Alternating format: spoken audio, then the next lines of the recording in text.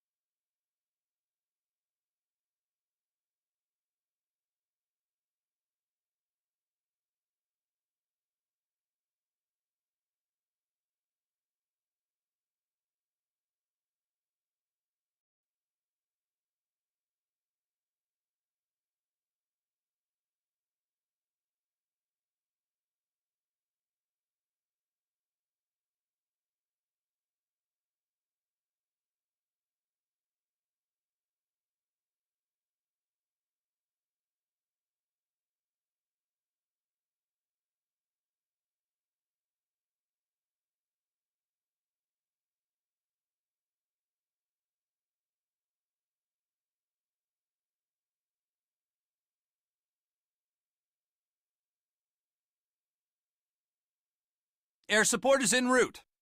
Welcome to the Gulag. If you survive, you earn your freedom.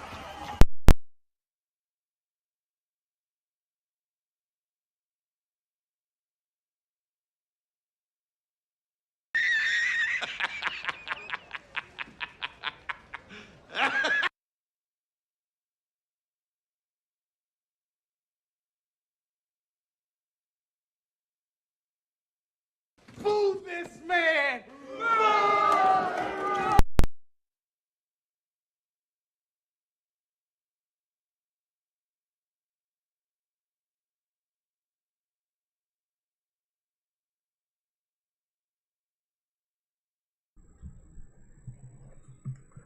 Good evening, everybody. I hope you can hear me clearly.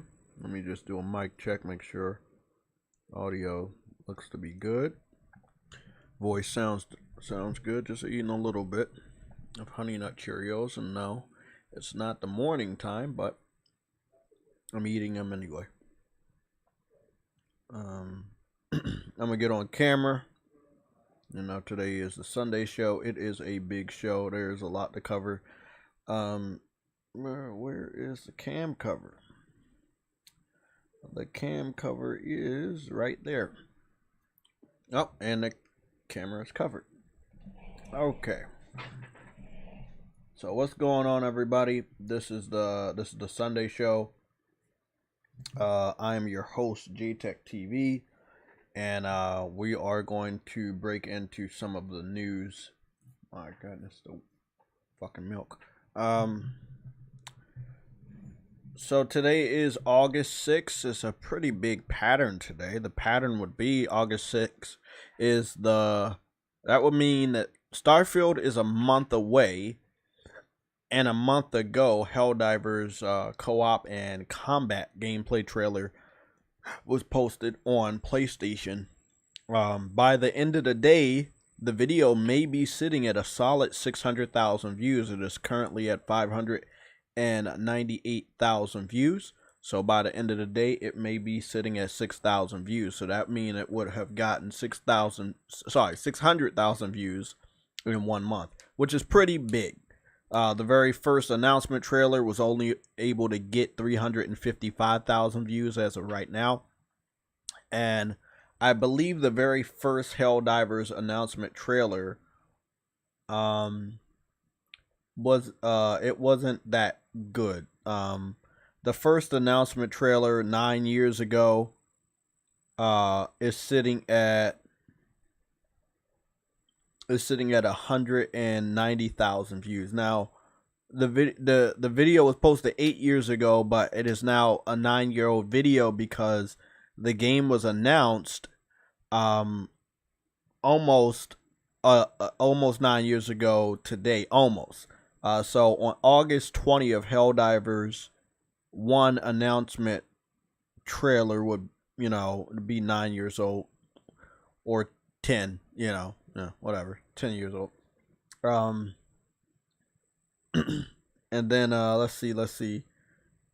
And then 8 years ago, they did a launch trailer for Helldivers on IGN.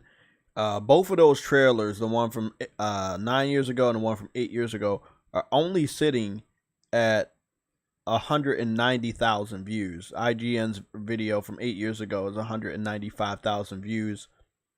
The Helldiver launch trailer is sitting at 645,000 views in 8 years.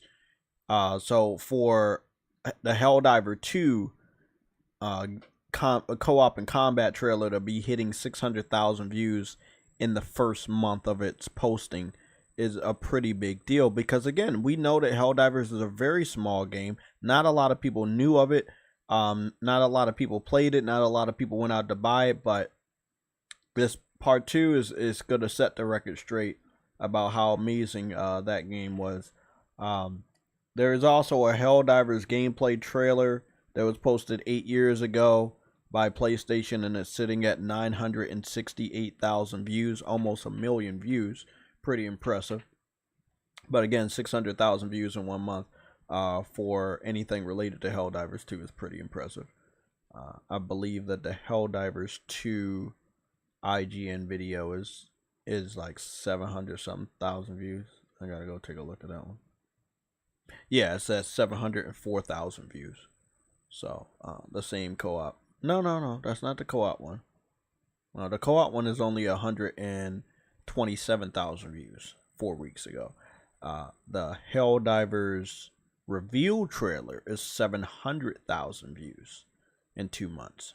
So the game was shown off, what, 2 months? So it was like May 24th, and then you got June and July. We in the beginning of August. So yeah, basically about 2 months and some change. And then the co-op trailer was posted a month ago. So I do believe that this is the month we get something about the release date. If the game is still coming out later this year, it'd be nice to get some information related to release date and pre-ordering. You always got to get that information out as soon as possible so you can make sure people situate their money. Hey, I'm gonna pick this up, or I'm gonna spend my time on this. So it'll be pretty dope. Okay, with that being said, this also means this is a month away from Starfield. Starfield's official, or I believe Bethesda has confirmed that that the game is a month away. So I think that's a good thing that they finally acknowledged the game. Just wanted to go over to Bethesda and make sure that they announced that. Oh, they have two. They have 2 pages. Okay, did they announce it? Was it Bethesda? Or was it like Bethesda Games Studio? Because they have 2 Twitter pages. Did it? Oh yeah, it was Bethesda Game Studios that said, your journey begins in 1 month. We will see you in the Starfield. And they reminded people to pre-order the game. And that's it. They also congratulated, this was a really odd one. I'm not sure if Kidsmove talked about this, but he definitely was irritated about the lack of advertisement for Starfield. But it does seem like Bethesda congratulated Baldur's Gate 3 on their success. Now, this was just 3 days ago, which was pretty impressive because while Baldur's Gate has been a runaway success on PC, Bethesda has not reminded anybody that their game is coming out in a month, which is impressive since, none of the marketing campaign has started, except for headsets, 3 cartoons, a controller, and the free advertisement from the Xbox community of excitement. But as far as like just seeing raw gameplay of somebody playing it, no previews have been done. Normally you get a preview. If you don't know what that looks like, I can definitely show you guys what a preview looks like. But you get previews before a game, demos, betas, those type of things. Final Fantasy 16 had a beta. Baldur's Gate had a beta. No, Final Fantasy 16 had a demo. Baldur's Gate had a beta.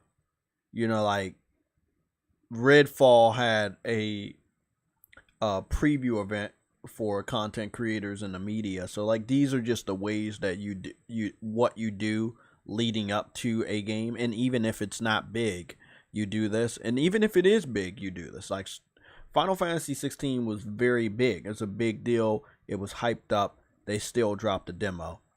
Redfall, it was a big deal. It was hyped up.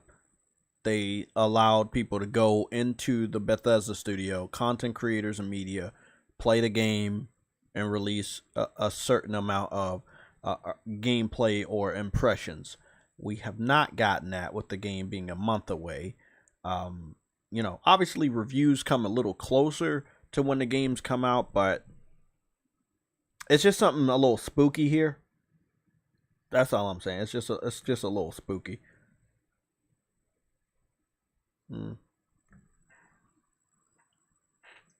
1 second.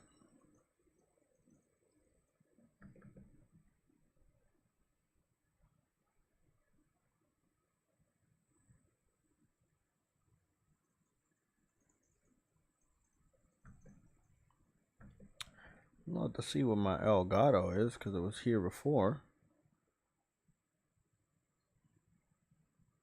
What's going on, everybody in the chat? I know we haven't done the shout outs. I'm going to do that really, really soon. Just want to make sure. Get the Elgato on the screen.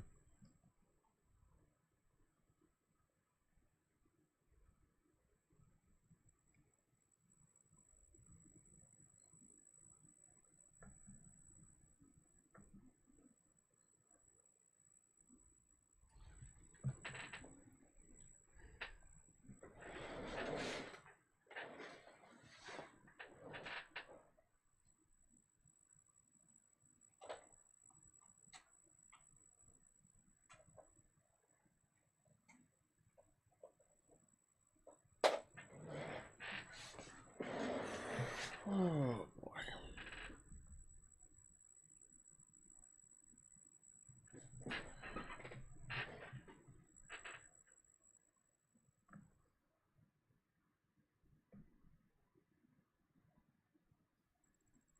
There we go. Okay, I was like, what the fuck's going on with the Elgato? Again, don't worry. I'm about to get I just wanted to show you what the preview phase. I think we can do Baldur's Gate previews. I was gonna do Redfall, but I think that's disrespectful, so I'm not gonna do that. So we're just gonna look at the Baldur's Gate previews. Had a launch trailer for Baldur's Gate, that kind of makes sense. 3 weeks ago they had a preview, so the game came out this week. 3 weeks ago they had a preview, so that would have been 3 weeks in the past. About 3 or 4 weeks until Starfield comes out. There's no previews. This is what a lot of people are talking about, like, where are the previews? So again, teaser trailers, all this stuff, it just doesn't matter. But again, previews went up about 3 weeks ago from different content creators. Again, official trailers. Lots of gameplay have been posted because the previews were out, but then you also had like the beta, and people were playing that on PlayStation, PC. So there's a number of different outlets that are posting gameplay. So there was a reason to believe that it was going to be good. Then it came out obviously early on PC. We know how good it is from them. There's not bitching about any bugs or glitches. It's not crashing. And we know the PS5 is more than capable of running a game like Baldur's Gate. But the question here is, you know, Starfield is supposed to get this level of treatment. We got the same treatment for Final Fantasy 16. Again, we got a demo. The content creators and influencers, they were able to play the game earlier than us, release gameplay and previews and talk about impressions and stuff. That is just what's going on. That's just the traditional normal way of the marketing portion of your game. People talking about it, people being able to play it, people, you know, having impressions or preview phases of the game. This game, you know, again, I'm really impressed by the character creation, but I'm a sucker for character creation. From what I'm seeing and hearing, you can make your character look however you want, and yes, you can make them look like you, but it is pretty impressive. Now, knowing, and this is really, we got Kind of Funny Games also playing this game, and that's weird because Kind of Funny Games is also home of the XCast. The XCast to the trash before it's they too basically late. will like, do I want to do this thing because I haven't rested in a week? Dude, I got ignored it. Let me go talk. The guy right here, the redhead guy in the middle with the beard and the black hoodie, he's one of the hosts or the primary host of the XCast. They talk with different Xbox people, and there's another guy to his right hand side that they talk to. Not this guy, but he has a bald head. I think. What game are you talking about?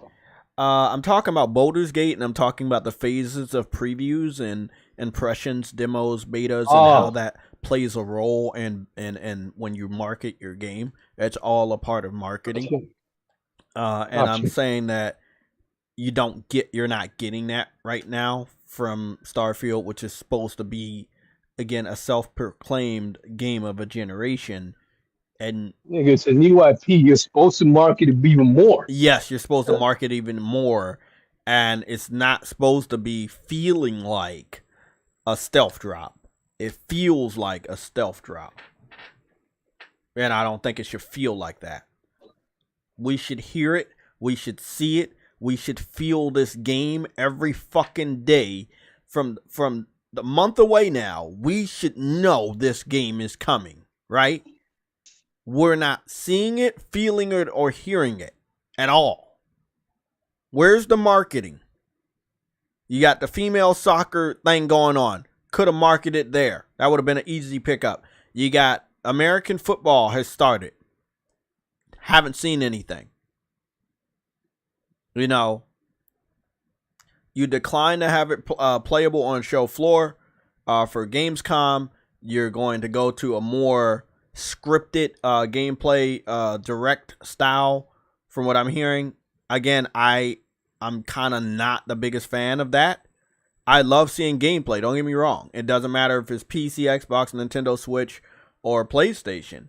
But when it's scripted, it's a little different. Again, I'm going to show you up some gameplay.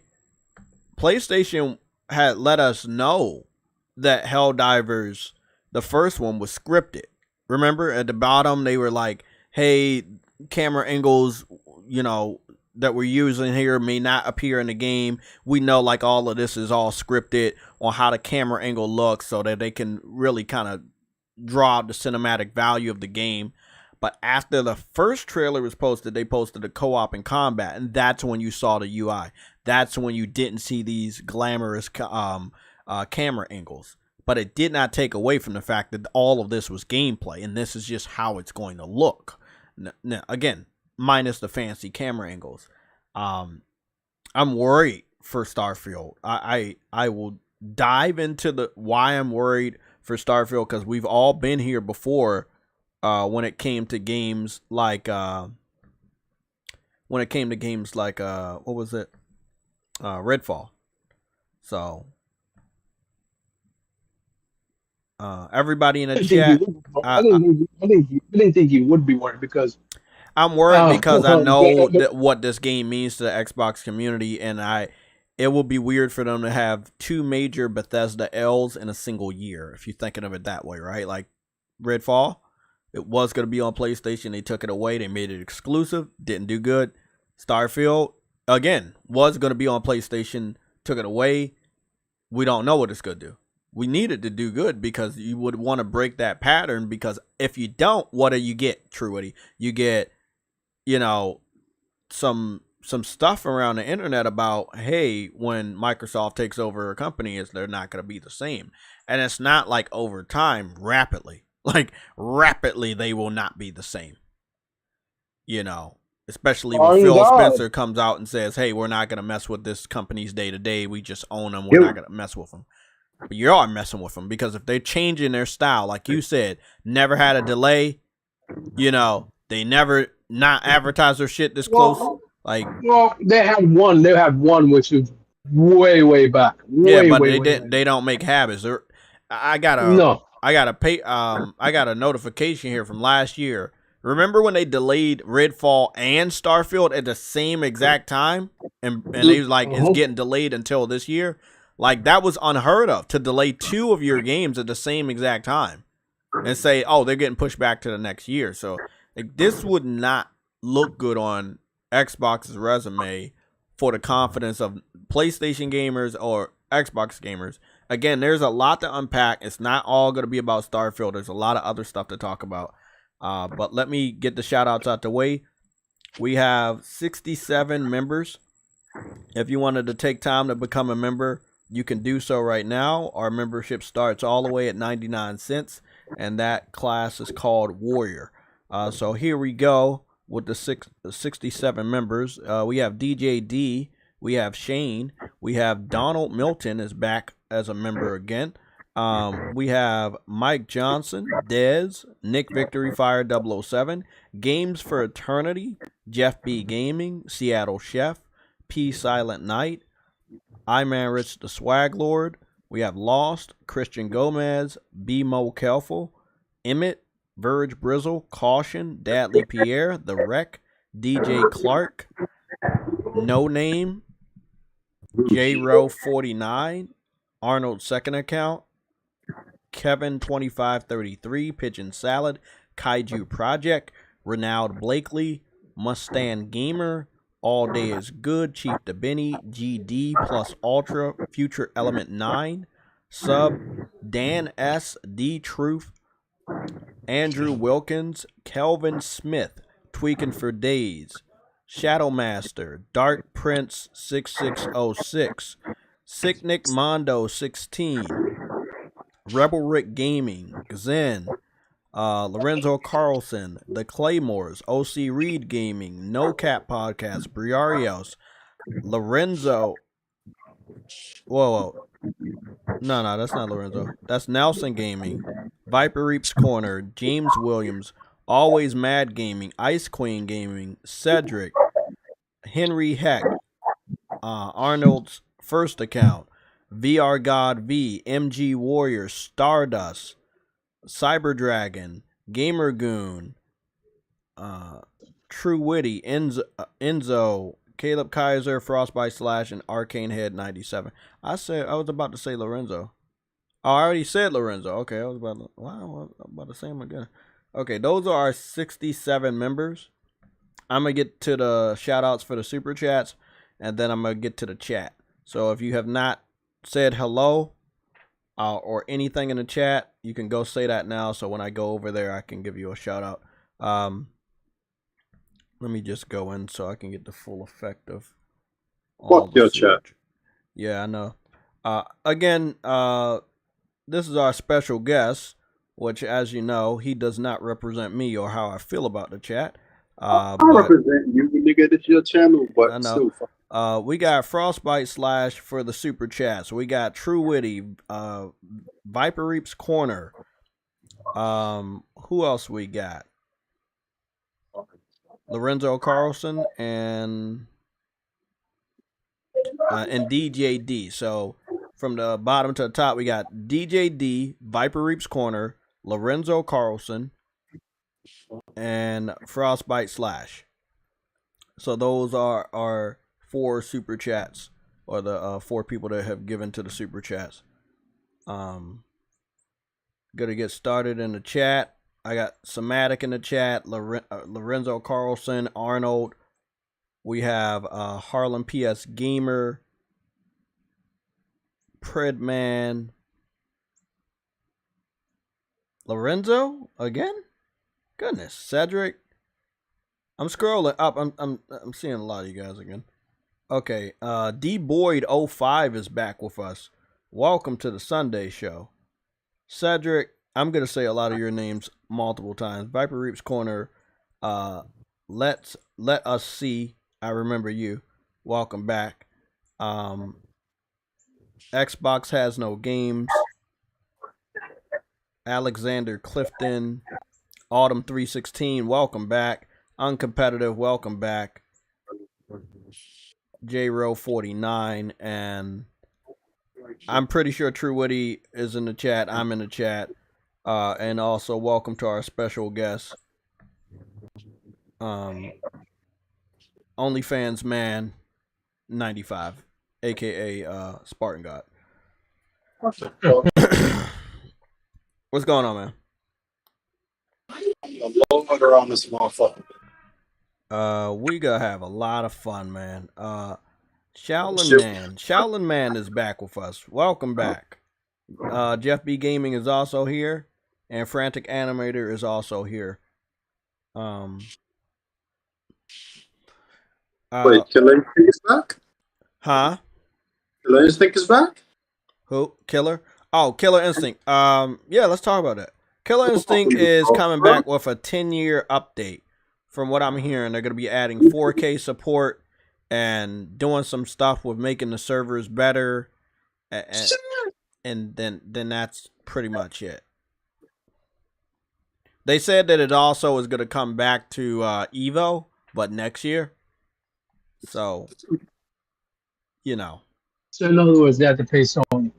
Yeah, so in other words, because the game obviously is dead, they did probably have to pay Sony in order to get that game to go to Evo, even though it's not going to draw that much of a crowd. Now, let's get down to it. Killer Instinct is a legendary fighting video game franchise. However, the Killer Instinct in 2013 for the Xbox One was not very well received or liked, but it's the only one they have. So, Xbox fans as well as Killer Instinct fans are grabbing onto that one because that's the only modern one they can play. So I can understand the excitement. However, it's not that big of a deal. The developer had to say "Let's go," you know, on the stage in order to get some sort of a reaction, because he had finished his announcement of what he was on the stage for, and there was no reaction from the crowd. We've all watched wrestling, right? We know when an old wrestler comes back that is loved and how they get that pop. Well, there was no reaction at all. Like, not even any cheers at all. So he had to say, "Let's go." And that's when he got a little bit of crowd reaction. And it was cringy. It was cringy. I'm going to be honest, man. True Witty, he had to give himself hype though before he can get anyone else hype. Yeah, but I mean, if Killer Instinct was so big, there would have been cheers throughout all. If that stuff, okay, he went on there and said, "We're gonna support the game for another 10 years. We're gonna have 4K support, and we're gonna make the servers better."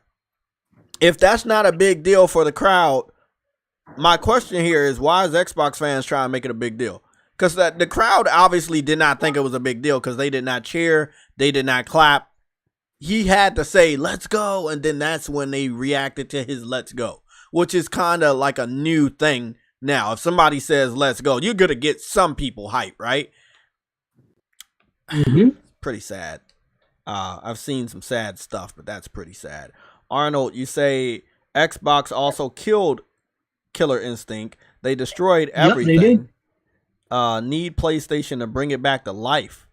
Again, just what True what he said. They would have had to play PlayStation because PlayStation and RTS owns Evo now, and they would have had to pay PlayStation in order to bring a dead game to a fighting competition where there are new generations of other fighting games. Now, I will say, the new Fatal Fury got a bigger reaction than Killer Instinct, and we haven't had a Fatal Fury game in years. So, Frantic, cut that out. That's illegal. Said, let's go, Starfield. Get out of here. Get that out of here. So we had timed out a guy that continues to come in here and call us fools. And he thinks I haven't saw him, but I have. But it seems like he comes in here and just calls people fools and then he leaves. So I think Pridman had timed him out and not blocked him. I hope so. We're going to try to move away from blocking, but we will time people out.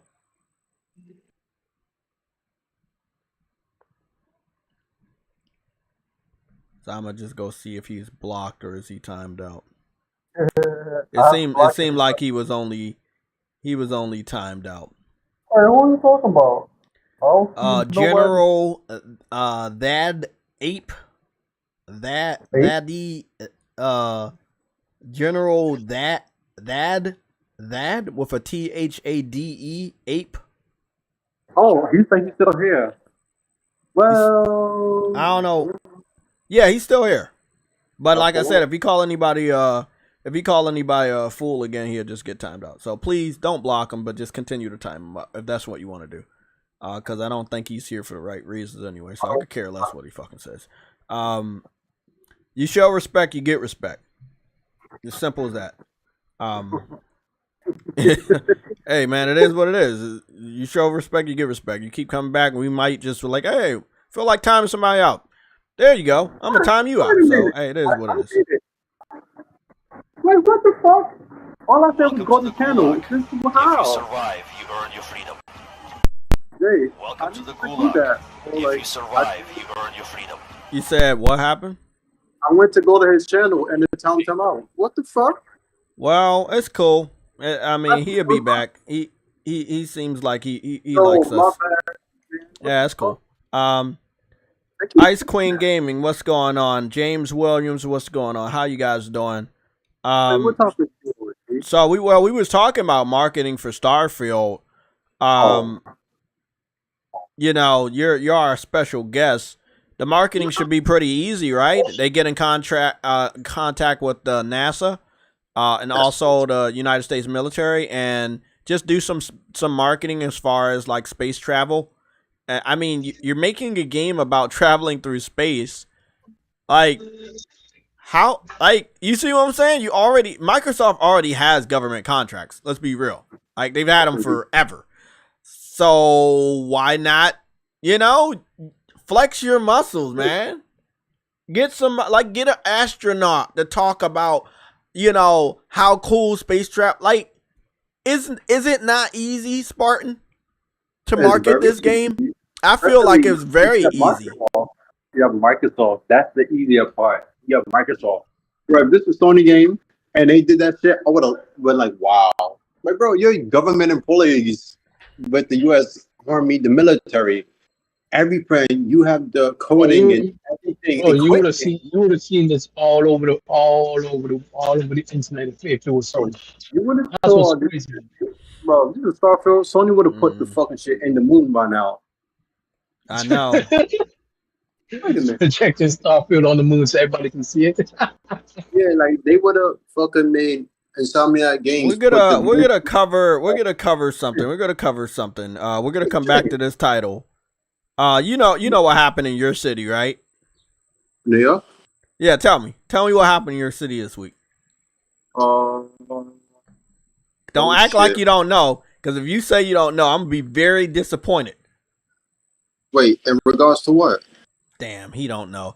The content creator, went to New York and did a giveaway for the PlayStation 5. Okay, sir. Yeah, and then the dudes. Okay, so let's talk about this, right? Mm-hmm. PC and also Xbox fans got in contact with me on Twitter, and they said that he was giving away a PC setup, and he was also giving away an Xbox Series X. Now, if he would have announced that and not the PS5, do you think people would have still came out? Exactly. Because the news outlets are not mentioning Xbox. They are not mentioning PC because on a commercial value of who's going to pay attention to this news story, putting PlayStation there is a bigger fucking draw than saying, oh, he was doing a giveaway for an Xbox. I know a lot of people gonna be like, damn, Jay, you're toxic. Man, stop. Like, no, I'm being serious. Who the fuck is coming out to New York on that level for a damn Xbox? I'm gonna zoom into this. You see right here? I'm gonna let it kind of fill out real quick. It should fill out. There we go. So it says right there, it says chaos breaks out in New York City over the Kai Ciente, whatever his name is. Kai Cent. I'm gonna call him Kai Cent. PlayStation Meetup. That's what they're titling. PlayStation Meetup. You know that when I search PlayStation, this is the first fucking video that popped up. I searched PlayStation right now. You see that? It says PlayStation right there up top. That's all I did. I searched PlayStation. That's it. So what I see is advertisement video for Nintendo Switch, because obviously they're trying to sell as many of those before the new next gen version come out. And then I see PlayStation, the YouTube channel. And then what do you think I see after that? The New York City thing. And then after that, Spider-Man. And then after that, True Witty's best friend, MBG. But the fact remains is, this is front page news. And it's only front page news because it's PlayStation. Have we ever seen an Xbox giveaway do something like this? I'm not celebrating this.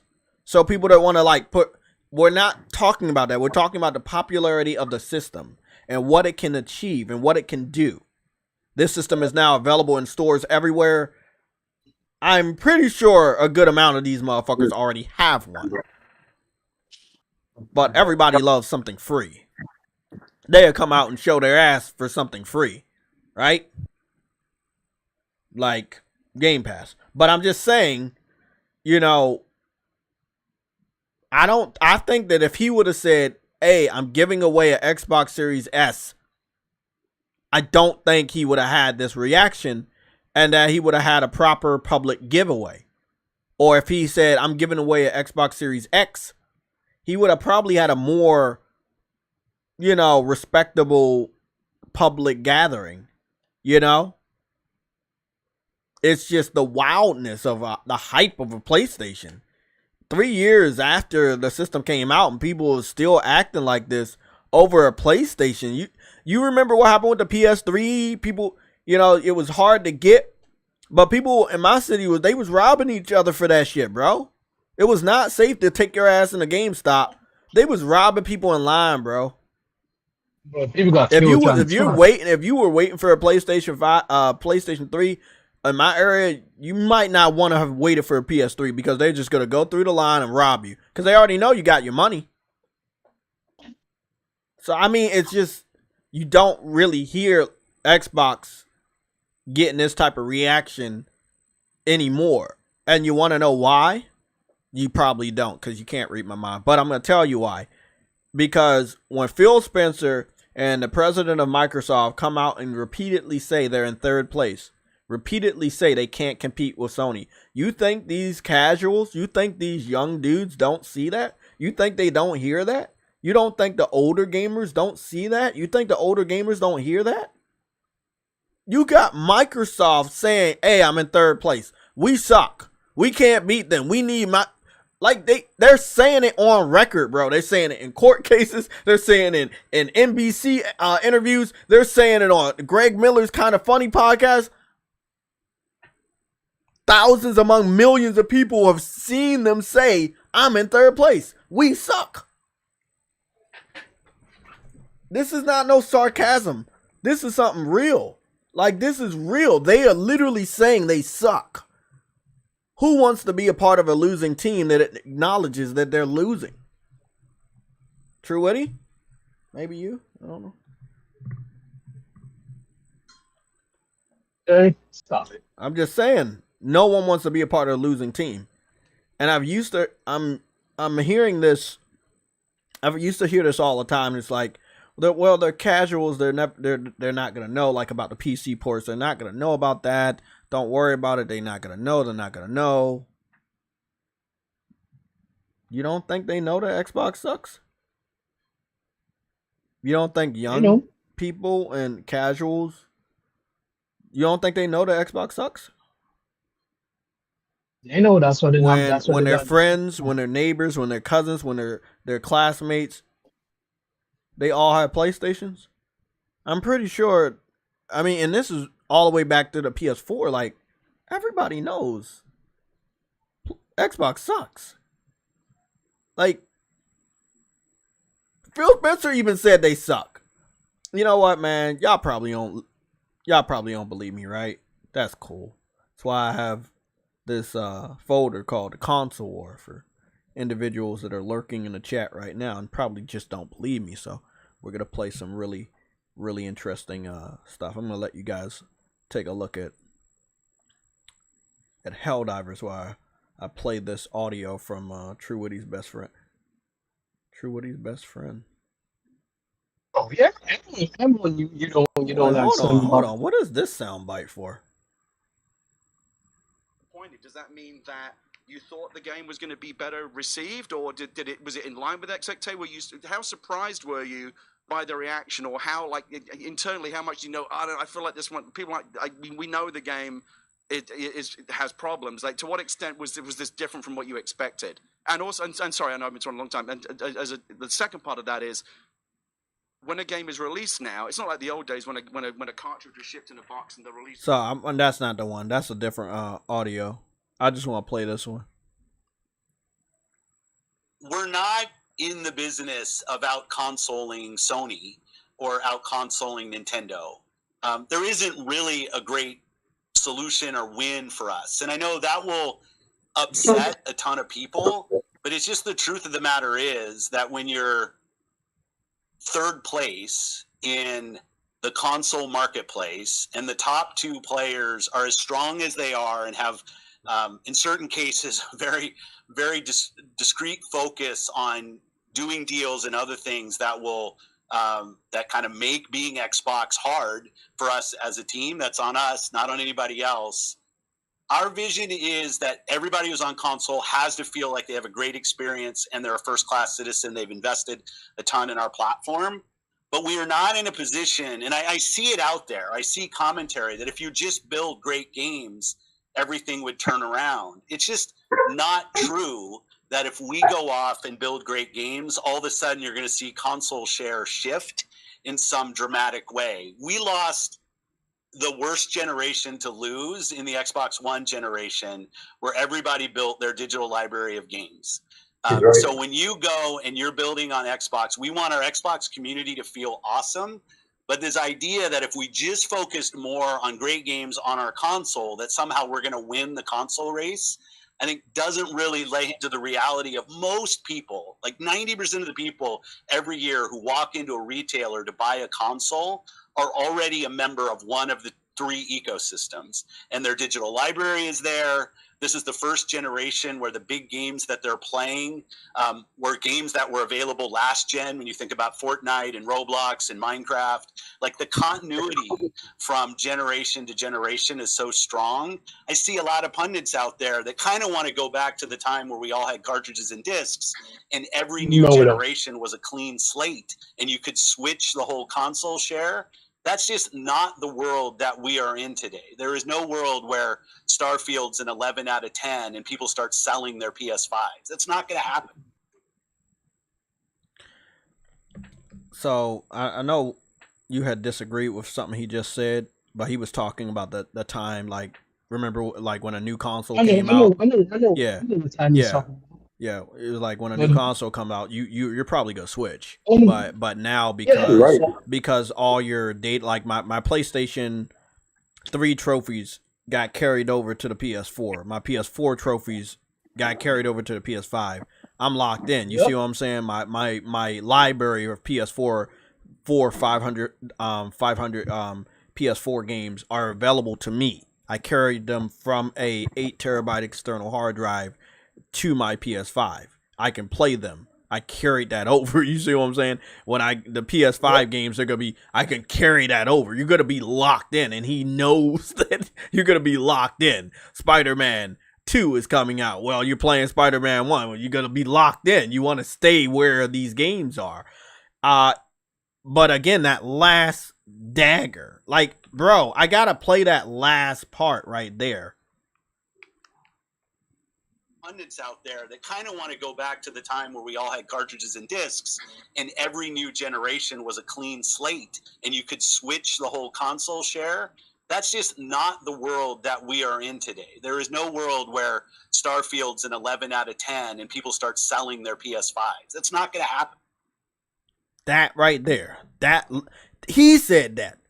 We didn't say that. Sony ponies, PlayStation fans, PlayStation fanboys, Sony fanboys, whatever you want to call us, Team Blue, Team Greatness, it doesn't matter. Pegasus, whatever weird fucking name you have for people that play on PlayStation, we did not tell Phil Spencer to say that last line.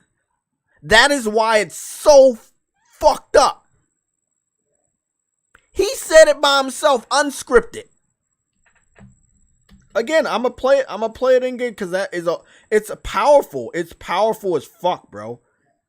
It's powerful as fuck when you hear the president of Xbox say something like that. Are in today. There is no world where Starfield's an 11 out of 10 and people start selling their PS5s. That's not going to happen. Did he see the future for Baldur's Gate? Probably not. He saw the future of Spider-Man 2. It was already marketed at that time. It was already confirmed to come out at that time. He gave this interview when Spider-Man 2 was supposed to come out fall of this year, so he knew that it was going to be an uphill battle for Starfield to get people to leave PlayStation right before a game like Spider-Man drops. So he understood. What he didn't probably see, and we're going to talk about a lot, he did not see the popularity of Baldur's Gate. I don't think anybody could have saw Baldur's Gate like burning up in the atmosphere that much, and in all due respect. Like, it's burning. It's like it's on fire, bro, in the most respectful way. Baldur's Gate is on fire. It is on fire. It's doing 600,000-700,000 concurrent users at a time on PC, and it's early access. That's not even taking into account of what's going on with PlayStation.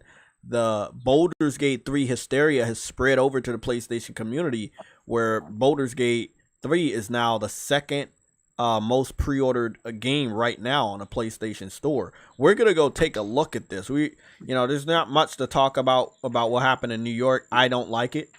I'm in my 30s, around my mid 30s, and I will say I don't like it. I've been seeing a lot of this, these young teenagers doing wild shit. I never liked that. I didn't like it with the Black Lives Matter stuff. I don't condone that type of craziness. So for anybody saying that, because I say that PlayStation is popular, I agree with their actions. I disagree with their actions. I strongly condemn those actions. But I will say it was the promise of having a free PlayStation that brought so many people out there. People say, hey, they came out to see him. You go see him all the time when he's live.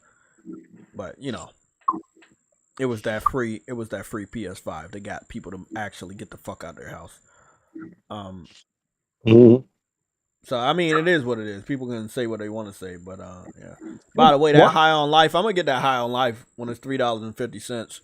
Okay. Why did you play that video? Huh? Why did you play that video?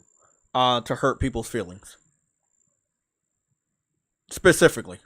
Yeah. And I'm going to play it again, too. We got a new update.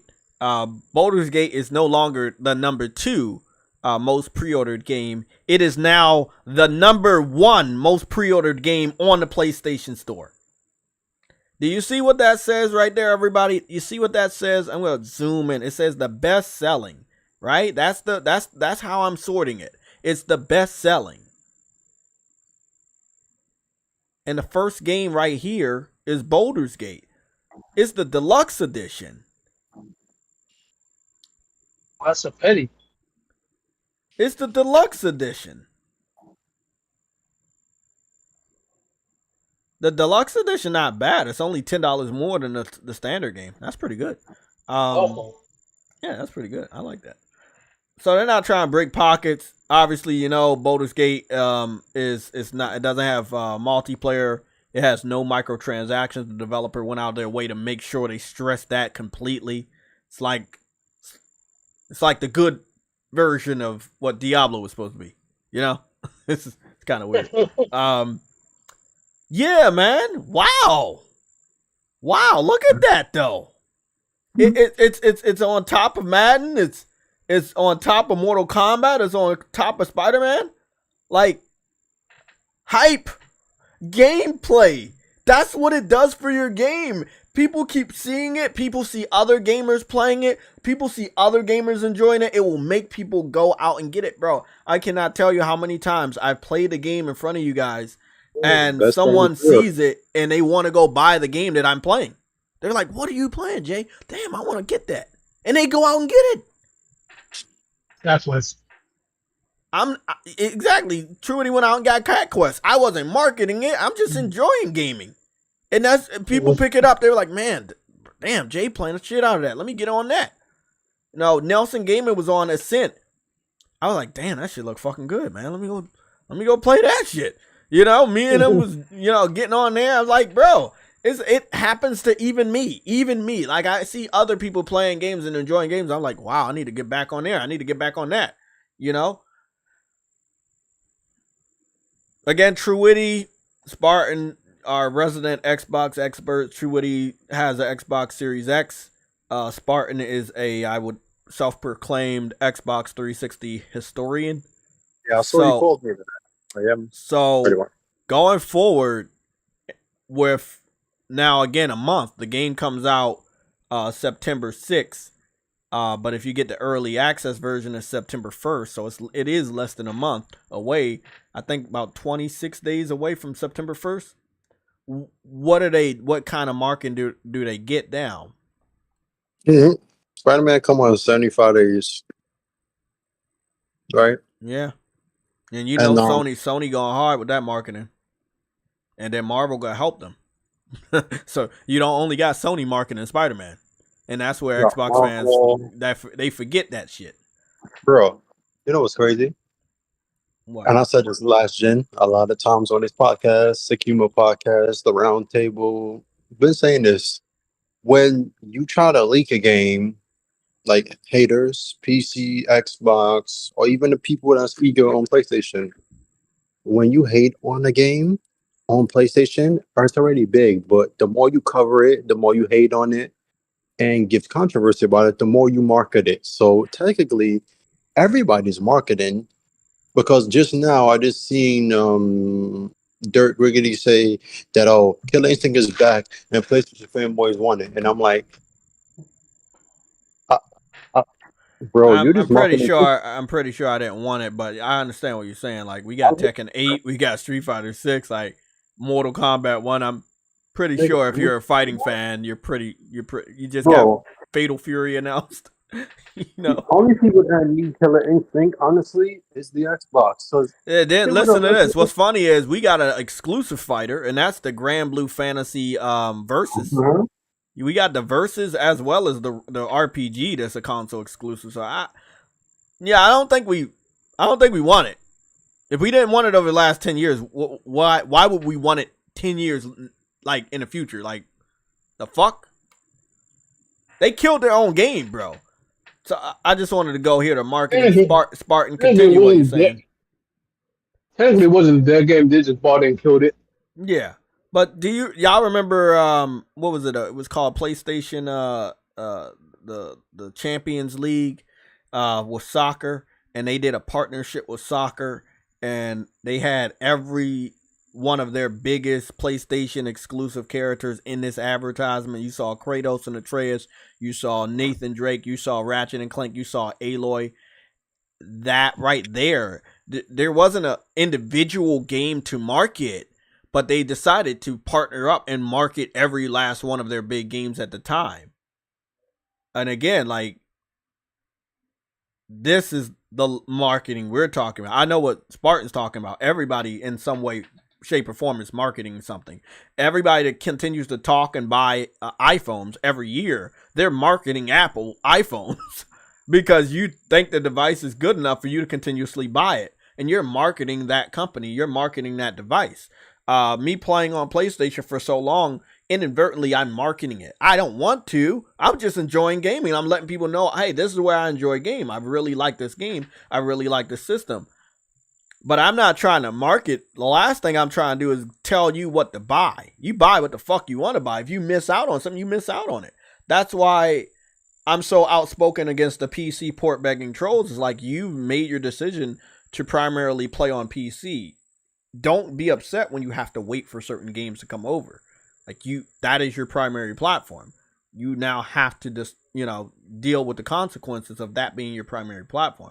PlayStation being my primary platform doesn't mean I miss out. I miss out on a lot of games. I don't have Smash Brothers on PlayStation. I don't have Sunset Overdrive on PlayStation. Do I have a laptop? Have I purchased Sunset Overdrive 3 different times? Yes, I have. Have I played Sunset Overdrive with a PS5 controller on my laptop? Yes, I have. Have I posted that gameplay for you guys to see? Yes, I have.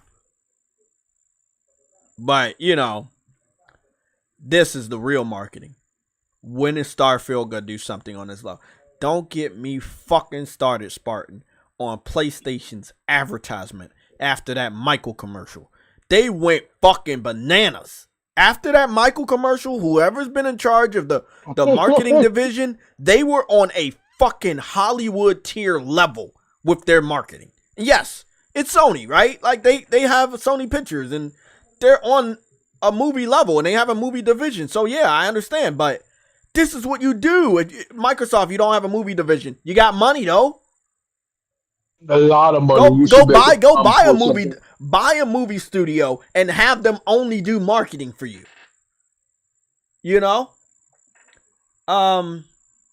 This was a good one too, right here. When you remember the live from PlayStation when they had the news report advertisement that they made, and they started out in New York and they saw the different two Spider-Man swinging around New York, and they made it look like it was real, like it was like PlayStation characters were in our real world. Hey man, like, this is what we talking about. You know what's funny? You know what's funny though?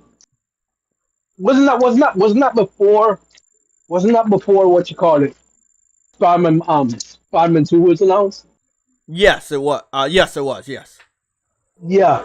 That made this was a fucking good commercial, bro. This was a really good commercial. They showed off everything in this bitch, bro. They was showing off everything. I was like, God damn, Sony, you really had to do it on them like that? They was like, just again, their advertisements, their marketing is on another level, bro. Sony? Yes, bro. Wait, they don't even market no more at this point. I think that's it. That's the one I was looking for. They don't even market. No, they don't even market shit no more. They the Valley gonna be here forever. You don't see that shit no more. People market that shit now. Exactly. Oh, okay. I found one. I found a couple. Let me go show you. This one, I like this one. Obviously, we all know about the Michael commercial, right? That's sitting at 1.2 million views, posted by IGN 11 years ago. Sony was on their shit. But it's time to play. I've played this. I got a you remember that video I made with the Avengers song and you see all the PlayStation characters running to the screen? Yeah, the name of that advertisement is called It's Time to Play. It's underrated because it was posted first in the UK and other countries, and the music sucked. But it was a really good commercial because it was a live action commercial that was showing off different PlayStation games, multi-platform games, first party games. They had the Crash Team Racing shown off in the garage where the young adults are looking at them. They just got out their car, and then you got Fortnite bus coming down and stopping off at a local bus stop and telling people to get on. And you see Kratos bust through somebody's bathroom and take his shave and give him the axe. And it's just like, when we're talking about marketing people, I get excited about this because nobody does it like them, bro. No one does it like them. Then you got Cloud Strife and the robot in the library, and the librarian tells them to get out, and then they all start running towards you like some Avengers shit. And it was just like, on a different level. And this shit's underrated. This is an underrated advertisement. People don't even fucking know about this advertisement. It's underrated. But look at how much passion, look how much love they put into this shit. You know, like, I mean, I know people gonna tell me, yes, I know Crash Bandicoot owned by Activision and Microsoft owns it. I know. But the point of the matter is back then it wasn't like that. So look at, you know, again, the respect right here, and you don't see this a lot. Crash Bandicoot is looking up to Drake.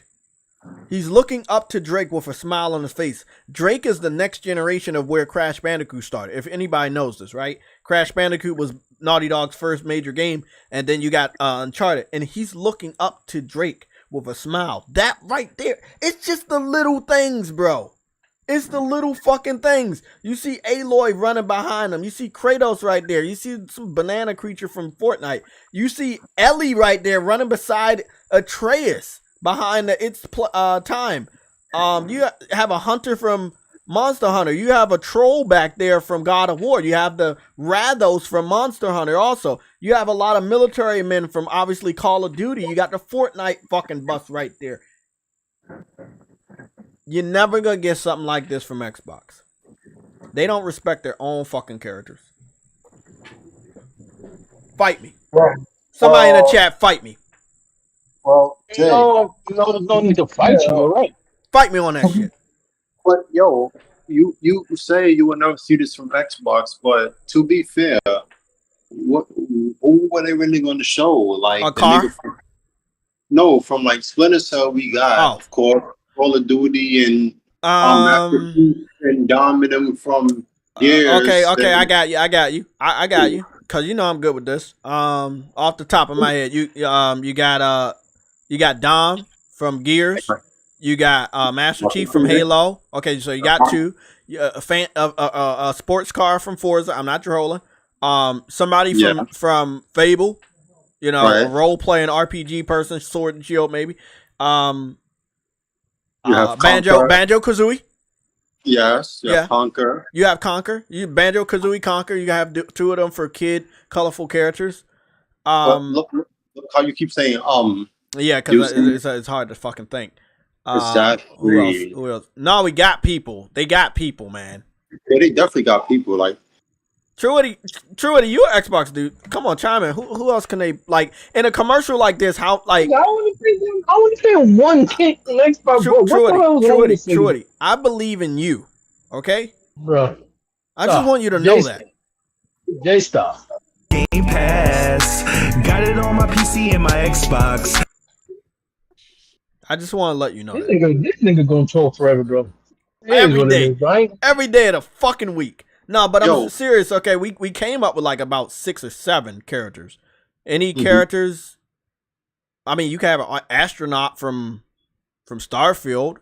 You got like, well, you can have a knight. You can have a knight from Elder Scrolls, like a knight with a sword and shield and knight armor. But as we can say though, Jay, that was not a part of Xbox's first party to begin with. Those just became a part of it. You have Recore. You have the Titans from Titanfall because they didn't. Did you say Recore? Yeah, Mass Effect. I wish I could shake your hand right now because God knows they don't remember Recore, and I just remembered it for the first time. So, maybe the chat gonna help us. Nah, bro. Like I told you, Xbox 360 historian. Like it's funny you say that. I literally know more about the 360 than the niggas. Somebody said Ori, but I don't think they own Ori. They just publish. They don't own Ori. Ori want to put that shit on PlayStation, but I think they just respected Microsoft because Microsoft did help put that game a lot. That's one game they did market the shit out of. Cuphead. They don't own the IP nor the developers, but they. No, I'm just saying like things. At this point, you can use things synonymous because in this trailer, not everybody's exclusive, right? Monster Hunter, the Military Man, Fortnite, none of those are exclusive. Crash Bandicoot wasn't exclusive, but they did have Ellie from The Last of Us, Kratos and Atreus from God of War, Nathan Drake from Uncharted, Aloy from Horizon Zero Dawn. I mean, just right there in the front. And that right there itself is powerful. That's wild, bro. That's wild. Like, and then they had people from playing soccer, obviously from FIFA. And then they had Cloud. I forgot they had Cloud Strife right there, even though that's not PlayStation either, but it's synonymous with PlayStation.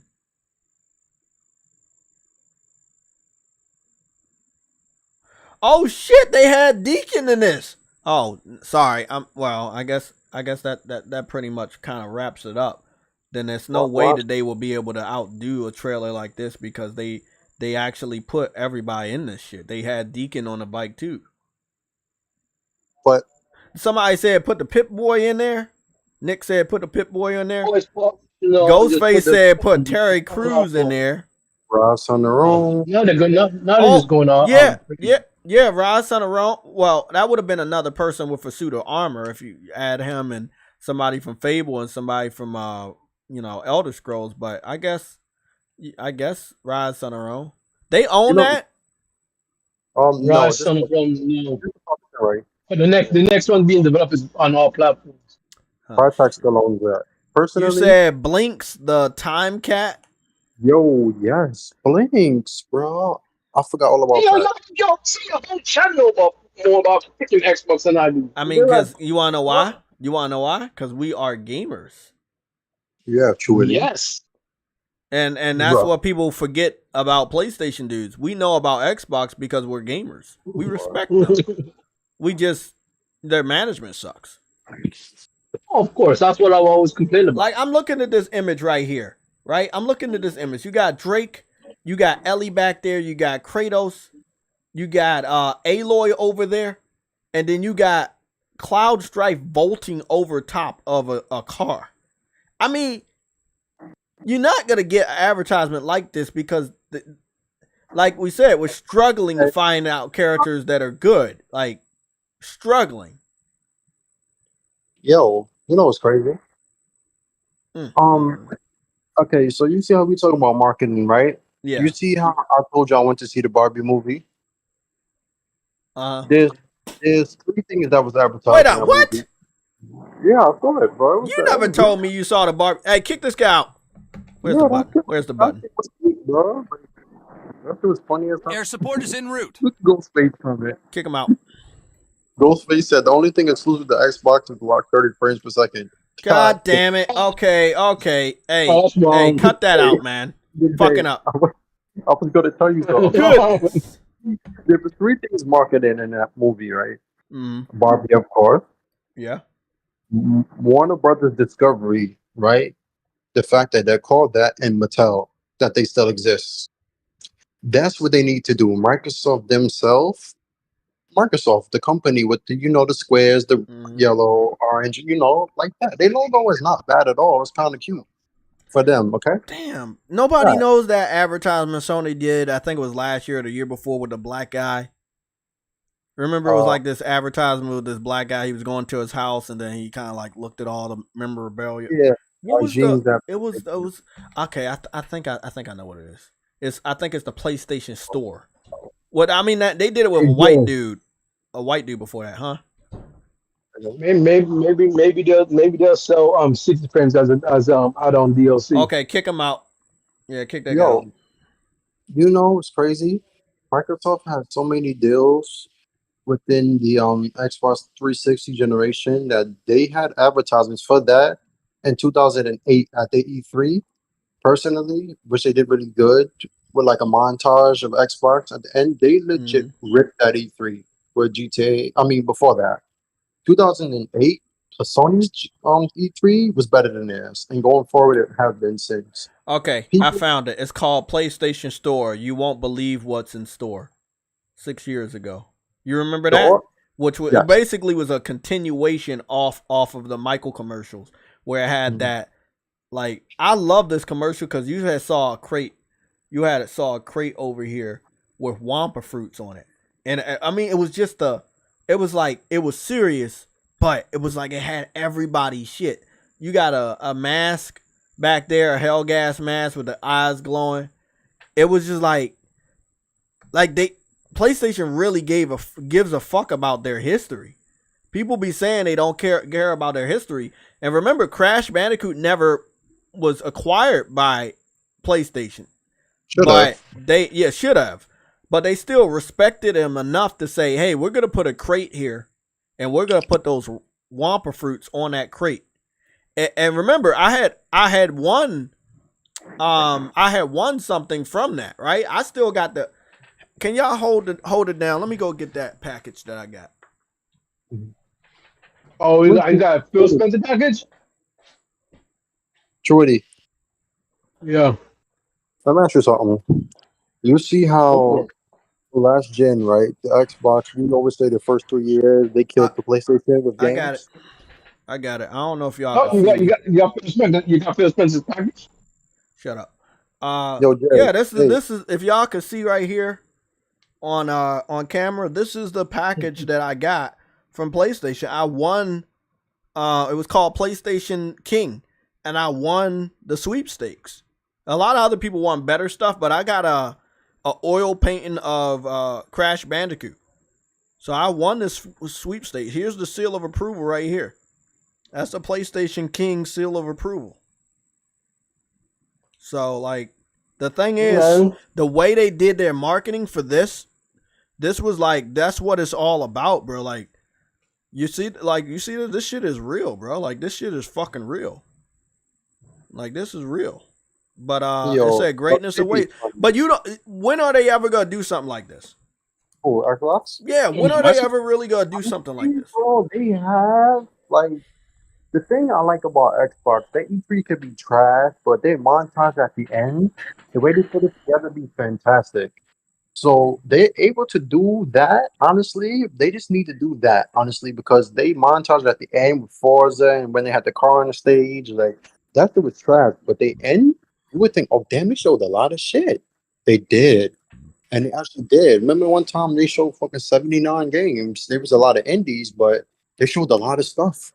And that's, I think, 2019 2019. And they can, honestly, that's one thing I could say. They can make a montage just like this. What are they going to put in it?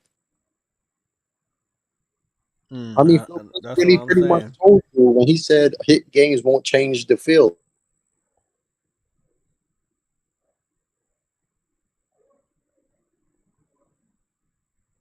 I do wonder if that's just him trying to silently say that we're not going to be producing any quality games going forward. We're just going to continue just pumping out games. Oh, I found a commercial, by the way. Oh my god, y'all don't remember the commercial from last year where it was a black guy and he went into his house and he had like a lot of PlayStation stuff. I think I should stop calling it ad and just call it a commercial. Because maybe if I search commercial, you will see more of it. We all remember the Taco Bell shit, right? They had a deal with Taco Bell. Fucking Kevin Butler single-handedly like got people back on board. Let me see. Starfield story trailer 1 month ago. Pretty good. From IGN. Wait up, they had a story trailer? It's those. Not really. Oh, it's those. Something about story trailer. This was the one right here. I'm gonna show y'all this. This shit was like that too, bro. Sadly, the quality on this shit one, YB one thing. I think it's called YB one thing. Let me go search it up so I can get better quality. You remember that one commercial with the black dude now? Like it was like he was like going through time like he was anything. Yeah. Yeah. It was, I think, what, a year ago? Yeah, last year. Why? Or maybe there it is. There it is. I got it. It is right there. It says the all new PlayStation Plus. Why be one thing when you can be Game Pass? That shit was fire though, bro. Like, cause it started out, you see this old dude walking, and you don't know what the fuck it is, you know. You do know it's definitely not United States. Cause you see that nigga don't look like Morgan Freeman other though. A little bit, but every black dude, when they get older, they look like Morgan Freeman. Yo, shut up, man. You know it's true. Goobity goop. True Witty's starting to look like Morgan Freeman a little bit too, man. Yo, there's Easter eggs in this. Oh, yeah, that's what I'm saying. That's why I was like, this is how you do it. Like, they weren't doing like one-to-one marketing for every game, but it was like you had a samurai hat, you had an astronaut outfit in the closet, you had all those trophies. He had a trophy room. Like, you knew what he was talking about. Oh, trophies, you know, like that we get. He had all these images, or you know, he was doing on adventures. He was playing sports. Like it's advertising that, you know, through PlayStation, you're taking all these different journeys. And when he went down into the basement, and then he had a PlayStation Plus ring, and he pushed the ring across the fucking lock, and then you saw the Death Stranding baby, you saw the blade from Bloodborne. It was like, again, bro, they're on another level, bro. They were on another level with their marketing. The area itself, I know they'll never bring that game back because the person who made it is under Meta, but the city he was in was the same city for all the 1886, and I don't think people even realize that. Yeah. You know that Digital Foundry is doing a retrospective on Order. I don't know when they're gonna get the video, but John Litterman is doing it, and you know I love John Litterman, man. I love him. He's a cool dude there. So Jay, real quick when you finish. Yeah, he's saying that it was able to hold up very well. He said it looks really, really good for, you know. Okay. Yeah. So you know how they be doing the DF retros and all that, and then they be talking about the topic. When they talked about the last one with the pro specs, and they spent like 40-something minutes on it, right? They kept referring to Unreal Engine 5 and how taxing it was on these games at this resolution, even though it looked good. I remember they mentioned, I think 3 years ago, 2 years ago, when talking about Unreal Engine 5, how the order was built, it was very short because it was very taxing on the PS4 and very oppressive on the CPU. He said with the CPU that the PS5 have, a game like that should run no problem at 60 frames per second currently, because the design of the game is similar to how Unreal Engine 5 is like cinematic in a way, because it's used to make movies as well. So he mentioned that, and I thought that was really cool that they still remember that game, and that game needs a sequel, definitely. Because that cliffhanger at the end with the father and son and the vampire shit, they need to finish that, because that right there is a story they need to finish that. The biggest thing that goes up against Sony is not time, but it's what they think is good and what they think is bad. And what I'll say is, sometimes they drop the ball a lot on some pretty massive things. Who scooped up Ready at Dawn on Facebook, Meta? Yeah, that was a good advertisement. All the PlayStation Store commercials were really good with the other guy. Like, they had these mystical, you know, kind of old school type of magical production value on their commercials. Again, the Michael commercial is still among the best gaming advertisements out there. I'm just gonna search Michael. Another one too was that Days of Play system that they had around E3 time. Yeah, that right there marketed so many indies and so many AAA games going on sale, to the point that even Xbox games went on sale because they kept literally on Twitter. See, that's the thing. What are they doing right now? Oh, Sony? Yeah, they're doing something. It's called like a back to school thing. I was supposed to put it on the cover paper, but I didn't put it up there. That's totally on fire, bro. That's it. I think killed. You see it? Yeah. Yeah. I'm gonna go over the topics and get the proper name. So the proper name is Back to School Sale, which they've never done one before. Yes, they have. I've known back to school sales, but I don't think PlayStation ever had a marketing for back to school. They have. That's what Days of Play was for, bro. And It was From called August. Days of Play. We had a Days of Play this year. It was garbage. No, I'm saying the one they used to do in August. Remember, they did one in June, and then they would do one in later August. I don't think they ever said back to school. But it wasn't called back to school. It's called back to school now because Days of Play. Everybody's playing every day. You know what they trying to do, right? Uh-huh. It's 2023. A lot of these kids are over the age of 18. They're going to college. You know what I'm saying? They try to send these kids back to school with a PlayStation.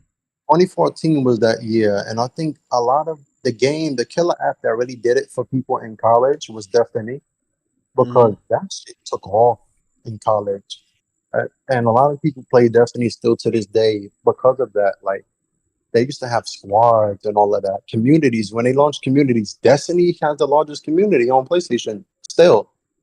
Destiny, there's one with like 3,000 people in it, and there's no other community with more than that. You got like 500 Call of Duty clans communities, and then when it took it down, those still exist. So, you know, but they do marketing really good. But honestly, do they really need to market at this point? We know we don't get games. We just look at our own. And I think the reason Xbox can't market because they know Game Pass is going right there.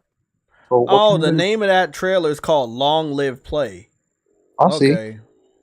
I mean, we always called it Michael, because the Michael part at the end was the part that got all of us. That was crazy, bro. Like that, they pulled. You go watch that trailer even today, and you still gonna feel some type of way when that music starts to ramp up at the end, and they pan out to all the different gamers on the wall. Man, Sony was a beast at that point of the generation. They were not fucking around, bro. They said, nah, bro. They said, we going all in. Yeah. Look at that. They was like, we going all the fuck in. Do you remember when IGN did a 11-minute video on it, looking through all the Easter eggs? Bro, that shit was wild. Bro, people was talking about that shit for a while, bro. Huh? So Richard Ledbetter, right? He get geeked out for things like that. The one that Sony did, I think, in 2018, when they were saying, oh, we're just doing this last E3 and the big 4 games to left, like Spider-Man, The Last of Us, to Ghost of Tsushima, and Death Stranding, and even Days Gone. When they got to that and they did the commercial that year, I think Digital Foundry did the tech analysis for Spider-Man and analyzed that commercial. Was like, yo, there's a lot of shit coming. I remember actually Richard even said that. There's a lot of, and he called himself, it's a lot of content to be on the way. That one right there really told you they had shit in store for the launch of the PS5. They were telling you this was the last hurrah for PlayStation 4, and they told you themselves. When have Sony ever did that? No. They never did that. And they said, these are the last games y'all are getting. Remember, we had Days Gone. We had Days Gone. We had Death Stranding. We had Ghost of Tsushima. We had The Last of Us Part 2. Like, we had a good last hurrah. You know, if you were going to make the switch to getting a PS5, the last games you played on PS4, they left a long-lasting memory. Like, again, Ghost of Tsushima just hit 10 million. That's impressive for a brand new IP. You know, a Japanese game that's not even made by, you know, a Japanese studio about Japanese culture hitting 10 million is unheard of.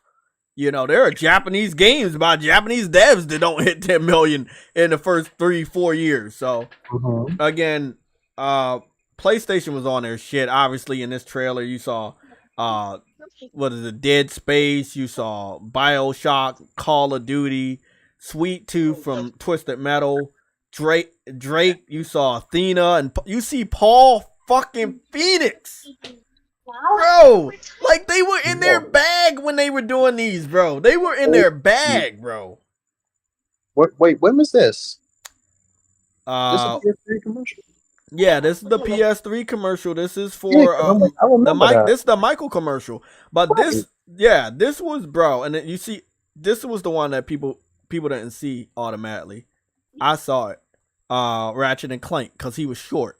So Ratchet and Clank was right there between the guy from Hitman and one of the assassins from Assassin's Creed. Then you had a football player over there in the corner too. Like it was like they were like, hey bro, this is this is what it is, like being a PlayStation lobby or some shit. They were just really doing their thing. Then you had Ghost from Call of Duty, and again, Ghost was in this commercial, and they didn't even have the Call of Duty contract yet.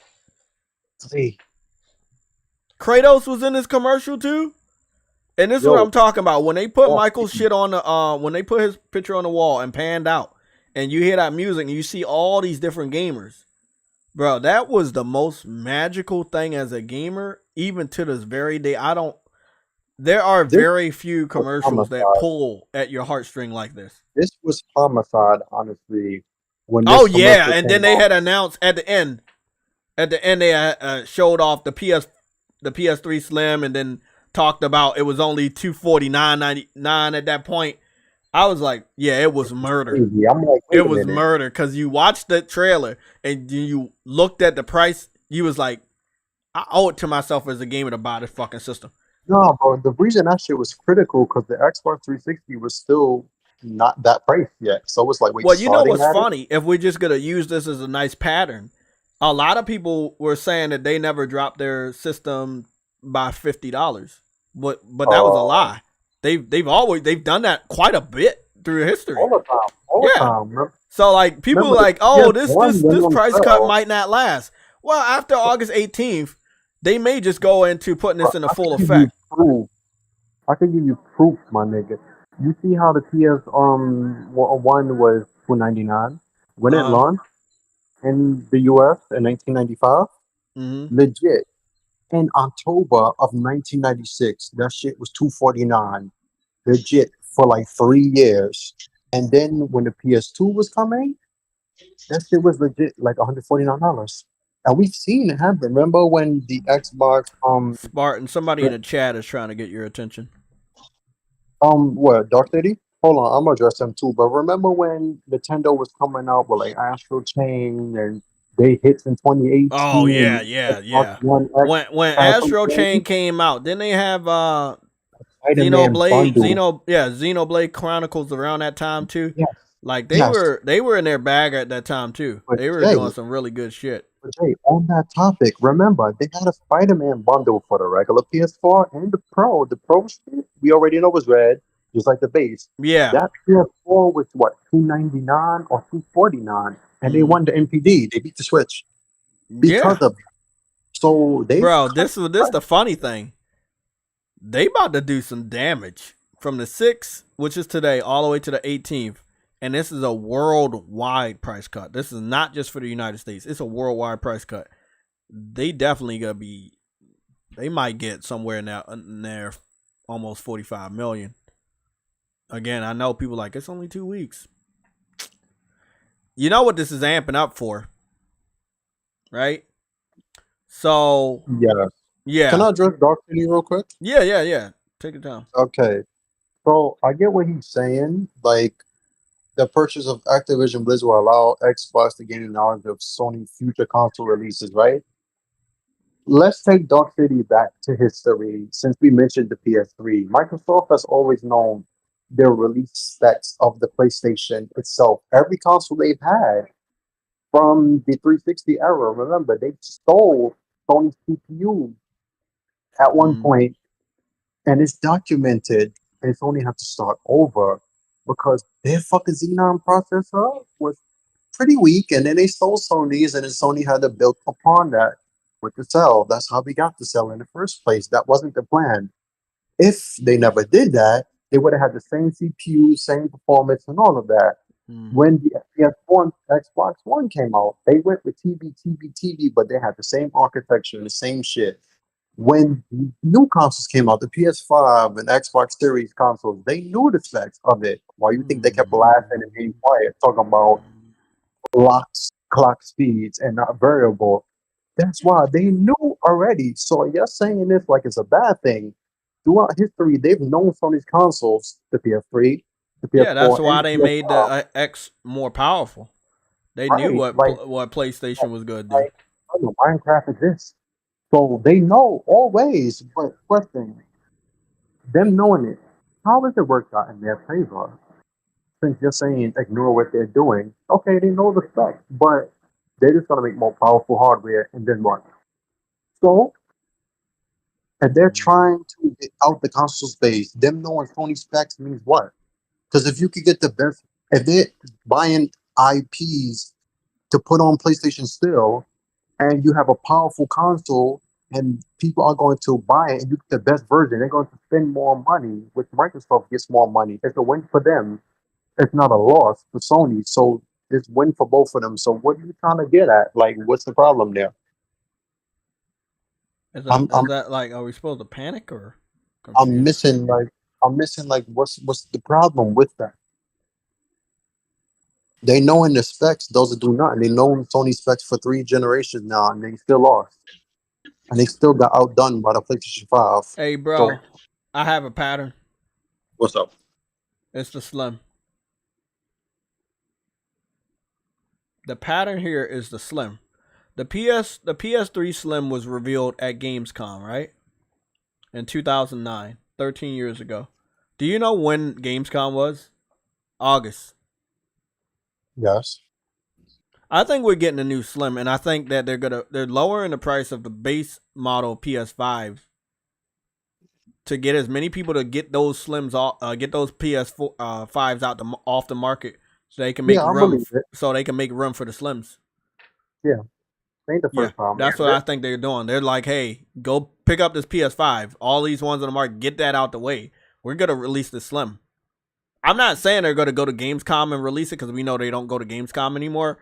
But I would expect that these price cuts in August, like, bro, it's just right there. It's right there in your face that they're gonna do this. So that price cut that they got overseas and that made their shit soar in Europe, right? Yeah, it was 70 something % increase in sales just for a random price cut in Europe. And that wasn't even like an advertisement. Now they got now every country is getting a price cut at the same time under the back to school deal.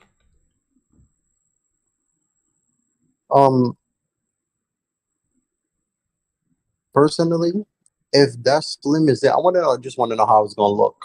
And one thing noticed, do you remember when they announced the DualSense Edge and people were like, that was too much?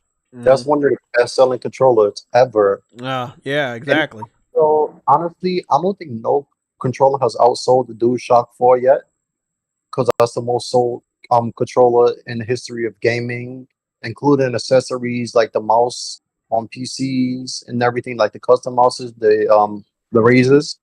The DualShock has outsold every controller and most mice actually. So that is another thing I've noticed. They're selling a lot of the DualSense Edge more than even so, because you mentioned the Amazon's bestsellers and everything. The DualSense Edge is outselling the DualSense, and it's a higher price.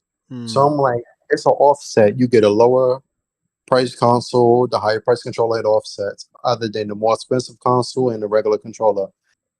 And I see PSVR got a price drop too. It's $500 in the UK instead of $550, like how it's supposed to be here. It's $500, and I see the Foundry even mentioned it in that video they was talking about. And they said if it took off more, you would have saw more support for it. So that's another thing. Sony is just doing it on the low, and that Project Q shit I don't want, but I think it might actually do pretty well. No, the Project Q. I think that how it normally happens where people say they don't want something, then they end up getting it anyway. So yeah, it's gonna be something like that. So it says remote play. You need your console around. I'm like, so basically the Wii U. Basically the Wii U, and I'll be honest, the Wii U did sell. It didn't do gangbusters like the Wii, but it did sell. It did sell at first, but if you think something is an add-on, why would you buy it? And if it's $300, is it free? Yeah, it was free. It was $300. Oh no, I'm not talking about that. I'm talking about the Q. I thought it was gonna be 2. No. I think that shit like probably gonna be like $150 to $200. But you know what I liked, bro? Honestly, how when we heard of Project Q and everything, one device I'm glad to see getting a lot of love now is the Steam Deck. It's getting a lot of love now. I like that because that shit is actually pretty good. Like, it's outdoing Switch as far as performance, of course. The CPU is better, but people used to say, "Yeah, just go and copy the Switch," even though the Switch copied something and is patented, and Nintendo just paid for the rights. But we're not gonna get into that. That device itself, the Steam Deck, they have to make a sequel to that, because it's good for its power and its SSD's capabilities, but they need to upgrade that personally. And I want to see if the Switch 2 is coming out next year. I want to see for real what they gonna bring. I really want to see because Nintendo probably not much different than what they're doing right now. But remember, the Switch has shit from Microsoft Tech in it for like upscaling. It's been running games pretty damn good, and a lot of remakes that's going on the Switch runs pretty good. It's missing the textures and everything, but performance and its resolution is high. So remember, they run NVIDIA Tech, and remember when NVIDIA has DLSS. So if the lowest rated cards has DLSS support, like a GTX 1050, which most PC gamers play at. If that's the case, and they can have an equivalent of that in the Switch for say like $350, that's a problem, bro. Because that means games will be able to run. Also, I wanna say one other thing for Xbox. Well, rest in peace. Damn. Not only that. Wow, did you see like Evo this year?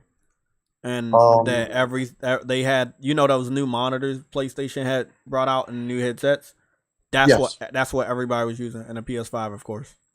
And I posted that on Twitter, and then somebody was like, "Well, they were using an Xbox One for one game a while ago because it didn't run good on PlayStation." I was like, "Oh, okay. Wait a minute. No, I was, just listen. Like he was saying that, and then I was like, but before that they were using nothing but PS4s, right? Because it was more popular. Yeah. And he was like, yeah, it doesn't matter. It's like, it does matter because PS4s were more popular. They were more powerful than a standard level Xbox Ones. PS5 is more popular. It's more stable than the standard Xbox Series X and S. So why not use the best? I have a question for you when you finish. No, I'm done. Yo, remember when Sony showed off Gran Turismo 7, right? And they had a showcase to its feet, and they had like that 80-inch TV spread across. I remember that. Yeah. What happened to that? I don't know. Did you see somebody start up a original PlayStation on that TV? Yes. Yeah. They did. I mean, that's the only other thing I saw from that TV. Bro, when I tell you, Sony's innovative as hell, but they shit is too expensive. I've been saying that for years. I've been saying that for years, bro. Their shit is definitely too expensive. Like, their phones are good. Their TVs are better than Samsung. It's more creative. There's more ways for your camera. But their shit is expensive. The Xperia phones are legit innovative as hell, to the point that even Apple started adapting some of the shit. OnePlus took a lot of shit from I'm going Sony. to tell you right now, bro. I'm so excited for October, and I bet you just can't figure out why I'm excited about October. OVO Fest? No, something else happens in October. I'm very excited. This 2020, 2013, what? Nope. It's easy. Yeah, It's something coming out in October. Fuck, damn. Everybody's gonna get this wrong, including Ice Queen, including Fireman. No, it's a game that's gonna produce some content. There's a game that's gonna produce content that I really want to watch from YouTuber. What, Starfield? Nope. Alan Wake 2? It has to come out in October, not Starfield. Forza comes out and it's gonna be compared to Gran Turismo 7. You guys are never gonna get that. What? Yeah, Forza comes out October 10th, 10 days before Spider-Man 2. Wait a minute. There's so many consoles on there, Jay. We don't know which one you're talking about. Forza Motorsport, yeah, the new Forza Motorsport comes out October 10th. So turn 10, putting out a game on the 10th, and the 10th month. That's crazy. Huh, I didn't see that one. That is pretty cool. Huh. That's perfect marketing. 10, 10, nice. 23. If they can market it, it's not playable at Gamescom, which is I feel like is a missed opportunity since it's I see Xbox people not too happy with that. A lot of it's even Starfield is not playable. I'm like, why we don't have a demo for one of the biggest games ever? You're supposed to be trading. You know what's so messed up though? You could not at least literally have a mission. Just the mission. Like Destiny. It's Starfield. Like Destiny had a beta across all platforms when it first came out. Remember? And it was a whole first mission. Mm-hmm. Yeah. Halo 5 had a beta, right? And it was legit the multiplayer and the first mission, just like Destiny. Do you remember the PS4 and PS3? They were really good, especially PS3. They were really good with demos. Yes, they were really good with demos. Mm-hmm. Yeah, exactly. PlayStation like started the demos with the demo disc. PS1, PS2. I don't understand it. Don't need a beta for Forza. Forza is pretty much more the same. Maybe that's why they don't think they have to advertisement because it's more the same. But it is not the most popular Forza they have. Horizon is the most popular one. But you don't think that's good marketing? 10, 10, 20. 10, 10 is good, but what do you think the Gran Turismo movie gonna do? It comes out at the end of the month. It's gonna reinvigorate the sales of Gran Turismo. More people gonna know about the game. More people gonna want to play the game. They started their marketing by allowing you to get the free car that's gonna be in the car that's gonna be in a movie. You'll be able to get it if you have Gran Turismo 7 for free. Shit like that, bro, is just that's marketing. And that's what I'm saying. That's marketing genius 101, bro. Oh, I own Evo. Well, what are we gonna do with Evo? Well, Evo's color is already blue and white, so we're good there. Well, just make sure you have all the headsets and make sure all devices are PlayStation 5 and make sure all the controllers are PlayStation 5 and you're good. Have a PlayStation booth somewhere in Evo and then you're fucking good. And that's exactly what they did. Then they went a level further and they had exclusive Evo PS5 panels that were only found at Evo. I mean, it's just like then they went a level further. Oh yeah, for freaking what do you call it? For Evo, for Street Fighter 6. Yeah, for Street Fighter 6, Cammy. Yes, you showed me.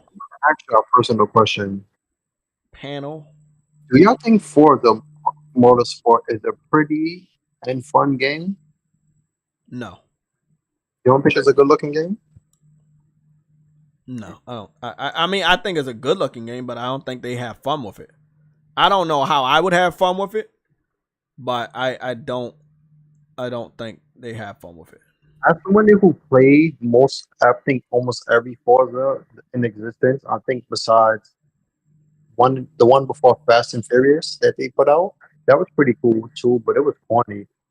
But what's the name of those things on the side of the PS5? Are they called panels, or am I calling it wrong? Are you correct? You're correct. They're called panels. You sure? Let see what this or you could say fucking sides and everything. People make their own shit. Plates. Plates. There we go. Let me just call it plates. Yeah. PS5 plates. Oh, there it is. Yeah, plates. Plates seems to be the one that they use. PS5 plates. And that'll be Evo. Sorry, 1 second. Let me just see if they got Evo. Nope. That would be 2023.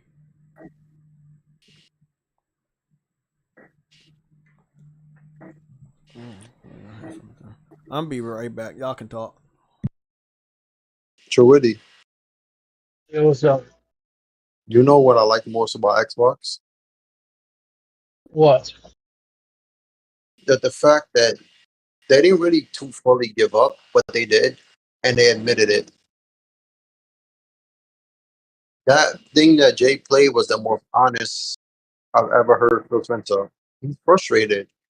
Game And the Pass? fact that Oh. no, the fact that the video that you played, it really showed that he really is frustrated with his community, but he would never outright say it. But it's weird because he did outright say it in a way. Like Xbox fans do believe that if Starfield gets a high score, the glory days are back. But he said that it could get 11 out of fucking 10, and the glory days won't come back. Yeah, but and the glory days would be people switching over to Xbox, and he know that's not gonna happen. That's actually not the glory days themselves. They switched over to Xbox, but still bought a PlayStation.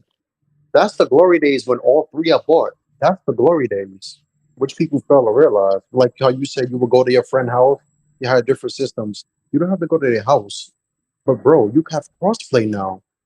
You don't have to do that. You don't even need to switch. But that is it. Wait up.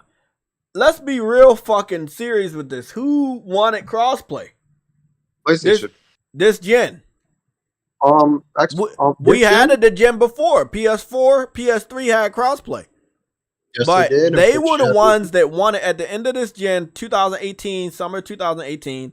They were begging for crossplay. Yeah, that's one of the reasons why nobody would need an Xbox. Because again, what's happening this year? 2K, NBA 2K, and Madden are gonna have crossplay. Tekken 8 has crossplay. Street Fighter 6 has crossplay. You see them? Yeah, but PC. I mean, it goes up against what they thought they wanted to make PlayStation look bad. But this is be a reason that people won't go to your platform because you don't need to go to your platform to play with your best friends anymore because you can just play. Depending on no matter what platform you have, it's crossplay. That's what I said. Sony took every advantage from them. That's what I said. Like when they did that Survive Together thing, Nintendo and Xbox, right? And I knew Raven was coming back. It was a list. Raven coming back to Tekken 8. It was a list that was leaked out yesterday, and Raven and Lucas. Is it Lucas? White dude, blonde hair. He's coming back to oh my god, look at Raven, bro. I don't like I really like Raven, but wow, he looks fucking awesome in this. Unreal Engine 5 is just so beautiful. Yeah, the performance may not be the best, but it looks great. Oh, he's doing all the hand gestures and shit. Fucking Naruto. Goobity goop. I bet Killer Instinct will eventually come what's up? What's going on? What's up? It's been a while. I ain't been here for a while. I was just passing by. King Dev. Okay, what's going on, man? Yeah. Whew, be really grinding out here. Hey, man, it is what it is. Yeah, it's been a while too. Like, when last did I come on here? Don't even know. Months. Yo, yeah, I'm gonna ask all of y'all questions since we're on fighting games. What do y'all think of Soul Calibur? I think it's a dope game. I just think they could have did better with that story. Story was very low budget, but the game is an arcade game. It's fun. It's just if you kind of like if you would put Soul Calibur up against like a Tekken or maybe even a Street Fighter, I think people would probably pick Street Fighter and Tekken over Soul Calibur. So Soul Calibur has to come out in a season and a year where the other fighting games are not as hot, But I like Soul Calibur. Like among Tekken and Soul Calibur were among my first fighting games to play. But I don't think Soul Calibur was called Soul Calibur when I was playing it. It was called something else. Soul Edge. Okay, yeah, that's what it was called when it first hit PlayStation. This is the third day, bro. This is the third day of wow, look at that, bro. This is the third fucking day of Evo, and this shit looks fucking awesome, bro. So who's this chick right here? Who is this chick with the red tights on? She new? She's like Latino or something? Mm-hmm. I don't know who she is. She look good though.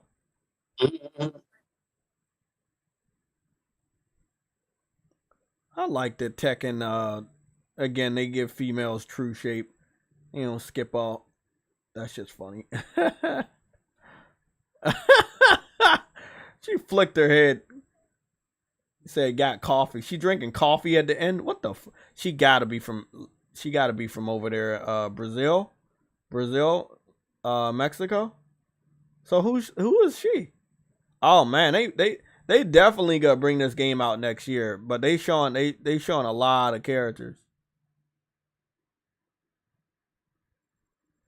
Let me go back and see what the name was. I have a question. Yeah, what's up? Yeah, I don't know if y'all talked about the whole consolidation stuff when I wasn't here. So you don't know if we talked about what? The consolidation war that's about to start, like the acquisition stuff. Oh, we've talked. Yeah, you're late. We talked about that a lot. Yeah, I don't. What's your thoughts on it, though? Well, there's the thing. Me personally, I don't want it. I don't like it. You know, there are certain companies that I believe just have to be, just have to be multiplied. Kind of like EA. Like, if y'all know me and y'all have my PSN, y'all know I play FIFA a lot. Oh, it is Peru. Yeah, you do. Okay. Yeah, I'm not I play worse FIFA than a lot of countries. EA is the last company I want anybody to buy right now. You feel me? The whole consolidation stuff, I don't like it, but they're gonna have to do it, because if you're able to get away with the biggest publisher in the gaming industry, who's gonna stop? Let's say, for example, right? Who's gonna stop Sony from buying Take-Two? Who's gonna stop Tencent from going after whatever? Like, I just don't like the sound of it, man. Take-Two would stop them. I don't like the sound of it, but it's like it's gonna happen anyway. So. Let's have a nice talk, because we don't talk a lot. Because every time you get in here, you come in for like 1 minute and then you fucking leave. Let's have a nice talk. I'll be. You, other people like you, anybody that don't like it, y'all should have spoke up when Microsoft was buying all those smaller studios. You should have spoke up when they were buying Bethesda. Now that PlayStation may engage. There's the thing. No, there's the thing. There's a difference. No, it's not. If Microsoft If Microsoft comes in and buys, let's say, they bought Ninja Theory, for example. Nobody made any fuss about that, because it's just a small studio. That is nothing. When they bought Bethesda, that's when everybody started having a problem, because, bro, that's a publisher. You want to know why? You want to know why Ninja Theory is not nothing. Let me explain. No, you're not understanding. Let me explain. Just hold on. Let me explain real quick. Ninja Theory did Hellblade, right? Now, we played it first, and PC and PlayStation fans played the game first. It came out on Xbox a year later. So now that Xbox buys the publisher, then they gotta get the sequel, and we won't. So you said it doesn't mean anything, but it means something. It means that the platform you played it on first may not have access to it. That's a slippery slope that a lot of people was like, it's all right. Bro, it's not all right, bro, because if they're going to do that with that game to any other publisher, any other studio they pick up, what do you think they're going to do? Hey, I'm locking that shit to my system. So it's a slippery slope, and that's why I feel like most people forgot about this. Most people looked at it from the side, and they were like, nah, this is not a big problem. It's all right. This is normal. And that's how they get people like y'all. They were like, oh, it's all right. They do something small over and over again. You guys don't pay it no attention. Then when they do something big, then it's like, oh my God, how did we get here? Do you know how many people they picked up over the last 4 years? Over the last 4 years. Do you know how many people they acquired? I know how many people they acquired. They were okay, so you can't say it doesn't mean anything, because it mean a lot to them on their strategy. They're hoping that people like yourself just pass them by and say, oh, it's not a big deal, until it is. And by the time it is a big deal, what's happening? Oh, it's too late. Too late. No, so when I say it's not a big deal, I'm talking about this smaller studios. When it comes to economical scale, when it comes to, let's say, Ninja Theory, personally, and I understand you. You played Hellblade. Me, I didn't play Hellblade. I was not. I don't give a fuck about That's that game. why. That game was garbage to me. It's the principle. Damn, really? It's the principle. Okay, whatever. No, it's whatever. not a whatever. It's the principle. The principle is the game was multi-plat. Microsoft buys them, the game is no longer multi-plat. So if you're afraid of that outcome from bigger studios, it is a big deal because that's the starting point. Wait. Is the Outer Worlds 2 on PlayStation? I think they're gonna try to. They're gonna try to do something. No, they it's not right. No, they didn't announce it. No. Another game that sold the most on PlayStation. Exactly. I mean, again, people don't understand. Like it starts small until it gets big enough for a public complaint. But by the time it's on that level of a public complaint, like we're complaining about it now, more of us are complaining about now. It's gonna be too late. Like, where were you guys when they were doing this shit? I get what you're trying to say. I get what you're trying to say. It's a fact. What I was saying was, well, back then when they were buying smaller studios and they built the initiative, I wasn't too against that. Back then, when that happened, because to me it was like, okay, you're just buying smaller studios. I mean, that isn't okay. When they bought, for example, when they bought Playground Games, that was a studio they worked with for a long time. When they bought Compulsion, they just started buying smaller studios. I didn't really care about that much because those are studios I didn't really care about. Like, you understand? But when they started buying bigger publishers, now I started getting scared because they do have the money to. And my question is, where is this going to stop? If they let them get away with this one, where are they? Because they said they're going after another publisher. You must have not paid attention to the FTC court case where they found a document. I didn't watch all of it. I just watched. Let me help you out. There was an email that was sent, I think, by Matt Booty, where they basically said they're in a position to spin Sony out of business. Oh yeah, I saw that. Okay, so that's your answer. That's where it ends, when Sony goes out of business. When so many publishers and studios are owned by Microsoft that Sony can't possibly stay in business, that's where it ends. When they finally I mean, like villains, animes and stuff, like they kind of they think they're saving the world, but in reality they're destroying the world. Yeah. So they think they're right, but they're not right. Think of Lex Luthor. Yeah. So if your answer is there right in front of your face, you just don't want to believe it. It's there. It ends when PlayStation can no longer put any multi-platform games on their platform because that game is no longer multi-platform because it's owned by Microsoft and they're going to make the game exclusive. As long as they have a box, they're going to do that. Yo, I'm going to tell you two, King Dav, since you talking about acquisitions, there's two more acquisitions Microsoft will make that were actually similar to like Call of Duty, but it's not as huge. But it's two companies really they can buy with IPs that's known, and that would be CD Projekt Red because of The Witcher, and Ubisoft with Assassin's Creed. Those two, I don't think they will. Would hurt Sony at that point. I don't think they would. You don't think who's gonna do what? I don't think nobody. I don't think Sony or Microsoft is going to buy Ubisoft. Because if you've been paying attention, Ubisoft literally has been holding itself out there trying to look for a buyer, and literally everybody said no. When they're cheap, when they're desperate enough and when they're cheap enough, somebody's could come in there. Bro, I know. I mean, they're worth less than Bungie. Shit. I mean, anybody can pick them up right now. Ubisoft has a lot of potential. Their problem is they're just too big. They just have too many employees. That's true. Ubisoft has the most talent out of every. I think out of all the publishers, right?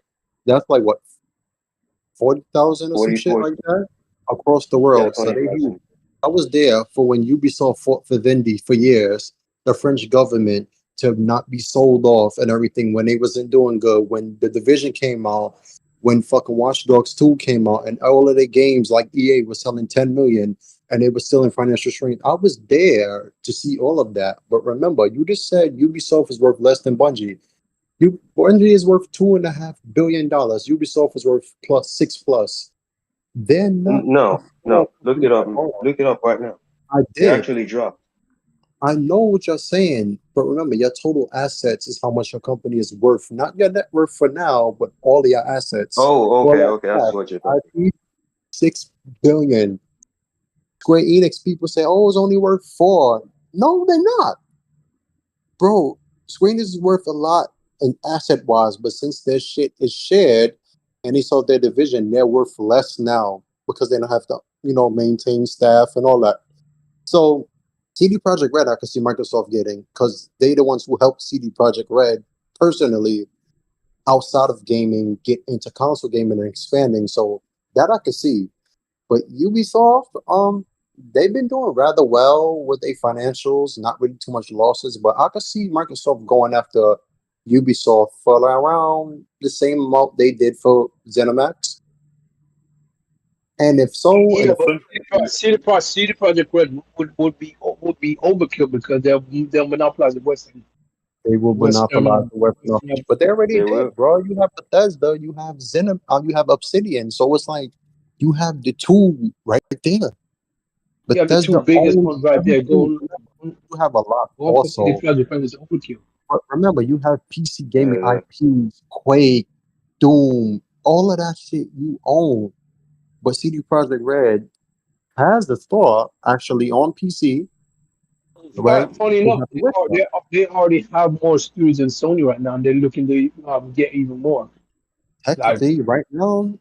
But no, actually, Sony has more IPs than everybody in existence in gaming. But Microsoft has their area. I didn't say IPs. I said studios. Oh yes, Microsoft has the most studios ever at one point than anybody ever had. And a reason I mentioned CD Projekt Red is because they would be open to that. Let Microsoft go to CD Projekt Red and say, "We'll purchase you for $8 billion." That will happen. They would. Oh, they'll sell. Yeah, they'll definitely sell. But I'm not sure. I'm not sure. Because CD Projekt Red is over in Europe, and you know how important CD Projekt Red is to that territory. Not Europe, but to the. Where are they located? They Polish? Poland. Yeah, Poland. They're a national treasure to Poland. But they're not the only one in Poland. Remember, on Microsoft list, TEKKEN was also on there. Yeah. IO Interactive was there, which actually IO was another company. I would probably, because of Sony's more PC integration, I would see, and since Guerrilla Games is over there, and that's kind of like where what's the name was at, Herman. I think he would have a better chance of securing CD Projekt Red. But they are getting smaller. Remember, they're getting smaller. They just they just let go some people. Hold on. Who you said Herman has a chance of getting? CD Projekt Red, since Guerrilla Games and CD Projekt Red are not located too far from each other. Well, Polish don't really too like the Japanese because I know, but I'm talking about Guerrilla Games from Amsterdam. But the Dutch and the Polish are actually really close. So that's what I'm saying. Because remember, he did the same thing with Nixus, and Nixus was in that territory. And what happened? They picked him up. So, but CD Projekt Red for $8 billion because Sony exactly can't afford all the big purchases Microsoft made just now. Sony could bought them too. Yes, that'd be small. People, no. I mean Activision Blizzard. Sony could have bought them too. Nintendo, if they took out the shares, technically. So Nintendo has a lot of share value and favors in the industry, so they probably could sell because Activision is worth more than them. So CD Projekt Red I can see, but honestly, with them and Sony, remember they don't too deal with Sony, more Microsoft. But how Sony would approach their listen, Spartan. What's up? Spartan. What's up, bro? Money's gonna talk. I mean, they can say all they want. Heck. If you look at what's their name? Just notice how Bethesda has been moving for the past few years, right? Mm-hmm. There was a point Bethesda started shifting more and more towards Sony. If y'all notice. Yeah, but you want to wait. I know where you're about to go with this, but you know what? Let's wrap this one up. I want to hear what he had to say. No, hold on. Let's wrap this up. Microsoft is famous for going over top of people's heads. the Bethesda and Sony shit, the Bethesda and PlayStation shit does not matter. If Microsoft can go over your fucking head and talk to your mom and dad and get your mom and dad to agree, then it's just over. That's what they did with Activision. Yeah, I mean, you can exactly. There's the thing. They went to ZeniMax. They said, no, we don't want Bethesda. We're going to get ZeniMax so that we don't have to fight. We're buying ZeniMax, and then we get everything else. And that's exactly what they did. Hey, when they wanted to get the baseball games on Game Pass, you don't think they went to Sony? No, they went to the Major League of Baseball. Exactly. So I agree with you on that aspect. They could get somebody because they had that money and money talks, but they're not going to go fight with the kid when they can just buy the parent. No, they're directly going to go to the parents. Yeah, they're that's what they going to the parent every time, bro. Like they didn't go to Bobby. They went directly to the shareholders. That's how they got it. Oh yeah, exactly. Bobby did not want to sell. They did not want to sell. Yeah. Like the funny thing is Activision themselves didn't want to. The shareholders, they went to with the money and said, we're going to do this. And the shareholders agreed with it. Bobby Kotick was going to step down. And then you say, okay, I'm going to stay and I get the payout if I leave and everything. He's right, Jay. Yeah. But honestly, when I said to you, King Dev, about CD Projekt Red and Sony, because think about it, CD Projekt Red is expanding. They have the Witcher series on Netflix, who Sony has a deal with. You have them with their card games, which Sony also deals with because they started just like Nintendo with doing that. You have the games, you have PC, the integration. All of that would be perfect for them. Hollywood and gaming media, Sony has the biggest influence out of the big three in that sector. So that makes sense from a business standpoint, like how Microsoft went to the shareholders for Activision and Cloud and Kojima game and a Sega game, the world's largest game ever. They go to the top dog. If Sony was to do that to CD Projekt Red and said, we're going to acquire you and market The Witcher, this, Cyberpunk. Remember, when that scandal came out with the sexual harassment, Sony made their statement, Microsoft made their statement, and look, right after that, you saw Microsoft started the talks, right? When Sony took Cyberpunk off of their PlayStation Store, CD Projekt Red fixed it, and then it was put back on. You played hardball. That's how you work in business. They stopped your money so you could fix your shit and make your money again. That's who you want. Yeah, but that was fucked up with Xbox there. Xbox was like, yeah, we're just going to keep it here. And look what the sales did on Xbox. But then they even told you it had a resurgence on PlayStation and PC. And look what Cyberpunk sold now. You see, like that. That's why it would be better for Sony to do it because they know how to push new IPs. Xbox can't do that. Who pushed Cyberpunk? Who marketed Cyberpunk? Xbox did, right? And all you heard was, oh, there's going to be trannies in the game. I'm not playing this. And then the bugs. And then remember, the One X was kind of a better version than the Pro, but the frame rate wasn't. And the PC was the best. And then the PS5 version was delayed and all that. That's the problem. You need somebody to market it. They are the ones to do it. So a counter to Bethesda would be technically CD Projekt Red, but do they really need to with all the China Hero projects and all that shit they coming up with? Personally, they don't need.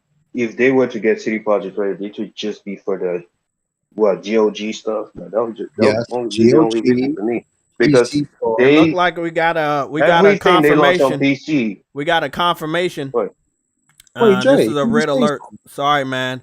This red alerts take precedent. We have got a confirmation that Grand Blue Fantasy versus Rising is a confirmed PlayStation exclusive. It is not by default. It is now confirmed. It is coming out November 30th, 2023, which is actually good for a fighting game at the end of the year when there's no other fighting games to compete with.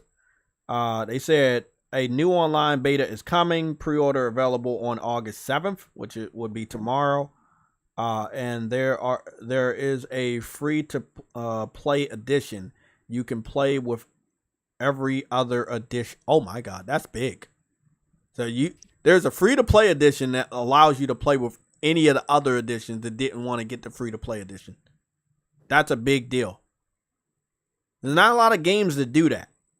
But we only Tower of game Fantasy I is know doing it now. Tower of Fantasy has Oh that. no, also. no, it's not like that. The Well, only shit, only you other still paying a lot of money. You playing with people that don't pay a lot of money, but I get what you're saying.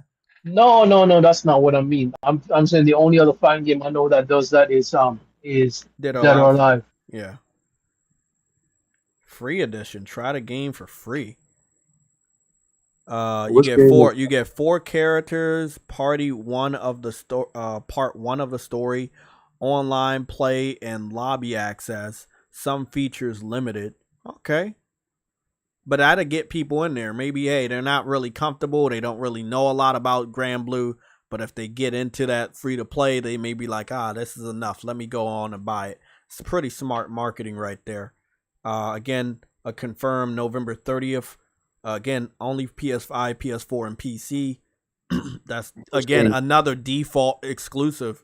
But, I mean, it's not a default. Sorry, that's not a default. That's another confirmed console exclusive. Baldur's Gate is a default exclusive. However, Metacritic doesn't even mention that it's also coming to Xbox. Yeah, Sony didn't even do nothing with that. That was just an exclusive by accident. Yeah. What the fuck? That's a pretty strong year, though, if we're looking at it. You know. Oh, wait. Jay, I want to know what King Dav was going to say. Yeah, King. What was you going to say? Game Pass. What was I trying to say again? I don't even fucking know. Talking about acquisition. Yeah. Which one? Yeah, I was saying that. That's what the GOG stuff. That will be the main reason why they will buy CD Projekt Red, in my opinion, because I mean they're launching their games on PC. I mean, having a store like your own store would guarantee that you're at least making like 100% of the money, at least. Like, goddamn, you know, instead of launching the shit on Steam. And who we talking about?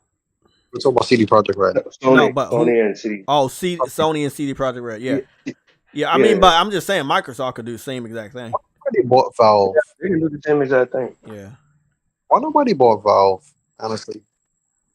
No, Valve. How much would they cost? I know the only person that could really pick them up would probably be Microsoft.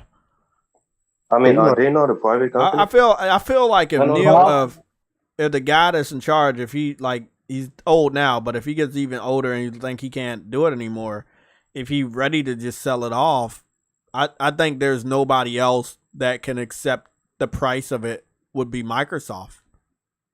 No, they ain't the only ones that I could think of right now. Who else? This is gonna sound. I'm talking about United States, by the way. I know. Okay. Only United States. Monopolized as hell, but actually, Nvidia. Actually, that's Nvidia. Yeah. Okay. You know what? Yeah, that makes sense. Nvidia. Yeah, that's actually. But I don't think people realize. Microsoft getting them will be a monopoly. Nigga, they already a monopoly. Because remember, you own most of the hardware. Now you will own the largest, well, basically the default PC gaming store, as you know, because Nvidia, they hit the 1 trillion mark with their net worth and everything, so they're up there. They have money. They can buy it. So I think that would be the company to do it per se, not really what they can do, but bundle it in shit like deals and all of that, and your accounts and all that.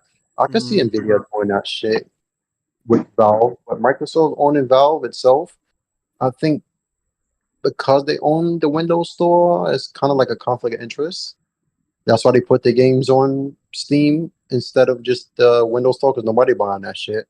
But Microsoft doing that would be dumb. Sony doing that would take a fucking miracle, because we already know how Valve feel about Sony, and the nigga felt about the PS3, and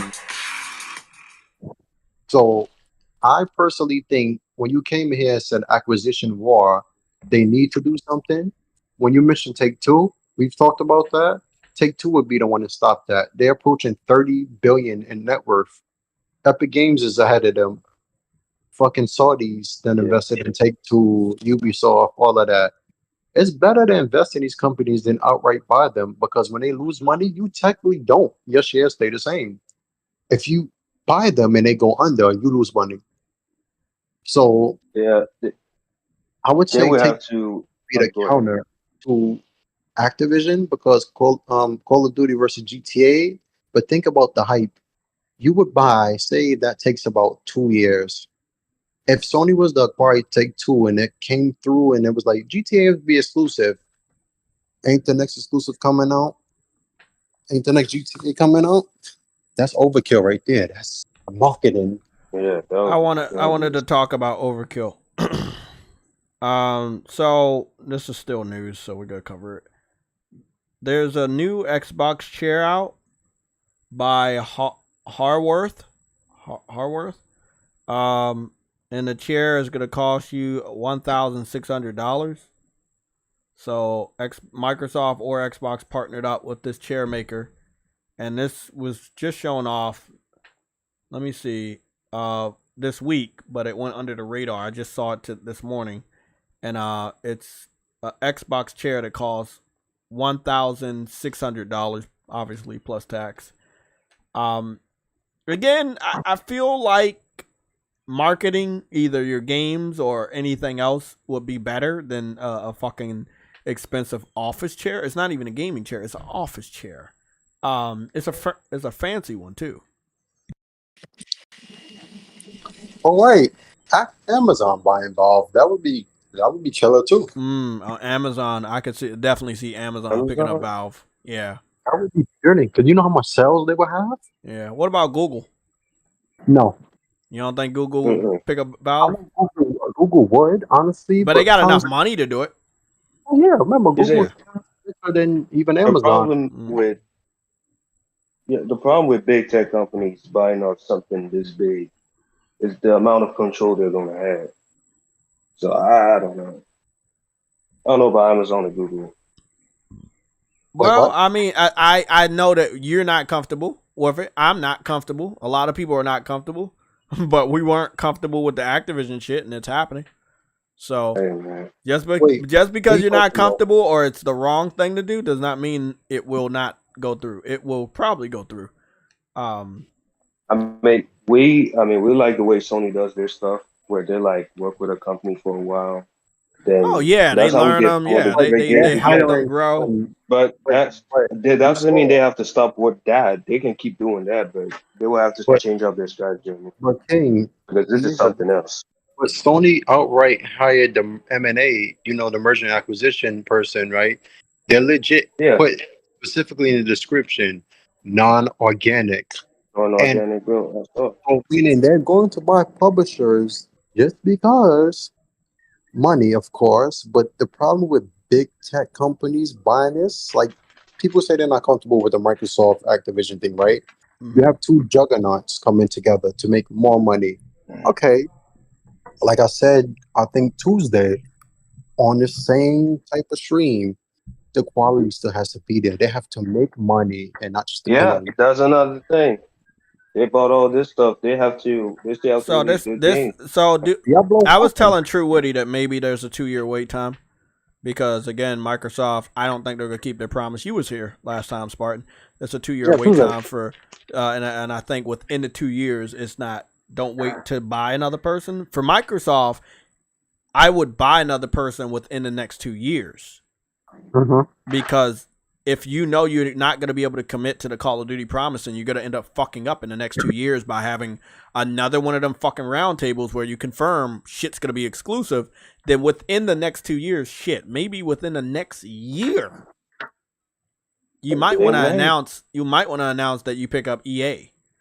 Because again, you're not going to be hear me out. They're not going to be able to get away with anything else if they fuck up the promise. You hear what I'm saying? If they buy somebody within the promise. That's the wrong publisher, though. No, I'm just saying, let's use that as an example. But from what I'm looking at from their pattern, they've been picking up people in the United States. Who else is big in the United States? Yes, I know Take-Two, but besides Take-Two, who else? They have sports games. Right? They have sports games, they have racing games, they have shooting games. EA is a company that Microsoft would pick up because it has their gamers content in mind. Like they produce games that their gamers want. And EA is that one. Basketball potentially coming back. soccer, you have American football, you have, golf sometimes, Battlefield games, Need for Speed. Like I would figure that if they're gonna go after, if they've been going after nothing but American people, you would go after the one person that and they've already had a small deal with them with the EA Access shit. So there's some sort of chemistry there. But EA technically been straying away from EA Access, and even with Origin, I've noticed that, yeah. more on consoles. Yeah, because they're not making no money. Yeah. But one thing about the Activision thing, you see the Hasbro shit with the toys, bringing back Tony Hawk and everything. They have more opportunities to expand and bring back IPs. EA has that, but who's fresh in a memory, honestly, for their type of IPs? Take-Two is better because think about it. You have Max Payne, which has yet to come back from last gen to even this one. That right there, that does not mean Microsoft will bring anything back. Like that right there, coming back, Manhunt and fucking VR and things like that. That's a better fit, because you can expand on your IPs in different ways to make it fresh. Mm-hmm. Call of Duty is not really fresh. That's why you see like a game like Fortnite evolves. Remember, you couldn't swim in a game, and now you can swim in a fucking game. Drive boats, ACVs. You don't drown. Mm-hmm. All of that. Warzone has that. You can't really go in the water and everything yet, but they'll probably do that. You could swim or warp to shore like Saints Row, but things like that, that's innovative. You have to do that within the game. So if you're going to buy a company, they have to find their own way to innovate. Like, say, Watch Dogs. Look at the first game, and then look at the second game. The second game was extremely like Grand Theft Auto. That's why it's the most sold one. That's the most popular one. The one in the UK, London, with the hacking and the beating up old ladies, it was whack. That's the company that would fit Microsoft more. Ubisoft, because they have Ghost Recon, they have Rainbow Six, which still has millions of players printing money. So they have what Microsoft needs already, but what Sony wants. Ubisoft has. Right. Or you know what? You know what? I think they may, instead of going after Ubisoft or whoever, I think they may go after Embracer. Because of, if you've been attention, Embracer's been really struggling. Yeah.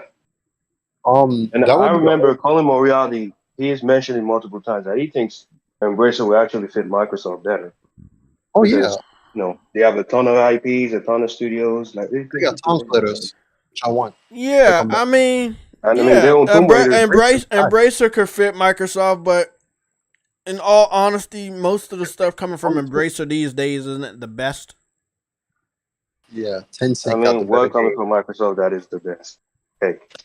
No, I'm not saying Microsoft. I'm saying Embracer Group. I know. I'm just saying. Like, if they pick them up, you're picking up potentially a dead publisher that's going to release less stellar games. I remember Embracer and for Microsoft now, they have to get out of this thing of buying people that produce quality that won't get people to buy your system. Embracer has money to spend. Remember, them Swedes have money. Most of their shit don't cost money, so they have money to spend, millions. And Embracer has been growing since 2016 to the point where when they merged, even like Volition and Deep Silver and all of them joining, Saints Row flopped. And look, it didn't do nothing to Embracer. You see that little pie chart it has of like Embracer, Sony. It did enough for Embracer to say we're not making any Saints Rows anymore, anytime soon. But I get what you're saying, but that was still a big flop for them. The only reason I said it is because remember, when you have a company, you buy a company and they have their own spending money, they go out and they buy shit that's profitable. Like for example, when Sony bought Fire Sprite, they bought another studio. Okay, well, the thing is, that's cool. If I agree with you guys, but still, whoever you guys want to say, that's you. I think EA, but y'all say Embracer, but they still got to do it within 2 years. So they got to close the Activision deal pretty soon and immediately go and plan their next acquisition immediately. they have to secure somebody else before they fuck up. Because listen to this: if they break their promise, if they have a round table and they confirm that they're breaking their promise, they say in the emails they're breaking their promise, they have anybody in the industry that can witness that they're breaking their promise on the Call of Duty shit, they're not going to be able to get away with any other acquisitions. That's what I'm saying. They need to race to get their next one, because if they break that promise, which they said they were not going to break, it's going to fuck up potential acquisitions in the future that they want to make. Right. But so they have to hurry up and get the next person. That's the thing. They only promised Call of Duty. They didn't promise Diablo. They didn't promise Overwatch. They didn't promise any other thing. They just said Call of Duty. Exactly. But guess what? I'm going to be honest. I'm going to be honest, bro. I'm going to be honest. After Diablo 4, they have to resurrect their reputation. And like I've been saying for the last few days, people are migrating from Diablo to Baldur's Gate. People are migrating or already dead. Like, that game has failed, bro. I know. You know what I'm saying. They're moving from Diablo to Baldur's Gate. And this is a funny thing. People don't understand this. Baldur's Gate has, and I've just figured this out. Baldur's Gate 3 has 4-player co-op. Yeah. So migration.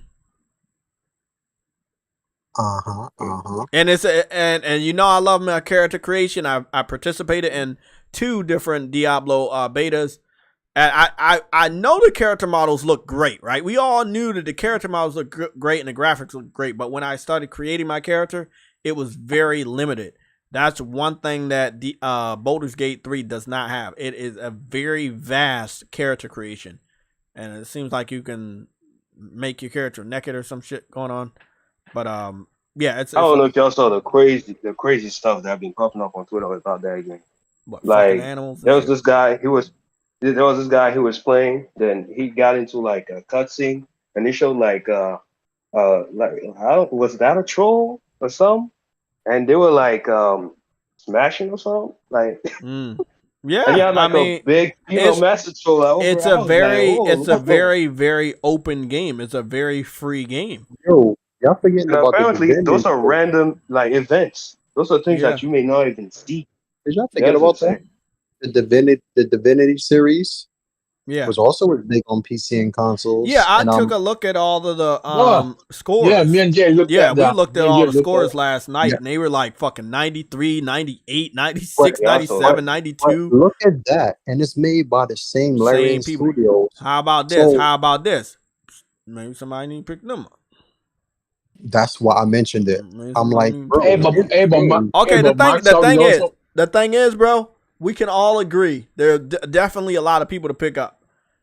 But Microsoft has to pick them up before they end up breaking their promise, because if they break their promise, they can use in court that we can't trust you. We trusted you with Bethesda. We trusted you with Activision, but you broke your promise with Activision. Why should we trust you again? So they got to purchase something before they end up fucking up. And I think that they would fuck up in 2 years. I think in the next 2 years, Microsoft would fuck up, say something publicly that's incriminating to them potentially trying to purchase anybody else. I would give them 2 years, and I'm being fucking generous right now. I'm a really good person like that. I'm being generous. Realistically, I think that they would fuck up in the next 6 months.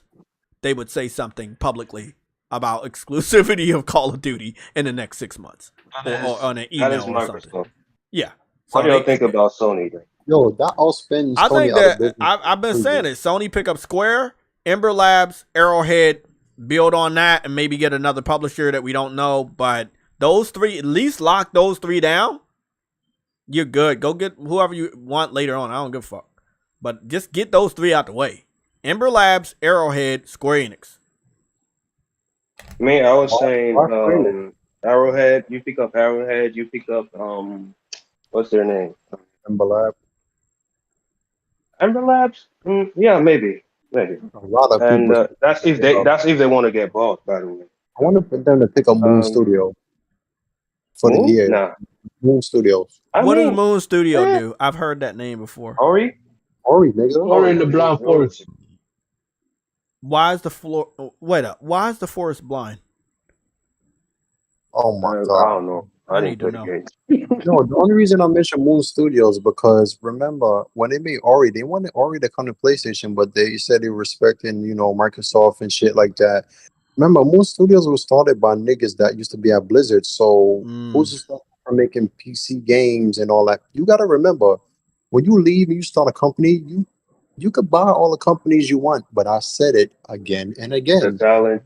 The talent, right? See, King Dab remembers the talent, because if a talent leaves and goes somewhere else, remember their ideas go with them. So you could be working on a game and it's known by name, but you can make that same game with a different name and it's more successful. Destiny, but what like do you that. say? Kick him out. Kick that guy out, man. No, because think about it. When Bungie said they wanted to make a new game and Bungie make 2 more Halo games, they left and they gave the Halo IP up to Microsoft and they got their independence. And look, they went to work on Destiny, did the partnership with Activision, ain't work. They made Destiny. Destiny is bigger of a name right now than Halo. Halo will always be iconic. Yeah. know, but you own the people that made Halo iconic, and that is a big fucking flex. Because if Sony does get together with Bungie and potentially makes this new IP that obviously that they will own, then Bungie hasn't lost a step. Like a lot of these other companies, publishers, they've been losing steps as the years go on, but Bungie has not lost those steps. Bungie seems to be very focused. Yeah, they're very focused on what they do, and they're very efficient. And now the fact that they're going back to Marathon is like, hey, this was our baby before Halo. That's a big flex because they're going to do some wild shit with that. Because that's going to be a whole new Bungie, like a new engine. Like that's... By the way... Oh, man, I can't wait. By the way, Larian Studios was on Microsoft's list of studios that don't have to pick up. Larian? What'd you say? Well, like I said, 2 years. What he said? He said Larian Studios was on the list for Microsoft to pick up. They know that because I'm telling you, that bro, list from. No, go ahead. Sorry, man. Go ahead, King Dav. Okay. So that's studio list from Microsoft. Just shows one thing. They don't have a strategy. They're not doing this with a strategy. They're just buying stuff up because they want to make sure they own as many IPs, as many studios as possible, so they can, fill Game Pass with whatever. So yeah. I don't think I don't think Sony will have like a what? They definitely have a strategy. Well, that's a strategy, no, all right. About in terms of acquiring studios. No, Phil Spencer I don't think told you the they have strategy. like what? Phil Spencer told you the strategy. He outright said it. It's in the strategy. Yeah, the kill Sony. What's the strategy? The strategy. No, I'm not talking. No, that's not what I'm talking about. The amount of studios that they were looking at. I mean, they have From Software on that list. My thing, they literally have developers that they were literally never going to buy. Oh no, I'm gonna tell you what they're trying to do. Right, when you go after everybody's investments themselves, they can't flourish as freely because you own it. You got to come to them. You kind of stall them in a way in their tracks, which is what Microsoft did to Sony with his Activision shit, right? Phil Spencer told you the strategy they have. All the people they're buying itself, the genres they're looking to grow in, like Japan, mobile, PC, they said they're in last place out of the big 3 in console, PC, and they have nowhere in mobile. If you buy a company like Larian, they have Divinity itself and they have Baldur's Gate, which is huge on PC. You have Blizzard, who is huge on PC. Bethesda, huge on PC. But remember, I mentioned CD Projekt Red because they do shit for mobile as well.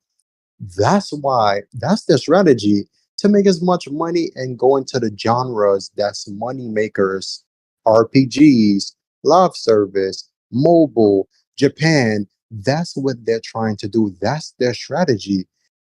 And that's what Sony is trying to do, but Microsoft has more money. And they know they could get them faster than Sony. Instead of deals and time exclusive, if you own them, the money comes to you. Yes, they get their little share, but the more money Sony will make, you will make. Just like the Azure partnership. The more you use that shit, the more revenue they make off of Zora. They have a strategy in place. It's only to make more money. They said when the CMA blocked they shit, they said to their own team, Phil Spencer said it outright. This was made to fast track plans, and we would be okay with or without Activision. That's their strategy, to grow in all those markets by buying them. That way Sony cannot expand in those markets. The 2 billion players, that's the strategy. Outright, they told you what the strategy is. I don't know. People are confused still. They want to grow in every market with Game Pass, get you in a low entry price. They flood the service with content, and you pay the amount you do, and then they have you in the service. You bound by that, and now that they don't have to produce more hardware, they don't have to do R&D. They could just do their cloud service, engineered and everything, the maintenance. That's all they got to pay for, and they masters at that. That's what they're trying to do. Yeah, that is that's their true. strategy. Sony's They're also trying to basically do trying that. to align. They're basically trying to align their They're trying gaming to- division with all their other divisions, basically. Exactly. So you know their strategy. Remember, they turned every piece of hardware into software. Windows, the Office suite, everything is a service. That's what they're doing. Never-ending revenue. It's brilliant because it works. You know what Microsoft's strategy is. Sony wants to do Afro, it. what's going on? Wait, is Sam here? I can't see the chat because the chat is invisible. Nah, in Discord. Is Sam here? Yes, Cat Burglar 97 is also here. Oh crap! It's almost time. It's almost time for you to Oh, disappear for another 18 fucking disappear months. again. So real Oh. quick before I go, the people that I think Sony should go after and make sure they're secure, like at all costs. Personally, I think they should go after first, of course, Square Enix. Second, I think they should grab, if they want to grab another publisher, they should grab Capcom. Thank you. Quick before these Oh niggas yeah, start, yeah. I agree. Because I they're agree. getting Yeah, that's big. a good one. That's a good one. They're The getting last big. one? What's the last? It's And scary. the last one, It's scary right now to see Microsoft trying to build a relationship with Square Enix. no, Yeah, it is. I don't No, I ain't gonna lie, man. Yeah. It is scary, even though we know they can't buy them, but because that's a national treasure. Again, I told you I looked at that documentary of the Final Fantasy. Why is it That's a scary? national treasure to Japan. They are Wait. not gonna let Microsoft buy Square. But why is it scary? Not gonna happen. I'm gonna tell you why it's not scary. You see how you said Microsoft would go to your parents and go over their head? Mm-hmm. Sony had a partnership with Activision for years, right? And Microsoft is buying them while that purchase is going on. That partnership is going on, right? Mm-hmm. How much times have we seen a company do a partnership and somebody buys them out and they honor their contracts, or they could pay it out? Sony could buy Square Enix still and still honor that. Yeah, honor their contracts. Allow all they gotta do. Oh, they don't gotta. Xbox fans think they gotta get the single player games. They're not getting the single player games. Ain't going over, but they are gonna honor. They will honor that Final Fantasy 14 going to Xbox. However, they don't even have to honor that, because after a year of that on Xbox and it doesn't actually sell more and there's not a lot of people using it, they can cut those servers off.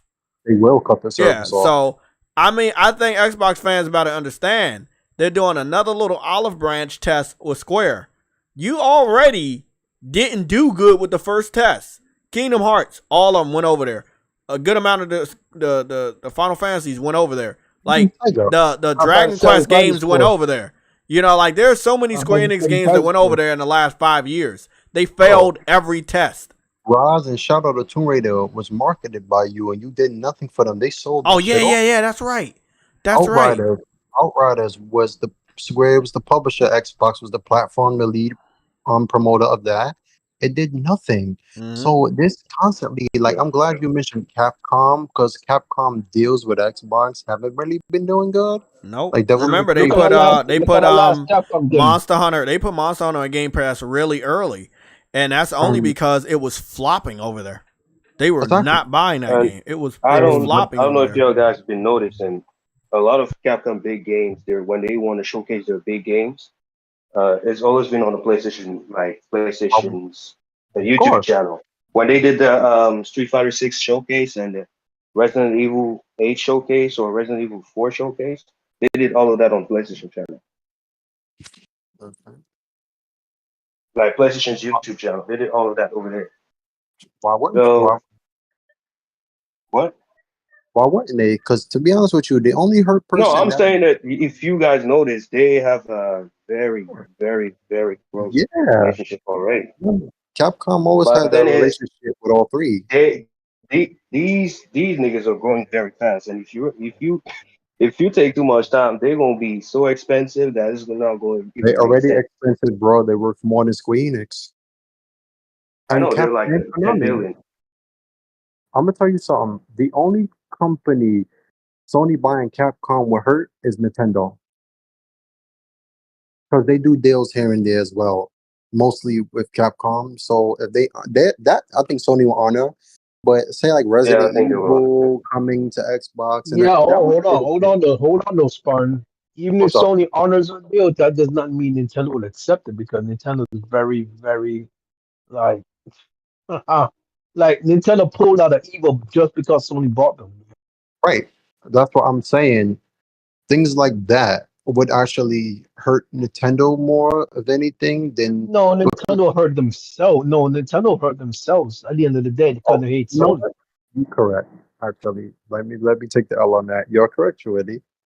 But the reason I always say Capcom over Square is because I know Sony, when it comes to Capcom, would do the same type of setup with Bungie, where they're independent and assist them. Like, remember, Capcom used Sony Santa Monica Studio to make Resident Evil 8, and it ran better on the Xbox. So we see like Sony does these things, and Microsoft does these deals and partnerships.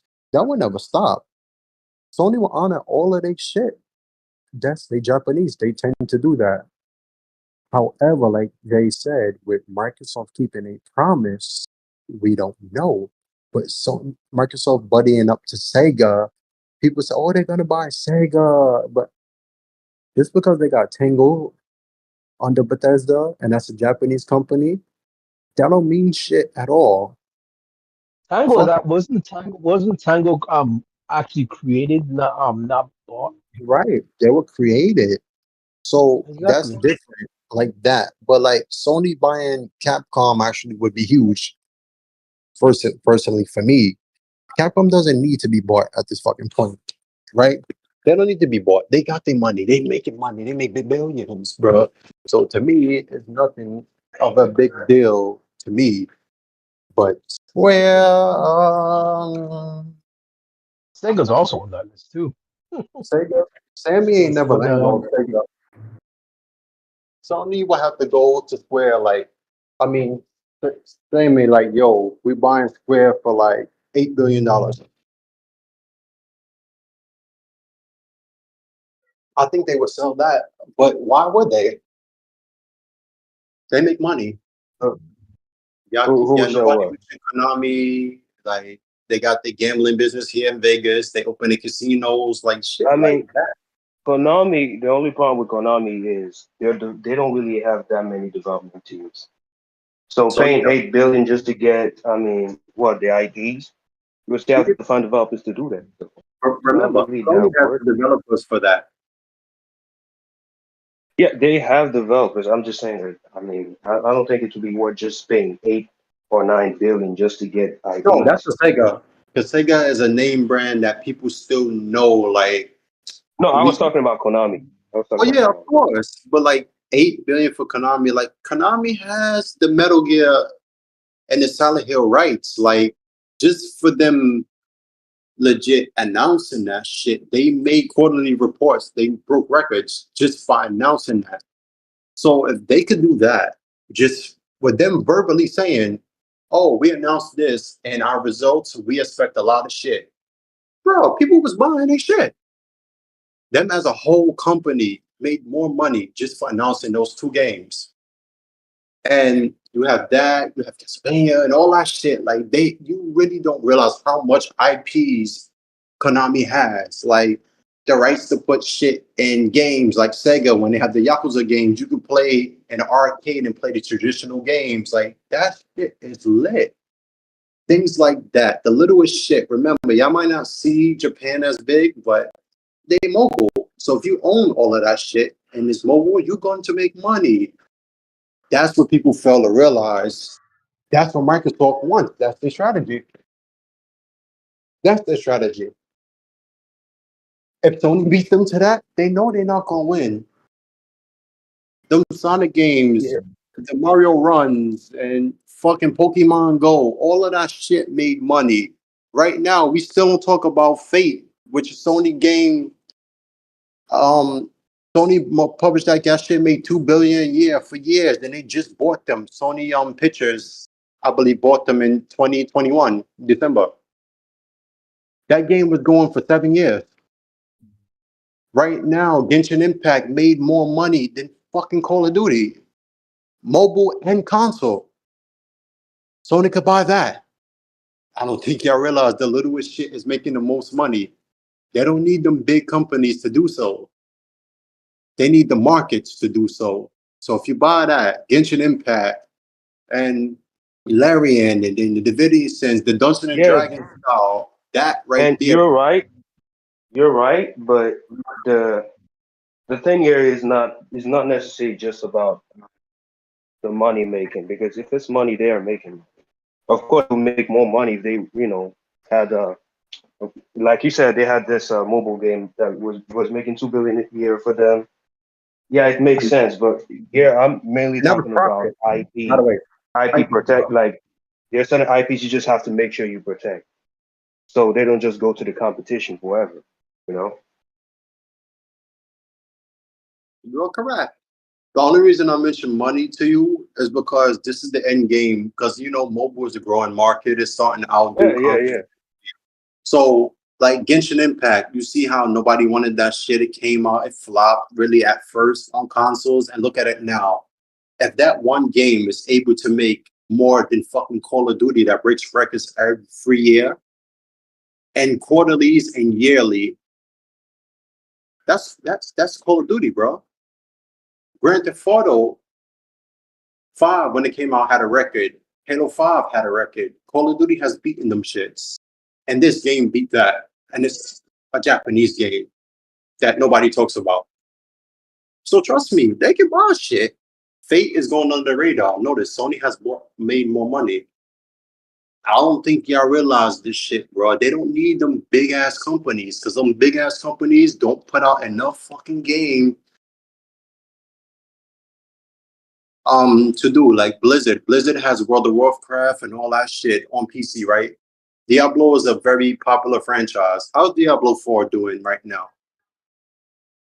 The mainline Call of Duty games are flopping in response to Warzone.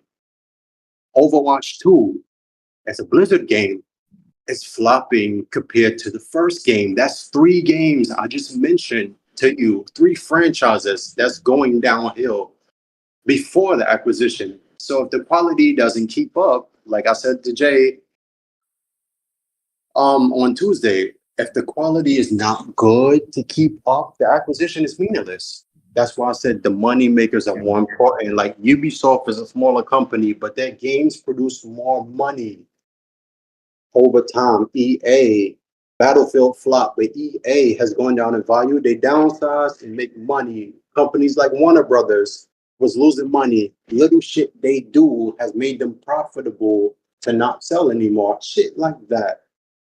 That's what Sony needs to do. But here's the thing, they don't need to do that. Y'all want them to. All Sony needs is a moneymaker and not a response to Microsoft. And you know what I'm going to say. What's up? You already know what game I'm going to say. What game? Helldivers. Oh, yeah.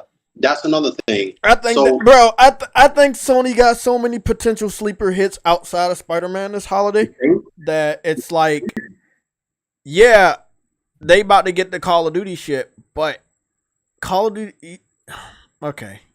Okay, I saw a pattern. I just saw one. Okay, so you see, so I see a pattern that I don't think y'all can see. So we got a limited edition hardware for Spider-Man, a limited edition hardware for LeBron. What if this is the year where you finally get that limited edition PS5 hardware for Call of Duty? I can see it. I mean, see, that's what I'm saying. But it's like leftovers, right?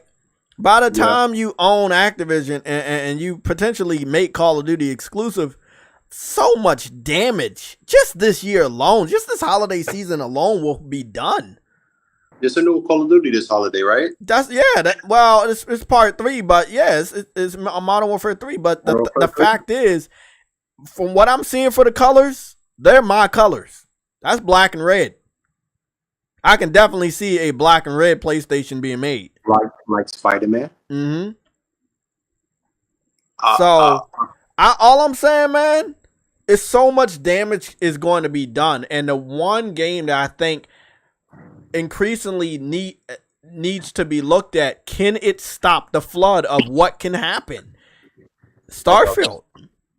Because again, you got to go up against a timed exclusive that is called Baldur's Gate 3, and Spider-Man 2 is on the other edge of that, and then you got Helldivers whenever it's launching, then you got the Grand Blue stuff going on, bro. I mean, again and again and again, a potential state of play is going to be this month. We may end up trading the state of play this month for next month. What up, What the hell going on in here? A lot of things are going on, and a lot of things are going off. Y'all know what? If y'all talking about games, I want to hear it. I need that game. I need Baldur's Gate on Game Pass ASAP. Hey, kick him out. Kick him out. Yes. Got it on my PC and my Xbox. Cut his dreads off, though. What you say? What about Alan Wake 2? Alan Wake 2 coming out this year? Yes, it is. It is. October, right? I believe so. Yeah. I gotta go check, but they gave up the rights to that. Now you have that game marketed by PlayStation. Who's to say another Control game ain't gonna be announced next year? Yeah. Which is synonymous with PlayStation now. Yeah, and you know what it'll be? Timed exclusive. I believe it, honestly. Because you don't want what happened with Control 1, where Phil Spencer comes out there and says, "Oh, it's going to Game Pass," when it's not. And I know that Remedy is never gonna forget that, because that really fucked up their pockets, man. It really did. That's why he did it. That's why he did it. I know that's why he did it. I know that's exactly why he did it. Also, not to mention, we have Tower of Fantasy launching this week on Tuesday. It already launched early access today. I already got mine preloaded. Yo, King Doug. Which one did you pay for? Games. I got the basic one. The $10.99. Yeah. So this the thing. Me, you, True Witty, and I also got Somatic to buy it. So we'll all be on there Tuesday, bro. We're gonna be on there, bro. I'm gonna tell you. I saw that character creation running on PS5. That's the smoothest cell shade I've seen, bro. Even better than Genshin Impact, bro. So I was looking at a lot of the gameplay on PCs, and it's looking like a high-powered PC running on PlayStation. A high-powered PC running on PlayStation. Hey, Games. Yeah. What's up, True? Games. Guess what the frame rates are available for this? 40 frames per second. Hey, kick him out. Yes. Kick him out. Seriously, I'm gonna kick you out. Support is en route. There's only support. There's only 60 and 120. Yeah, 60. Yeah, only 60 and 120, no 30. Whoa. Yeah. So, and it looks good. It looks really good, bro. What are you doing? You work Tuesday all day? Yeah, I'll be at work, but I'll probably be home around 4 o'clock or so. Bro, can you please do me a favor and contact me when you get home? I'm gonna slide you my phone number too, just as to text me, so I can fucking actually see that. We're getting on Tuesday, okay? But we stream on Tuesday, so that's fucking weird. But this is the thing. We're gonna do a game night for that game on Tuesday. How about that? We're gonna do a game night for that game. So when you get home at 4, I should be ready to like be ending the stream on Tuesday. But who knows? You know, remember Tuesday, man. Like all I know is we about to get some news, bro. Shit about to pop off though. Do y'all see all of the shit starting to happen? Like we got the release date for the Grand Blue Fantasy fighting game in November 30th. We Tower Fantasy is out. Eternights. Remember, Eternights is also creeping up on us in September, bro. It's just like, bro, it's starting to build up, bro. It's starting to build up. I'm telling you. Yeah, it's crunch time. It's crunch time. It's crunch time, bro. Yeah. I'm so happy I got so much of this shit out the way. I just got one more game to buy, and that's Helldivers. That's it, bro. I'm good. I'm pretty much in the clear too, because I finished up Final Fantasy last night. So fuck you, man. You lucky bastard. God damn it. Tomorrow's Monday, right? Oh well. Yeah. I got all of Monday to chomp down on Final Fantasy, so maybe I'll do that. I could chop down on all the I'm gonna try to do as many missions, side missions as I can tonight. We're not gonna be here much longer. We probably be here for another 52 minutes, and then we get the fuck out of here. I gotta get back to Final Fantasy. I got you. I'm saying you guys aren't ready. But yeah, I know. Oh, so look, I finally got to the part where Jill and Clive finally, that part on the beach. I was, bro, I ain't gonna lie, I almost shed a tear, man. I was finally, man. I was so happy, bro. It's a beautiful moment. That was such a beautiful moment, man. Like, oh my goodness, bro. Yeah, I was so happy, man. I love the boat scene. I looked over it. Obviously, I looked over at the water, and the water was so well done. For like miles and miles, it was so well done. I would love for Sony to pick up Square and just help them in every aspect. Like, you know what I'm saying? Because Sony really does make you better. Look at what Sony did with House Marquee and Arrowhead when it came to Returnal and Helldivers 2. Like, they truly do upgrade you. And that's very rare in today when people are buying people. Like, they're not just buying you to take your assets. They're buying you to help you, you know? It makes me wonder how much do they help with Ken of Bridge of Spirits? Oh, tremendous. There's no way that game would have looked that way or performed that way. No way. That game was like, that would have been that would have had to been a crowdfunded game. That would have been a crowdfunded game, and because the brothers are not that known, I'm not sure if it would have been a successful crowdfund. Yeah, because it was just them two, right? Yeah, it was just them two. And all they would have said is like, "Hey, we made stuff for Disney," and I'm not sure if like the PC gaming community. The ironic thing is though, they said they made a profit within the within the first month. Yep. Oh, I mean, it makes sense. Now they're working on another. And what's funny is Outriders said they still haven't saw their fucking profits. Yeah, because they put the Square Enix put the money the game on Game Pass day one. Yep, they put it on Game Pass day one. Man, I'm ready for Helldivers. I need a shooter to play. Oh yeah, I mean I can't wait because it's gonna be 4-player co-op. It's gonna be so much fun. I can't wait, bro. Especially I know they're gonna have some good customizations. I'm gonna have my red and black on, and it's gonna be dope, man. Yo, you're really right though. Sony really does make people better. I think. Oh, they do. Yeah, they do. Look at Death Stranding. We know we never would have got a game like Death Stranding in 3 years by Kojima. Shit. Oh yeah. With that budget, awesome. With those visuals, with those mechanics, like, come on, bro. Yeah, and people. I think the Xbox fans need to understand, bro. We're not the type of people that do what they do. And let me get real close to the camera real quick. Let me see. How close can I get? Don't want to get too close. Let me get too close. Okay. We're not doing what these guys do. Let me speak to y'all real quick. We don't do what they do. Can you see me? We don't do what they do. And what they do is they make these big ass fucking lists, right? They make these big lists, all these games that are coming out that haven't got announced. What we do is we know this shit. And when they start to come out, that's when we start to formulate lists. I've seen PlayStation dudes make these lists of games that are confirmed, got release dates, got gameplay. Hell, I've seen other dudes that I'm not even cool with in our community, and they're putting Helldivers in the list. You know what that means? There's faith behind that. There's faith behind it because their last game this developer worked on was an 81 on Metacritic with an 8.0 on the user score. You know, versus, I'm just saying, versus the last Bethesda game was done with Redfall, and just saying, you know. That's not cool, Jay. It's not cool, but the supervision that Sony devs have, they know they can't fuck up, right? But over on Xbox, let's be real. It doesn't matter if they fuck up because it's going to Game Pass. Who gives a fuck? Oh, damn. That's It's facts. My hands are up. It's facts. It's facts. We all know I'm telling the truth. You can afford to fuck up on Xbox. You can't fuck up over on PlayStation. You know your game has to sell. Behind every exactly what kicking to do when he's down, bro. I love kicking people when they're down. Behind every good child, you have a good parent. Behind every good child, you have a good parent. But yeah, behind every good subscription, you have Game Pass. Got it on my PC and my Xbox. Kick this nigga out.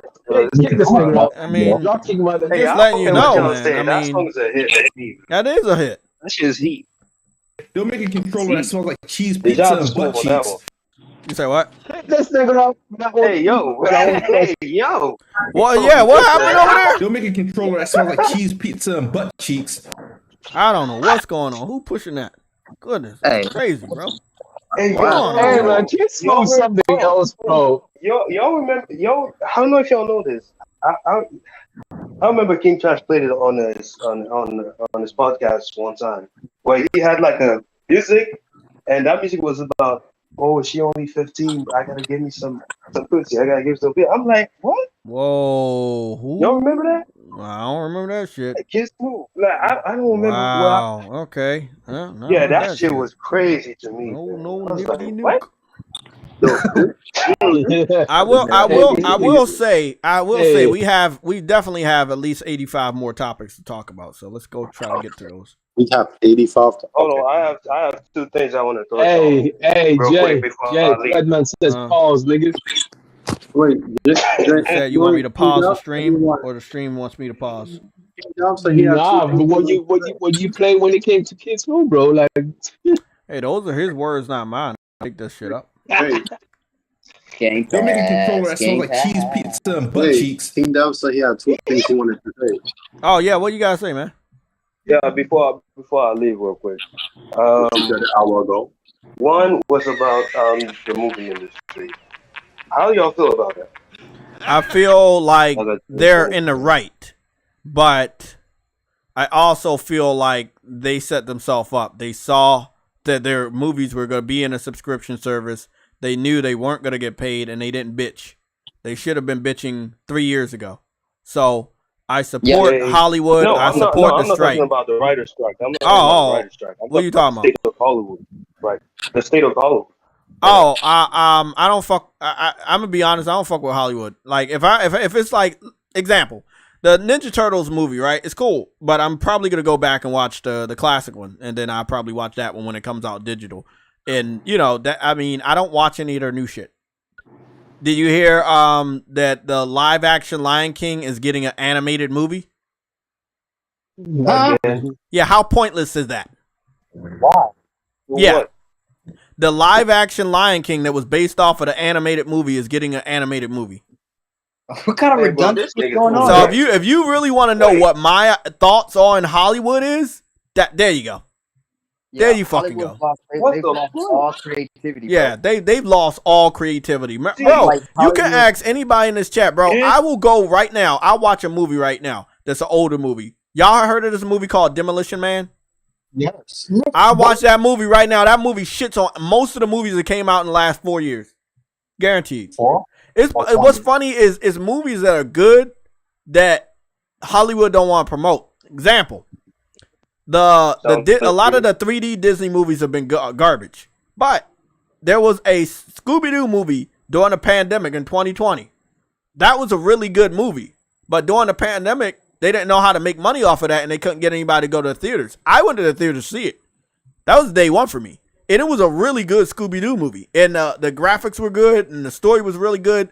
they had a lot of Easter eggs and old villains and shit, and it flopped. And they were gonna make like a spinoff of the younger, Scooby-Doo gang. You remember that, the pup named Scooby-Doo? And obviously I was excited because I grew up watching a pup named Scooby-Doo. And they said, well, the first movie didn't do good, so they scrapped it. And I'm like, wait up.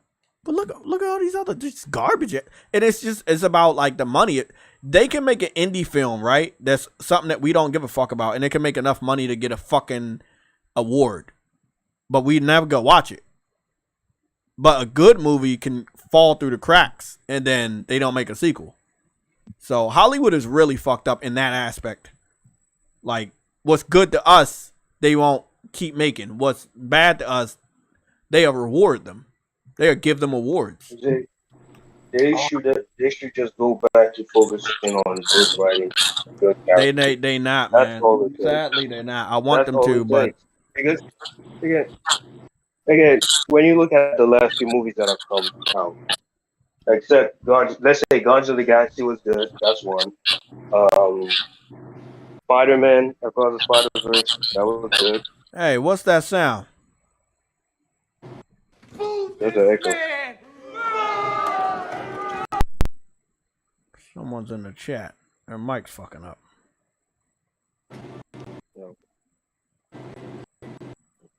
Apart from that, everything else has been like, I hear Oppenheimer is good. But Oh, I heard that's good. I know that But the Barbie's Barbie making stuff- a lot of money, but I haven't heard anybody say it was good. That's what I'm. Hopefully I can get away. Are you going to see it? I thought you said No, your girl was going I'm to drag you to supposed see to it. be going to see it, but I hope I can get away with not seeing it. When And is just when watch is she on- supposed watch to? it on like streaming service or some shit? Who Because was that? Was that the cat lover? she was talking about she want to go see it this week coming up, like this week. So if it's Tuesday, I'm gonna say we got to pick another day. Yeah, just say you got a red alert to attend to. Shit, what's the red alert? Hey, bro, you can't let your girl watch you play that game, right? She won't mind. She won't mind. You got a lot of titty physics. That's all I'm saying. Trust me. My girl ain't like most. She don't mind. Trust. Okay. Got a lot of titty physics over there. Hey, I wanted to ask a question. What's up? Do y'all think Warner Brothers, the entire company, is still going to sell? Because there are rumors going around that they may still end up selling the company. I mean, it all depends if they can bounce back from their financial woes this year. If they can make enough money to feel confident again, then yeah. But Barbie is a WB movie, right? And it's doing good, but it can't solve all their problems. No, it's not solve all their problems. But what do you say? They just need the DCU to just become That's not happening. They got the Blue Beetle coming out this month, and most people don't even know. It's coming out this month, and most people don't even know. It's going to theaters this month. Huh? I'm talking about the reboot. When they reboot the DCU. Bro, you know how long that's gonna take? That ain't shit. Man, that's nothing. Bro, they need to make money now, bro. Like, they should not wait on the reboot. They need to make money now in the next 3 years before the reboot is ready. Yeah, but whatever is going to release within the next 18 months is still going to release. I'm just saying, they still need the DCU to get back to it. They'll make a controller that smells like cheese pizza and butt cheeks. Yeah, listen to that guy.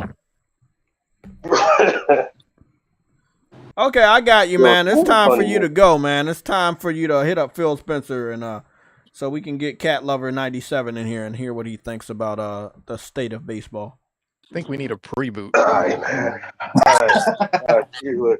Okay, man. I really just said I can spin on 2 more Barbie movies. Don't worry, man. I'm gonna play True Woody's theme song. Game Pass.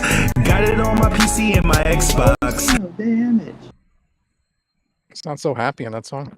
Yeah, he does. He does sound happy, doesn't he? It's more. He sounds more happy than this one. They'll make a controller that smells like cheese pizza and butt cheeks. Yeah, he sounds mad. Yeah, he sounds very fucking mad about the Ninja Turtles controller. I mean, why was he mad about that controller when they gave him the Starfield controller like 2 months ago? Like he was talking something about marketing, like they weren't doing good on marketing.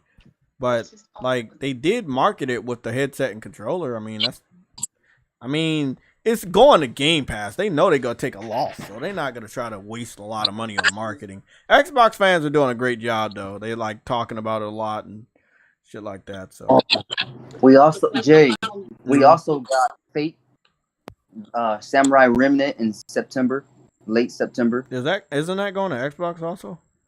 Oh, I don't know. It might be.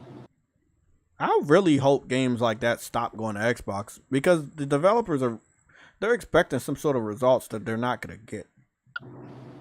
I don't know if this one's going to Xbox. I'll have to check. Let me see. I'm going to go check. I think it's going to Switch though. You said Fate? Yeah, Fate Samurai Remnant. Fate Cat Remnant. Cool. Those games always skip Xbox? Yeah, skipping Xbox, yeah. Like just by default, I notice. Well, it's Koei Tecmo. Sometimes they do skip Xbox, sometimes they tried with what was that samurai game that was kind of like Neo? They put over there. Oh Wulong. yeah, the Wukong. Yeah, they put that over there, but it obviously didn't do good. Yeah, because they got paid. Yeah. So the Fate game is going to Switch, PlayStation 4, 5, and PC. Yeah, it's going to every platform except for Xbox. I feel like Sony put you in charge of the Helldivers marketing, Jay. Am I wrong? Kick him out. You gonna play this video until release day? We're in the Twilight Zone. You said what? play whose video? What are you talking about? Air support is en route. Helldivers footage nonstop until release day. Oh.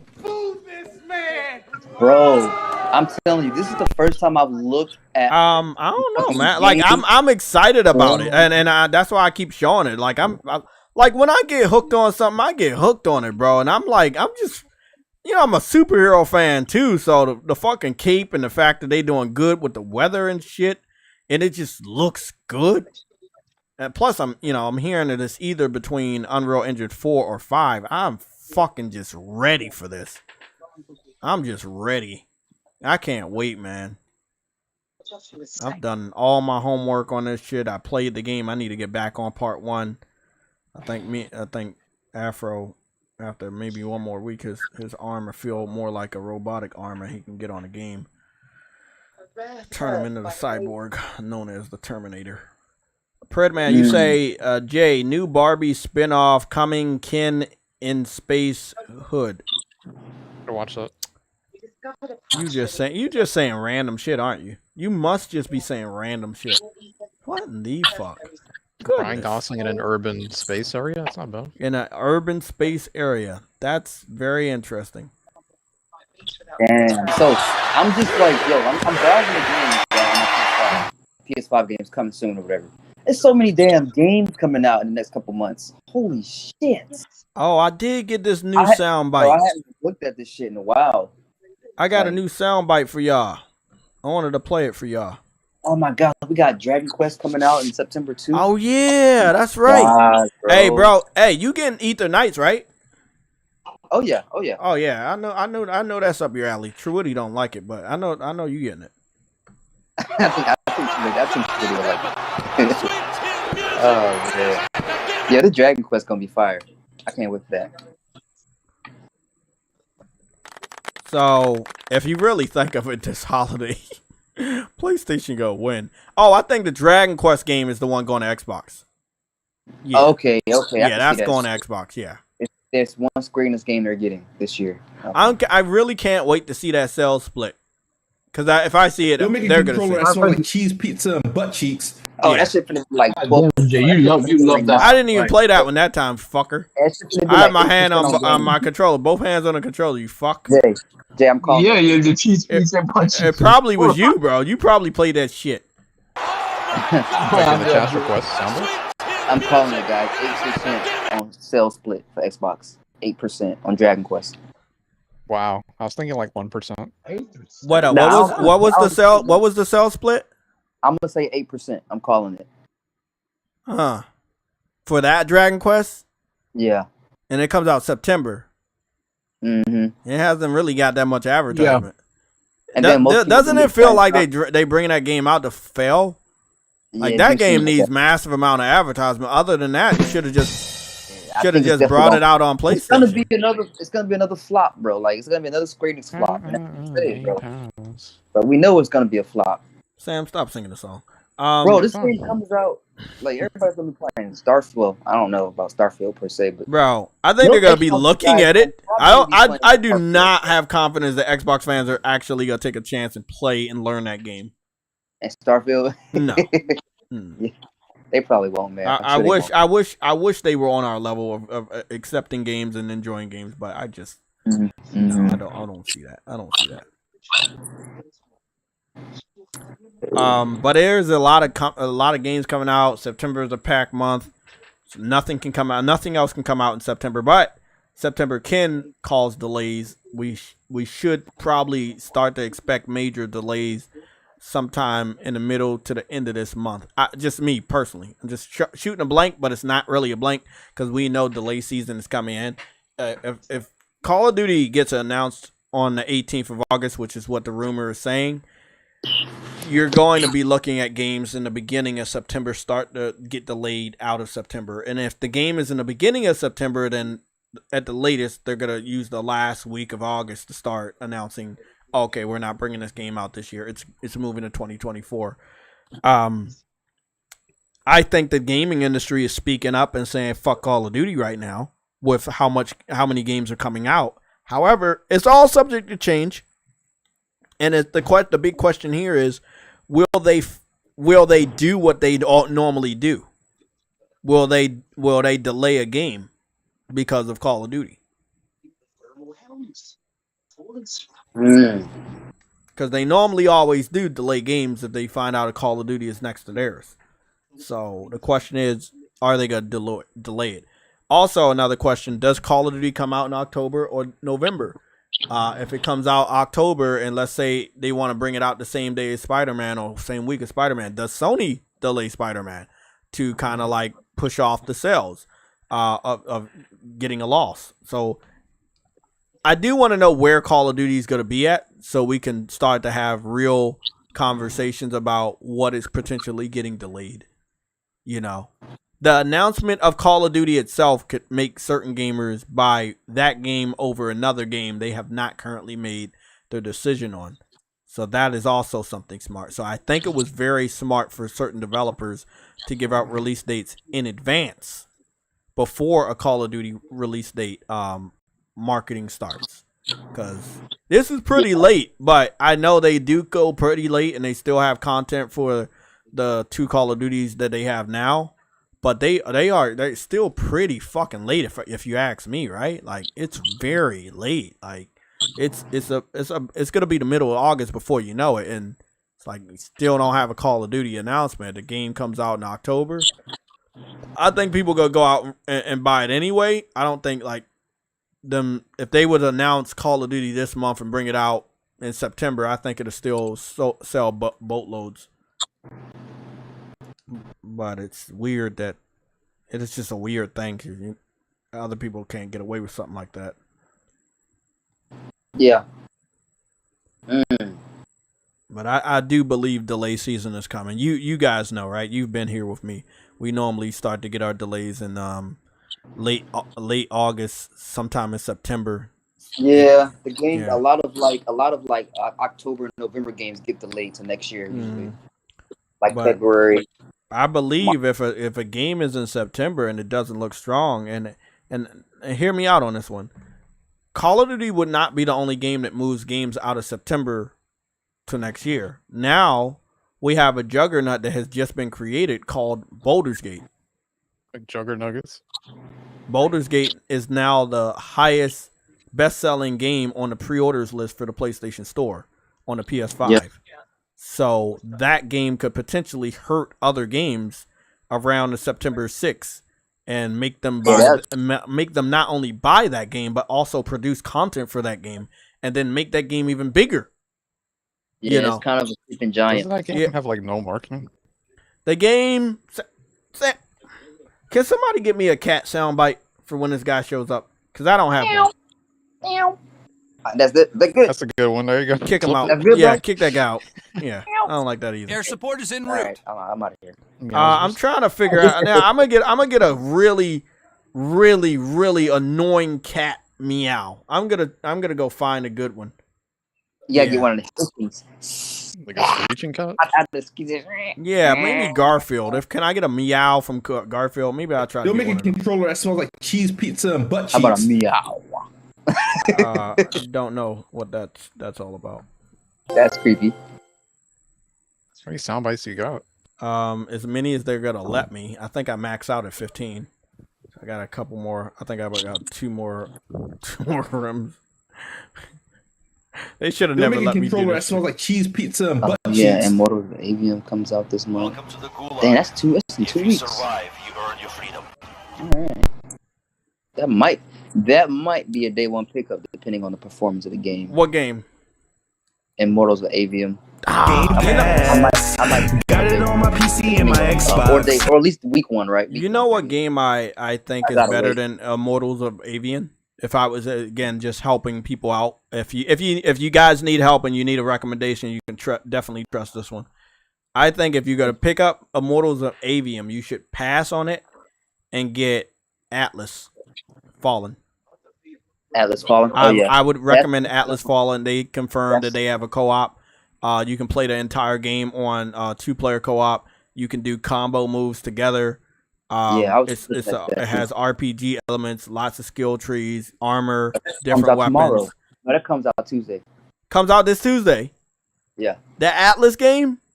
Atlas Fallen comes out Tuesday. Fuck out of here. You gotta be joking with me. I'm not. Bro, Tuesday. if this game comes out this Tuesday, Sam will buy me a king size pizza, bro. I'm telling you, man. Hold on, let me go check this out, man. I just hope the game's optimized. I hope it comes out so he can give me that king size pizza. Brother. What are you talking about? At this point, man, I'm just. What are you talking about? Atlas Fallen comes out the 10th. It says the 9th on mine. It says 8/10/2023. That's strange. Mine says 8/9/2023. Where do you live? Mississippi. Oh. Oh, okay. Cause I'm an hour behind. Yeah, you're an hour behind. Oh, okay. Now I understand. Okay. What the fuck is that all about? That's illegal. That's not right. Oh, you know what game I still want to pick up on my list for RPGs? That Trinity Trigger game. Oh yeah. Yeah, if that shit ever goes on sale, let me know. I mean, I'm watching it closely, but if that shit goes on sale, I'll definitely want. That's a nice little guilty pleasure right there. Ah, well, remember that game Stray Blade was showed back in the day? That game, I've not seen one person play that game. Stray Blade. Yeah, we've like seen the cat game got a sequel. Stray Blade. Let me see what the fuck that is. Stray Blade. So the cat got a sword now.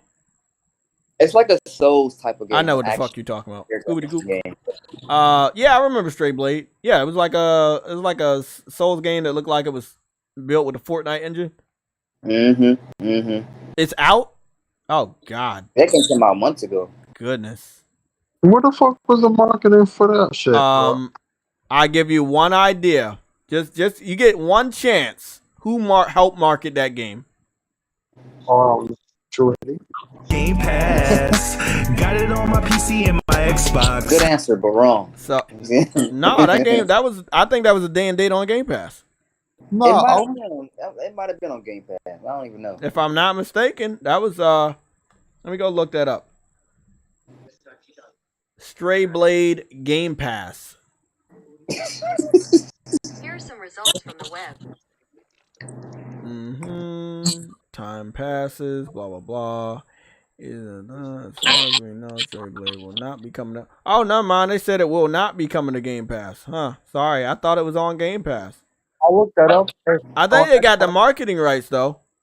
Yo, because it was shown off on their indie showcase. Bro, that literally looks like an Xbox game, bro. Literally. It does look like an Xbox game. You know, like, it literally looks like an Xbox Studio game. The website said buy Straight Blade. Literally, it said buy it. I thought it was. I don't know. I think it had some marketing because it was a part of one of their showcases. I think it was the indie showcase a few years ago, and I only assumed that since they got the marketing, it was going to Game Pass. But you see how your mind works with anything related to Xbox. It's like if they promote shit, you just know what that means. You know it's going to Game Pass. Sad, man, but that's just the world we're living in right now.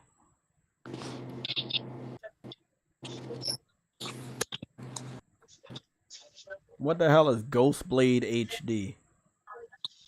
Oh, it's definitely not HD. What the fuck is... Bro, they be making the box art. This shit... that's what I hate about... Yeah, you know what this reminded me of? Yeah, Atari. When the box art looked good and the game looked like shit. That's what this shit is reminding me of, bro. Yeah, man. These indie devs, bro, they really like on that bait and switch shit. They be on that bullshit. Goodness, man. Super desperate, bro. I know. You know, one game I was playing, and then I stopped playing because Final Fantasy came out. Bloodstained Ritual of the Night. That was so good. I really liked that game. That was a really good game.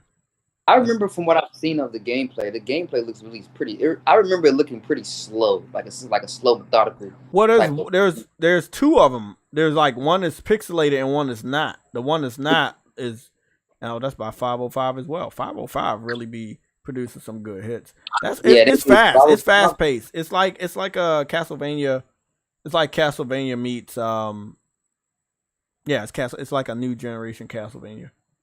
Yeah. Okay. Yeah. Yeah. 505. Yeah. Sonya Blade, rated R. What? There's a lot of fucking games coming out, man. Jeez. I know, man. You know one game that I didn't give two fucks about? That Naraka Blade Point. I put in like 20 minutes of that and I fucking spit it out like some fucking cabbage. I ain't even try to play that shit. I'm good. Hey, I got a question. Mm. If Microsoft gets Activision, right, and they own the rights to Sleeping Dogs, can't they bring that shit back too? They ain't gonna bring that. Why do people seem to have so much confidence in Microsoft bringing anything back? What have they brought back since they? I mean, possible. Yes, they because they own them, they can bring anything back. But I mean, but don't they already got that backwards compatibility though? Like we can't even play that shit no more. I hate that shit. I see so many people playing that on my timeline. I'm so fucking jealous that I didn't buy that shit. I have the disc. Because it gives me that Hong Kong thing in True Crime, like that. Yeah, Hong Kong Fooey. Yeah, I like that one. That was a good game, man. So I'm saying that itself, bringing that like remade and everything, or even a sequel. I actually believe they would do that because if they could go back to Tony Hawk, they could definitely go back to that. Activision has a lot of stuff they used to make. Yeah, Activision can, but that doesn't mean Microsoft will. That's what people need to understand. Okay, I'm gonna let y'all take it away. I gotta take a break, but I'm gonna be listening to y'all. But please manage this. I know you like your power, so enjoy all your power, Spartan. I'll be right back. Y'all keep it up. He said you like your power. Personally, when it comes to Microsoft, when it comes to certain games, yeah, they could if they get the idea. But remember, they all about money. Sleeping Dogs didn't make as much, but if they're not going to bring back anything. Somebody bought that up. I think they would. Fully. Why? They haven't brought back things people are asking for. Because Activision didn't, but Microsoft would. I don't think Microsoft will though.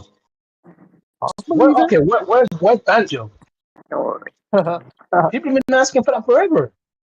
I've been asking for that forever. Conqueror, Banjo, fucking Jet Set Radio, all that. Well, they own these studios and these IPs. Why are they bringing them back?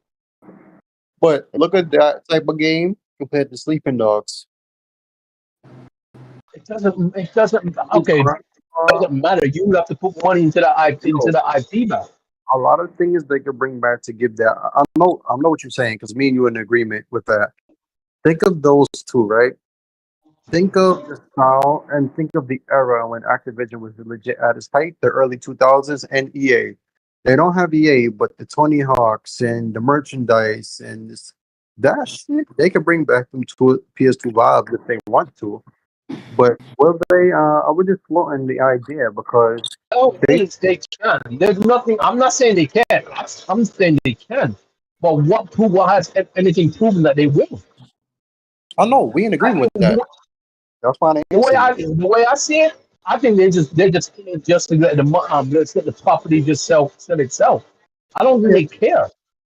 So if you bring back Sleeping Dogs, so like, cause I think Sleeping Dogs would be a great IP to bring back. Well, guess what? It takes money, and if it takes money and it also takes time. You gotta invest into the IP. That's not an IP that you can just like, oh yeah, just bring it back and that's all good.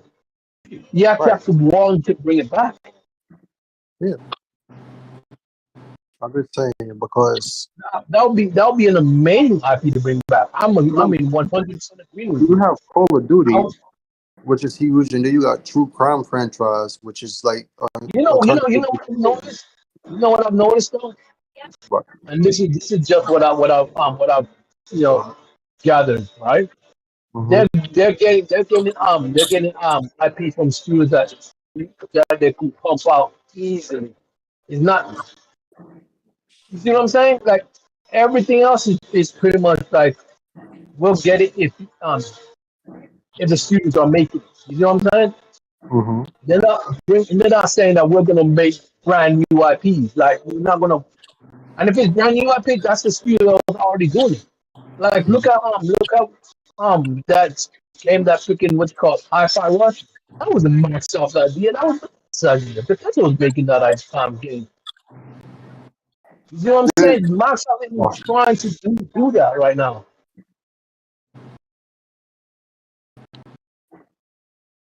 At least that's the way I look at it. You can look at it in a different light if you want to. no, we in complete agreement about that.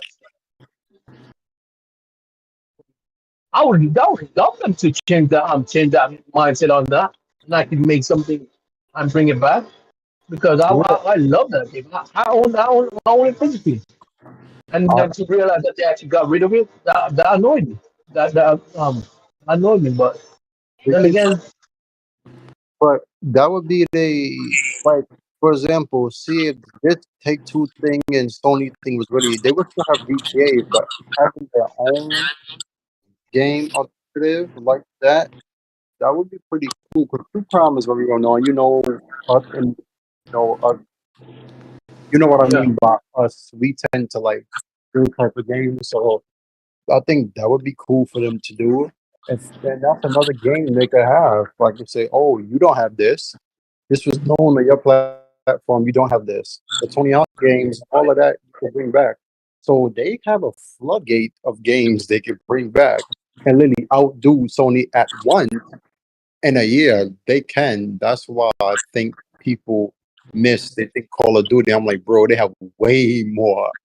Yeah. Activision is owns True Crime, so that game, that franchise is really good, and I would love for it to come back. If anything, a more a low key game. Like if you're gonna put True Crime on Game Pass, niggas would buy that. People will buy that. if they put it on game, here's the thing, right? They got rid of their back system, but then then again, True Crime is technically on a PS4 game as well. Last gen game as well, so they could That's put it back. another thing. They could just market that and be like, "Oh, we're launching True Crime on there, which is something you enjoyed during the era of the PS2. That's lit."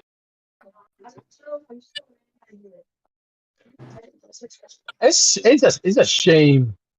I think it's Square Enix, right? It's a shame that they sold off the True Crime series. No, was it Square Enix or was it someone else that owned it? You think Square what? Who sold off the True Crime series? Was it Square? No, actually, they published it. They own that. No, they didn't know. They didn't always own it, did they? I mean, other than that, I think Square used to. I think Activision owned it. Yeah, they did, and what what it is now is just, what's the other game that China game? Chinese one? The name changed. It's no longer True Crime.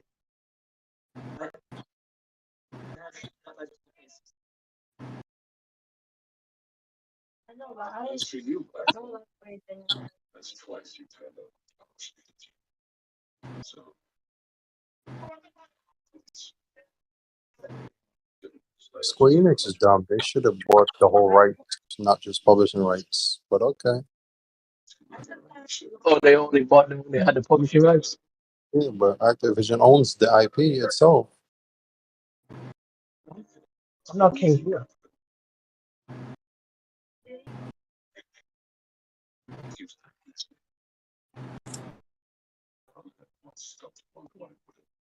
It is what it is, though. I hope they do eventually decide to bring back some IPs, but I doubt it. But the trademark is technically abandoned, so that IP is gonna win. So 20 cents for What IP name is abandoned? True Crime. No, doesn't Activision own it? Yeah, the trademark is abandoned since 2014, bro. So no one owns the IP. Well, technically, no. Activision can refile for it, but yeah, it's abandoned. Yeah. Silly. Why would they not renew the license? Anybody can just pick up the IP and go with it. That's what I'm trying to say. That's what I'm trying to say, bro. The IPs. How many times? What? Why the hell doesn't Sony just do that? Or anybody, to be honest.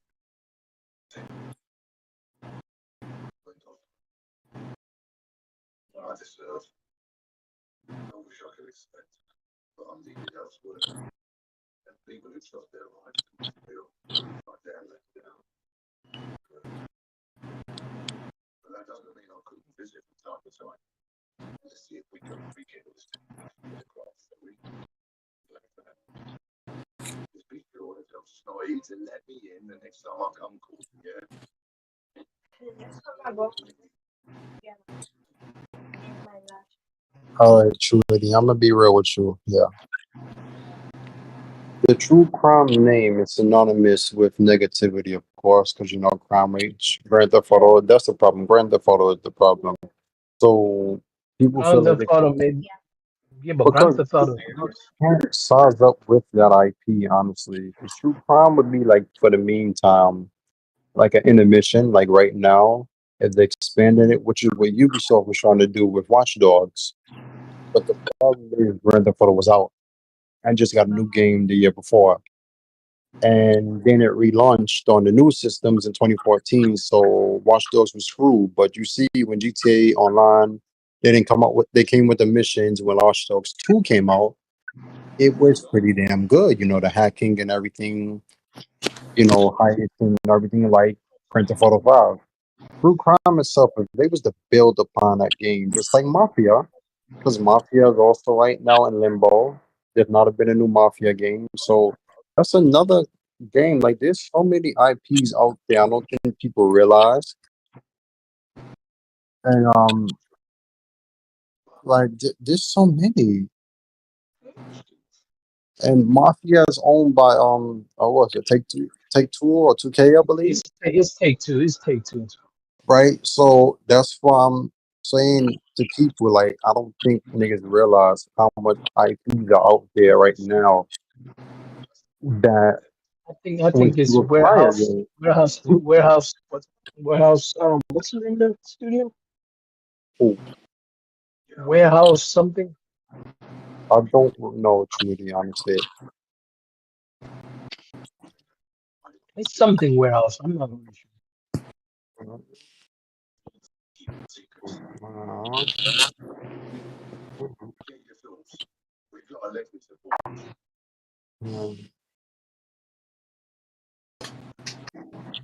I'm gonna tell you something. The fact that 2K owns GTA and Mafia is pretty damn good. The thing with EA owning with Activision owning Sleeping Dogs, that you have alternatives. You have that. You will have Call of Duty and a GTA alternative, even though it will never be that big.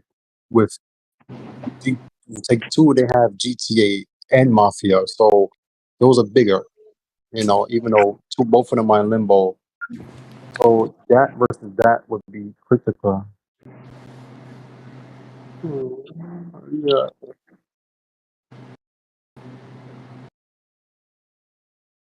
So to me, I just think there's a lot of these games when companies trying to go for the big games, they have more employees. Like the problem with Activision, most of these studios are working on Call of Duty.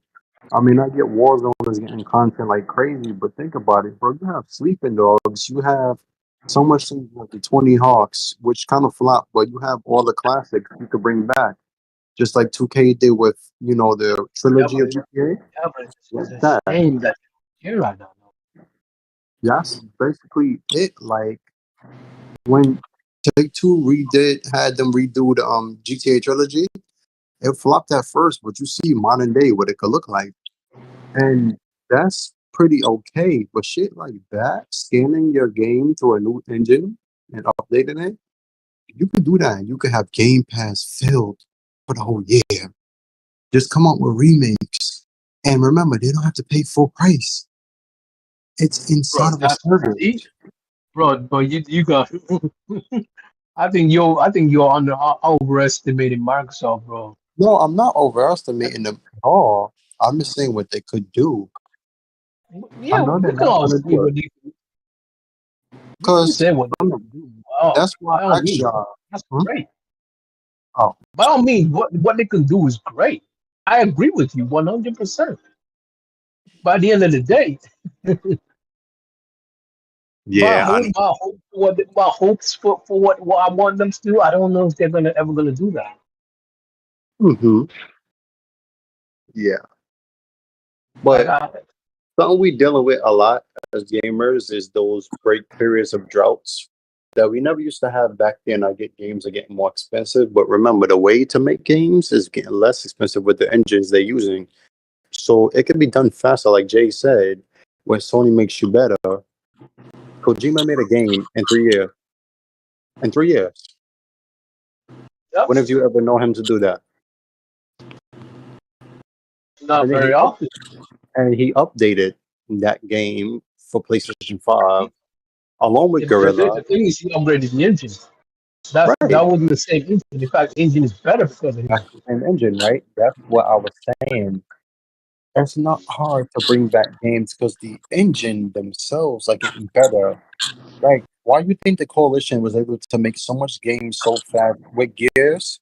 Because they mastered the Unreal Engine. That's what I'm saying. Yeah, Activision but you new got engine for Call of Duty is as fantastic. What you saying, Tweety? I would love all of that. What you're saying right now. Me too. What you're saying right now. I would love that. Me I would too. love I that. would trust it because think about it. They would have more games than PlayStation per year. Then it's like, okay, how can you say we don't got games? We have more than PlayStation. So it's like, and right now, if a toy company, if a company is saying, oh, bring this back, we can do merchandising, it's already being discussed. You bring back this, you make money off it in various ways. That's why Halo 5 made $400 million in 3 days. Merchandise. The game itself didn't sell. It did over time. But yeah, that's what I'm saying. If they bring a lot of this shit back, bro, they would boost the console itself. Why you fuck the console? Just boost the service. That's all you gotta do. Simple. Well, Simple in logic, simple in logic, and in fact, it's even simpler because it's you know what it would take for them to make money.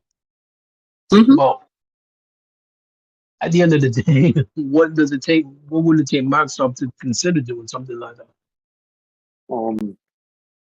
Because you got to think of it like this though. It's not that they can't do it. It's that they don't trust. I don't think they trust themselves to make a game that I would actually sell. Because I don't think they even want to sell. Well, the gamers. Oh no, they want the gamers to sell it. Yeah. No, they're not thinking of a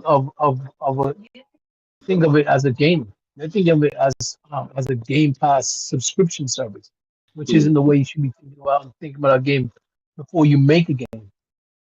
You're thinking about that's not how you should be thinking about the game though. Before you So you're just make thinking about like your service and just this is the product. Yeah. Like You're thinking about the service thing, before they think about the game. Okay. So now I see what you're saying. They're thinking of it not like a game to sell, like, oh yeah, we gotta sell this game, but just like me too, man. Yeah, it's just like a feature of the service. Yeah, me too. For hardware. Yes. Okay, I got you. I like that too. JayTechTV. Game Pass. Got it on my PC and my Xbox. I'm back. That's my theme song now. That's my theme song. I'm stealing it from True Woody. JayTech, stop playing that, bro. Hey, I do have it on my PC. But I know it's your channel and everything. Come on, as bro. as well as my Xbox. I told you, man. I love Game Pass. So We all much, love bro. Game Like, Pass, and we love Game Pass accessories. for the fact that he's against Xbox. I So got that much, to piss like, him off, and every time True Woody leaves Yo, this bro, chat, we're not against Xbox. That's the crazy thing. That's the funny thing. I give no fucks about if Xbox lives or dies. I'm just being honest. It's just like it's still funny. It's like Payback. Like, bro.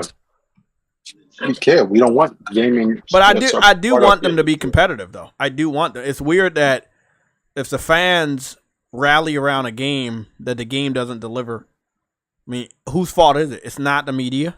It's not PlayStation fans. It's not Sony. It's not PlayStation. It's not Jim. It's not Herman. Yeah. It's you overhype anything. It's not gonna exceed those expectations. Let's be real. Let's be real. You know, let's be real, bro. Let's just be honest. Let's just be real.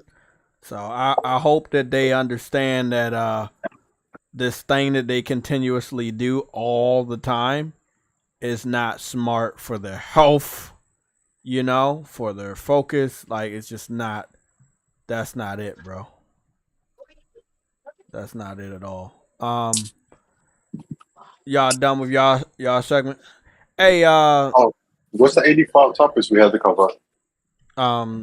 Game Pass. Hold on, let me check the other one. Game Pass. I don't know if you seen your Xbox. PC and Xbox, then Game Pass again.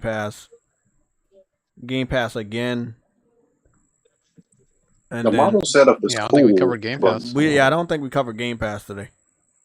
So we got this back to school topic out the way. We talked about the chair.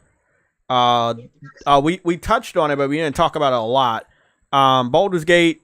Last time when I took the screenshot, it was at 652,000. I heard yesterday it went as high as 700,000 concurrent players. Again, that's the PC type of game. That's their type of game, right? Dungeons and Dragons, that's legendary, right? I expected them to show out, but I didn't expect them to show out like that. That's crazy. I talked to True Woody about a theory, right? The theory is that Starfield will flop financially on Xbox. However, it could be adopted just like this game on PC. Of course, just like Sea of Thieves. Exactly. Like, well, after a while, we'll see a Thieves. I already said this is going to be a PC game. Yeah, but do you think that it can get Baldur's Gate's numbers? No. Why not? As a new IP, might not get that do high. You think? But I know that. Hold on. I'm gonna go check it out. I want to go check something out, right? And that will be Star Citizen, right? Okay. So this is what I'm gonna do. We're gonna look at Star Citizen, and if the Star Citizen numbers were really, really high at one point, then maybe they can capitalize. Because this game is like Star Citizen meets No Man's Sky. And if you add their highest point together, Starfield should get their highest point. But if their highest point is low, then I wouldn't expect them to get that highest point. You know? Star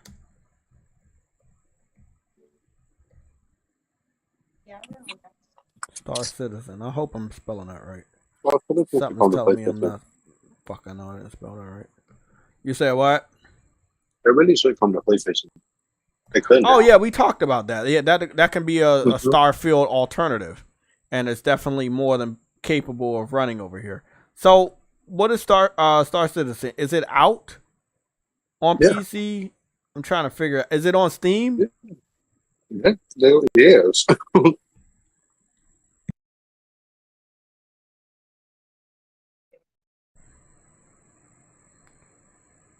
Okay, let me go type that in right. I knew I was misspelling one. I'm getting signed up for drivers.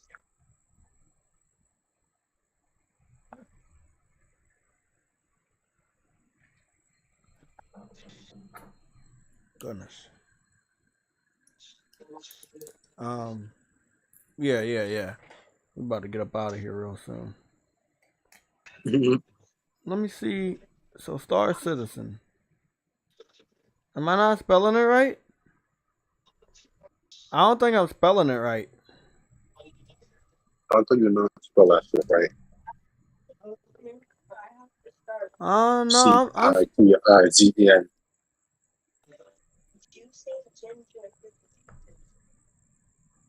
Yeah, I think I'm spelling it right. I just don't think that they're, like I'm spelling it right. It's not out yet. It's not out yet. No Man's Sky.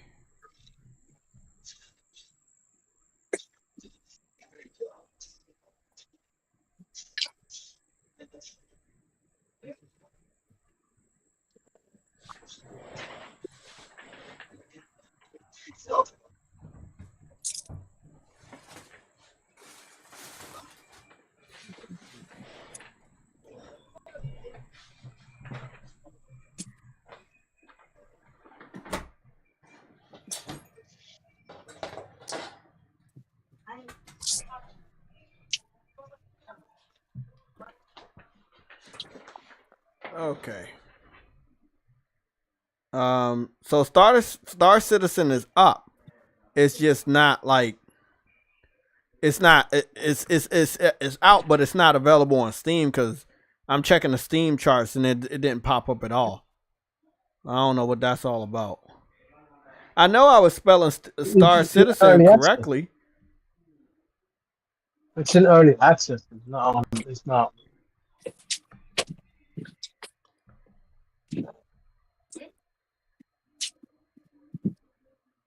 It's still in early access, James. Okay. Oh shit. Excuse you. You're excused. You got to eat dinner. So I guess we're only gonna be looking at No Man's Sky, which their peak was 212. Let me call this damn girl. So maybe we'd get what was Skyrim? Skyrim. Maybe we should search Skyrim and see what Skyrim did on PC. So No Man's Sky plus Skyrim would equal Starfield. I'll be back today. Okay, man. Take your time. We may be gone in a little bit. Like, I'm dead serious. Because I got my food and shit. So... I may actually need to eat something. So, True Woody, Skyrim's peak was 90,000. That was their peak. And No Man's Sky, their peak was 200. Skyrim's peak is 90,000? Yeah. Skyrim's original Skyrim peak on PC was 90,000. No Man's Sky was 212,000. Now, I will... Oh, never mind. I think it's only because No Man's Sky is online. So, currently online, there's 6,000 people playing No Man's Sky. And currently online, there's 3,000 people playing Skyrim. So I think it's the online component. No Man's Sky really did some great things, but like the Starfield is doing, but it's online. You see what I'm saying? Like you can build a city on one planet together. Everybody go to that planet. Like you know, for that city. So it's those type of elements, but it's the online element right here that's really driving it. Again, let me get on camera because I know I'm not on camera. Call me cameraman. No, you can't be the cameraman. If you're the cameraman, who's actually doing the video? Ah, see. Starts with a G and ends But with a you P. gotta be the video man. You can't be the cameraman. It is what it is, man.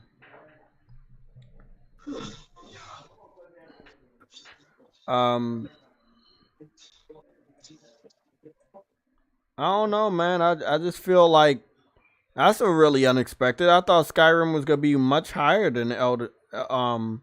Maybe I should check one of the newer ones because they did a lot of Skyrims. Yep, you should, Billy Bob. They got the VR one on PC as well. Don't forget the PSLOG version. This guy calls it PSLOG. I don't like that.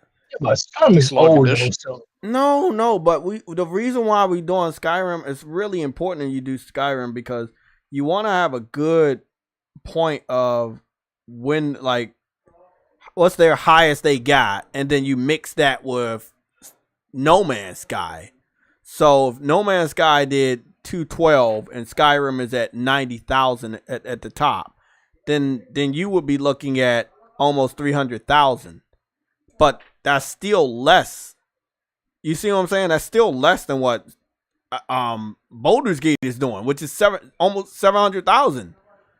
So like, if you mix Skyrim, Baldur's Gate seems to be like a different beast at the moment. Yeah, that's what I'm saying, and I think the Six Humor's video was correct. Like, it is draining out all the energy, and for PC people, the people you desperately need to support, sadly, more than one game this year. Whatever you may need, and you know you're not PC fans are not those type of people that play more than one games. Like, if they get their forever game, you know. And sadly, Starfield is single player at launch until PC fans mod it in. Baldur's Gate is up to 4-player co-op. So, you see what I'm saying? I'm gonna just try to be as generous as possible. So so it'll be like Sam said. No, it's not.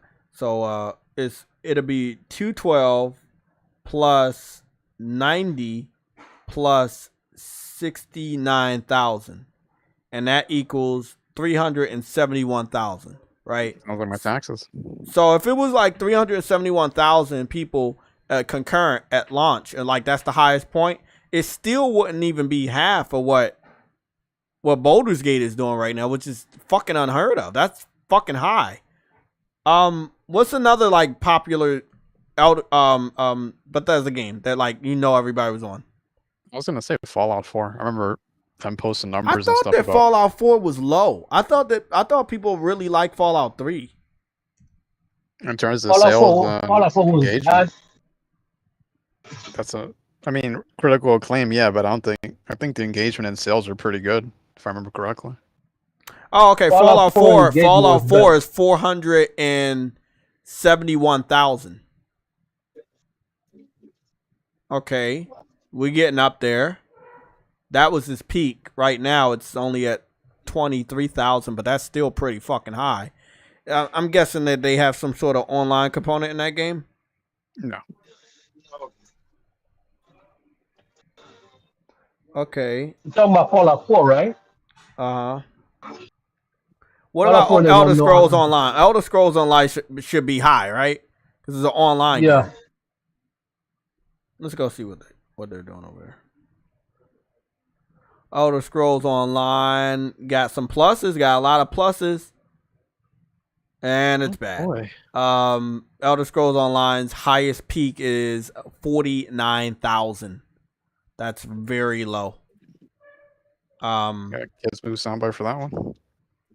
Yeah, we're gonna have to get a Kid Smooth soundbite for that one. If you want to, we can add that to what they currently have, which is the 371, and that's based off of 3 games. So let's just add the plus 49, and you got 420,000. So nice, 420. Yeah, you would. I guess Starfield would have to need some sort of online component, you know, for it to like even get to the like, let's say 400,000 concurrent numbers at launch. Yeah. And they probably won't have that at launch, so they're gonna have to wait until they mod it. I think that Kids Move is right. Like, it's no way that's gonna catch Baldur's Gate right now. And then with the PlayStation version coming out, it's just gonna hype it up to a whole new level. Why is this game doing so well, Jay? You really want me to tell you? I mean, so I know it's a classic RPG from the legendary PC gamers of old, right? The ones that were nerds.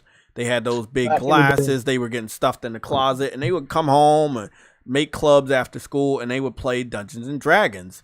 And like, there are a lot of elite level PC fans out there. They really are. And this is their game. This is the game that made PC fans who they are today. Like, those nerdy outcast people.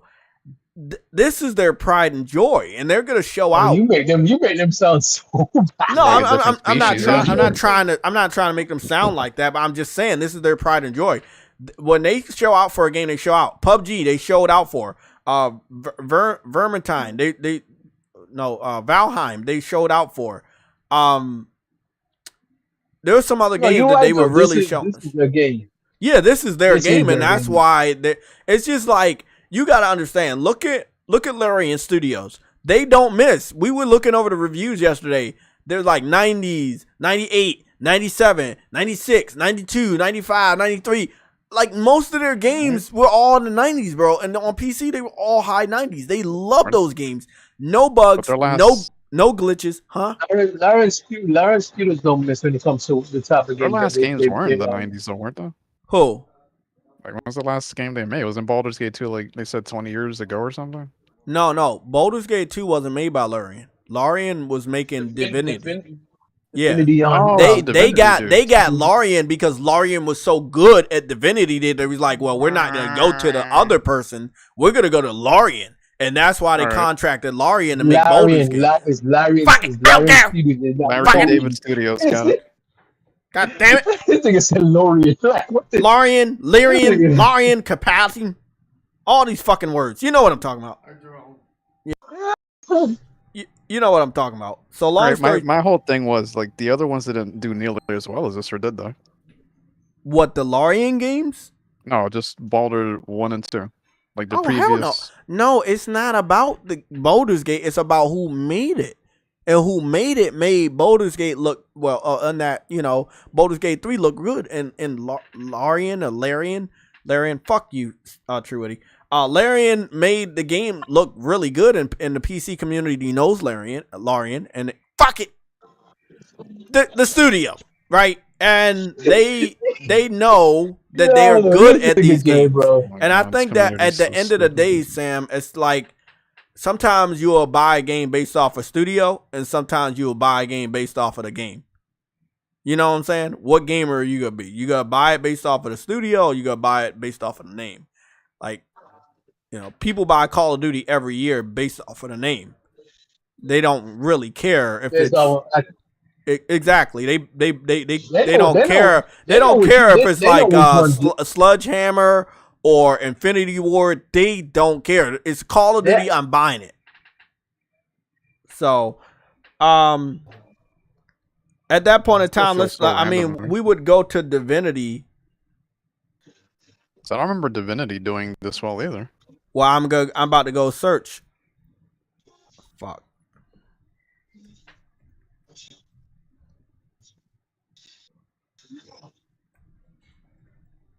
I'm hoping I'm spelling this right. Why am I think I'm spelling this shit wrong?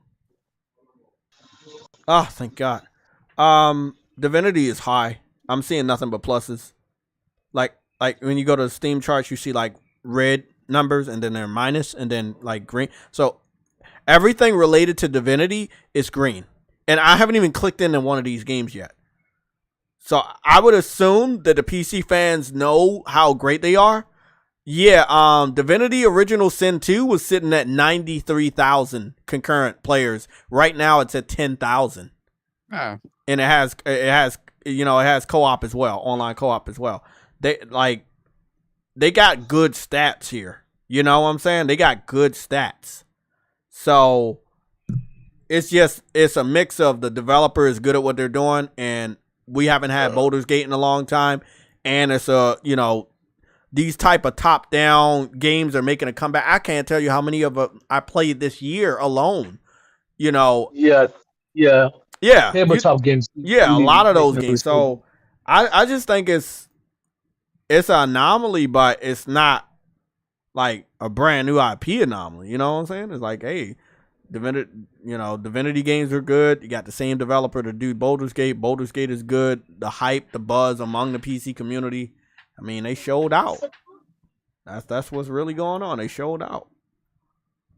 Really impressive. Support. Really impressive. All right, man. This community is just baffling sometimes. It is baffling because, again, back to chopping off your hairline.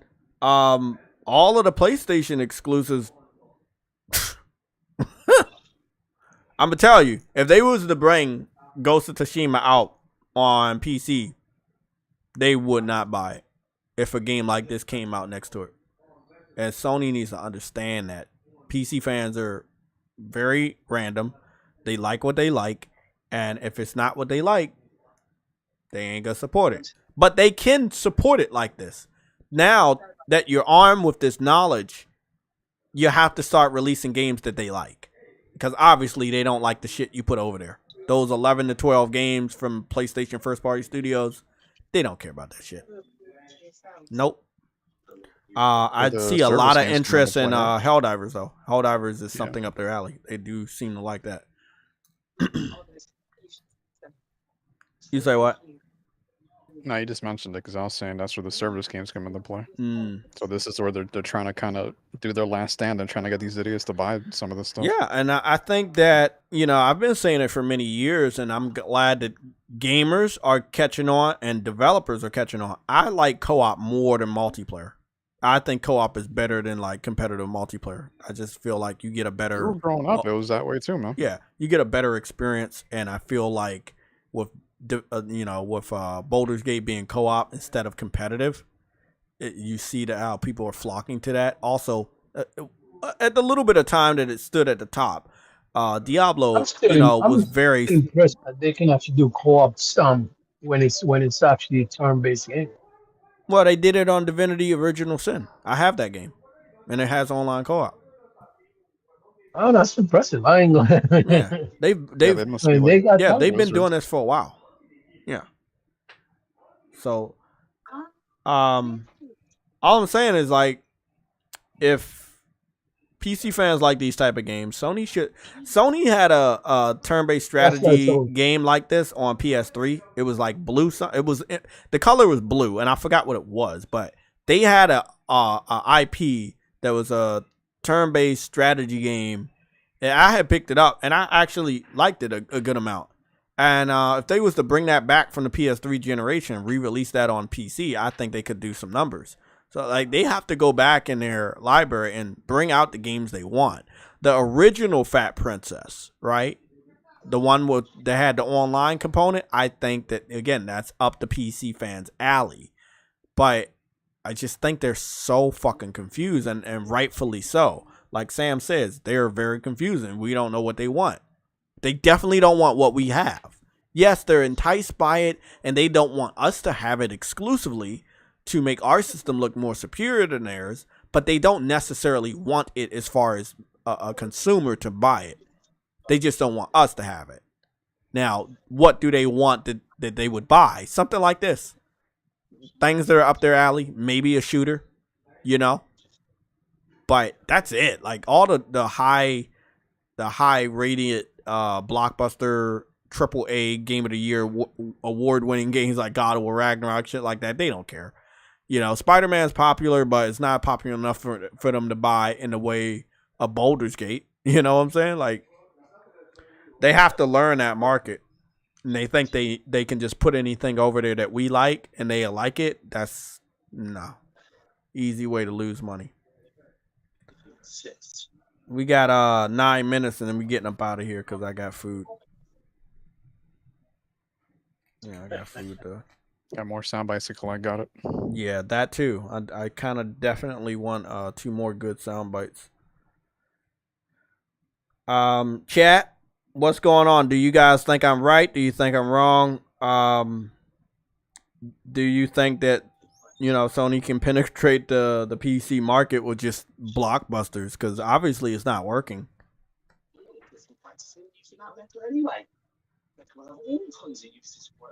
Cal, CAL says Fallout 4 has great mod support. Yeah, that's definitely true. Henry Hackey said, yo, what's son good? Jay, what's up? Chat. Oh, I think you meant to say what's up. Oh, what's going on, Henry? I hope the PlayStation can get this good, you know, understand what's going on. They got a nice golden egg, though, Sam, with Baldur's Gate being somewhat of a timed exclusive until the developer can figure out what to do with Xbox. But that's just comedy genius, right? I honestly do not expect the developer to make some fucking weird miracle and get this game running on that weak-ass piece of shit. It's just not going to happen. But it's like a sitcom, dude. Like, they accidentally get an exclusive and it happens to be the most biggest sleeper hit of the year, basically. Like, yeah, I know, right? And this is why I kept telling True Witty, right? He wasn't doing it, but I kept saying, these Xbox fans, they really do jinx themselves sometimes. When you overhype something, you might expect it to fail. How many boxing matches, how many UFC matches where people overhype that one person and then that person ends up failing and get knocked out? You know, like, it's fucking comedy genius, man. You know, just, if you really want something to happen, maybe stick away from it. As far as Helldivers, I'm not going to say it's going to be a mega hit. I'm not going out there and saying that. I just know it's something special about it. And I'm always going to be like, hey, there's something special here. I don't think it's going to be the biggest game of the year. We got to wait and see what the true support of this looks like. We know there's a lot of interest. There's a lot of eyes on this. But I think that if they can get one more good video and out, or obviously confirm a demo or beta, and then that word of mouth starts to spread, I think it's going to be like that. Remember, Baldur's Gate had a beta on PC as well as PlayStation. So there were people that were able to test that game out, and they started to spread a word of mouth that may be on a different level. And then just the overall grassrooted hype that started spreading over here.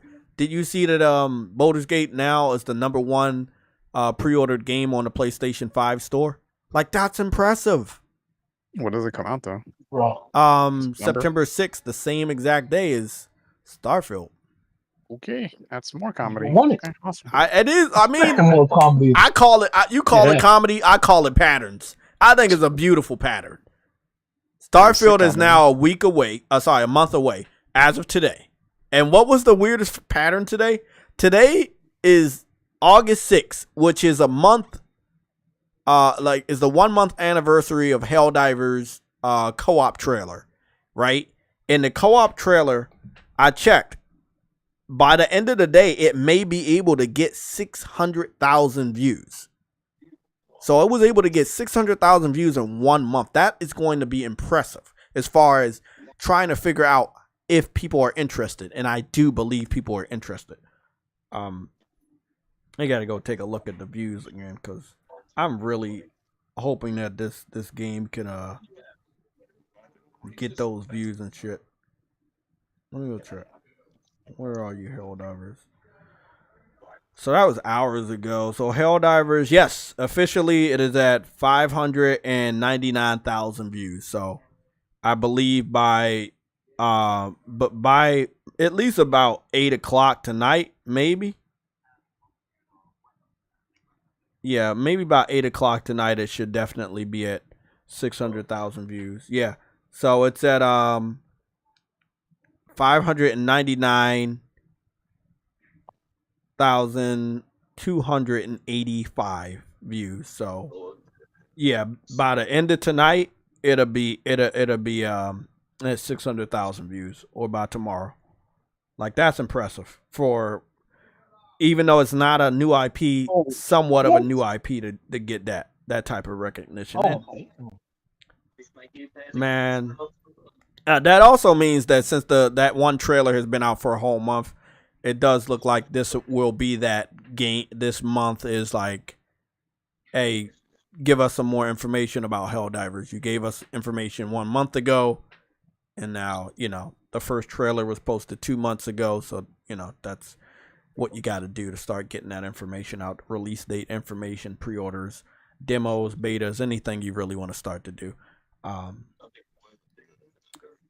mean, I think PlayStation, like you said, it's a weird golden egg that was laid upon their lap with the Baldur's Gate thing. It's just so interesting. That's just like good karma shit, I feel like. Yeah, it is good karma. I mean, with all of the bad karma that went their way with the Activision acquisition of Microsoft, I feel like there's some good stuff gonna happen. And well, technically, it's all Mark Cerny and engineering the system, but you know what I mean. It's just like you do the things the right way, it's just gonna fall your way. 12 teraflops, like he said, and remember that one he did that 51-minute showcase thing, and we were all like excited because we thought we were gonna see stuff, but he was just talking, and then we continuously go back to that video and we learned that what he was saying was true.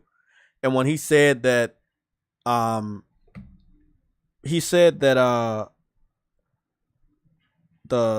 teraflops wasn't a good indication. Man, hold on, man. Digital Foundry teraflops. I don't know if I'm gonna find this video. I'm gonna try to see if I can find this video. Cause there's a audio. Here it is. Yeah, the whole teraflop thing. It's kind of, I don't know what you make about this one, John, but it's kind of all blown up in the face of Xbox Series X versus PlayStation 5, really, hasn't it? I mean, I think it just doesn't really make sense anymore. We've come to the realization where it's not really that useful of a statistic at this point. So they've confirmed all of these analysis they've done. They finally confirmed, yeah, the teraflop shit doesn't matter. It never mattered.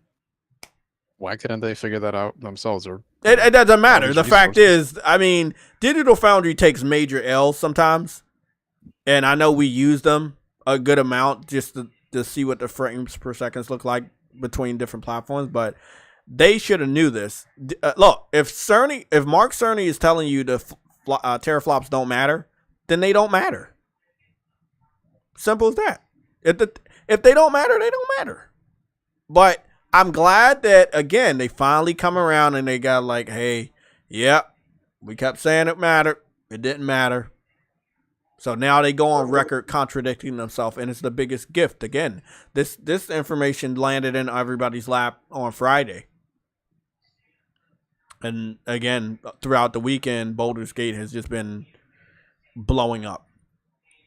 Just completely blowing up. Now, PlayStation fans are buying and pre-ordering the game, and it's going to blow up over here on September 6th. So, potentially, if I'm looking at this correctly, Starfield has to fight Baldur's Gate before the game comes out, and then they have to fight Baldur's Gate again when it comes out. Because, see, it's fighting Baldur's Gate hype right now, and it's on PC. And when Starfield does come out, Baldur's Gate comes out again on PlayStation 5. Like, I'm going to love it. Digital Foundry's going to have their hands full. I cannot wait to see their analysis. You know. Anything else you want to talk about, Sam? Did the cat come back? Please say the cat came back. Tim the Guy. The PC market is really into indie games. So the AAA studios, you have to have the appeal of an indie. Well, see, that's the thing. There are some studios PlayStation has that have the appeal of indies. And what's interesting about all of that is that, yeah, they have the appeal of indies, but PlayStation doesn't want to put those games over there because those are not the games you guys demanded. The games the PC community demanded was God of War, Horizon, Returnal, Ratchet and Clank, like all the big games. So if you guys wanted indies, you should have talked about Concrete Genie or Fat Princess or Knack or something like that, some smaller type of game. But you guys, okay, this is where I'm kind of getting, like, here's what I'm telling you, dude. Like, so Baldur's Gate is a AAA game, though. Studio even said it's a AAA game. Yeah. I mean, it is, but it's not like a God of War, but it is a AAA, but it's not like a blockbuster AAA, like, you know.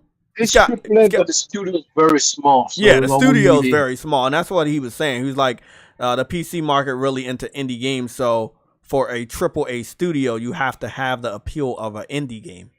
I could have just I saw the Larian developers say they had like 400 people working on it. You have to have the appeal of an indie. Bro, this is stupid as fuck. Like, hey, I told you years ago, I'm waiting for the I told you so moment. But I mean, we can get that out the way right now. But I told you I told you, bro, these dudes are crazy over there. I told you. I kept trying to tell y'all, bro. You and Wall Talker. And he's, to this day, he's still talking to that same wall. I might go back and get him, though. I don't know. Yeah, he's talking to the X-Wall on Twitter now. But I'm just saying, man, it is a confusing thing for a business to, like I said, you pretty much got trolled by the PC community and you didn't read what they were saying. And I'm not going to say they lost any money because I don't know if they lost any money. They didn't announce anything yet, but definitely it's like that's not what they got ordered. lucky. Those 3 titles probably covered their asses. That's essentially what happened. Spider-Man, Horizon. What, The Last of Us? No. Or God of War, one of them? Oh, yeah. Spider-Man, Horizon, and God of War, yeah. But, like, Sackboy, Returnal, they didn't do shit with that. I kind of feel sorry about the Ghost. They put Ghost over there. I think Ghost could do good. But then again, if like this guy's saying that they don't really like those types of games, they put Ghost over there, they could do maybe Days Gone numbers. And I thought they liked zombies in open world. That would have been a nice game for them to mod, but they just didn't seem to care. So, you can't make this shit up, man, even when you try to. Oh shit, it's dark as shit in my room. Fuck.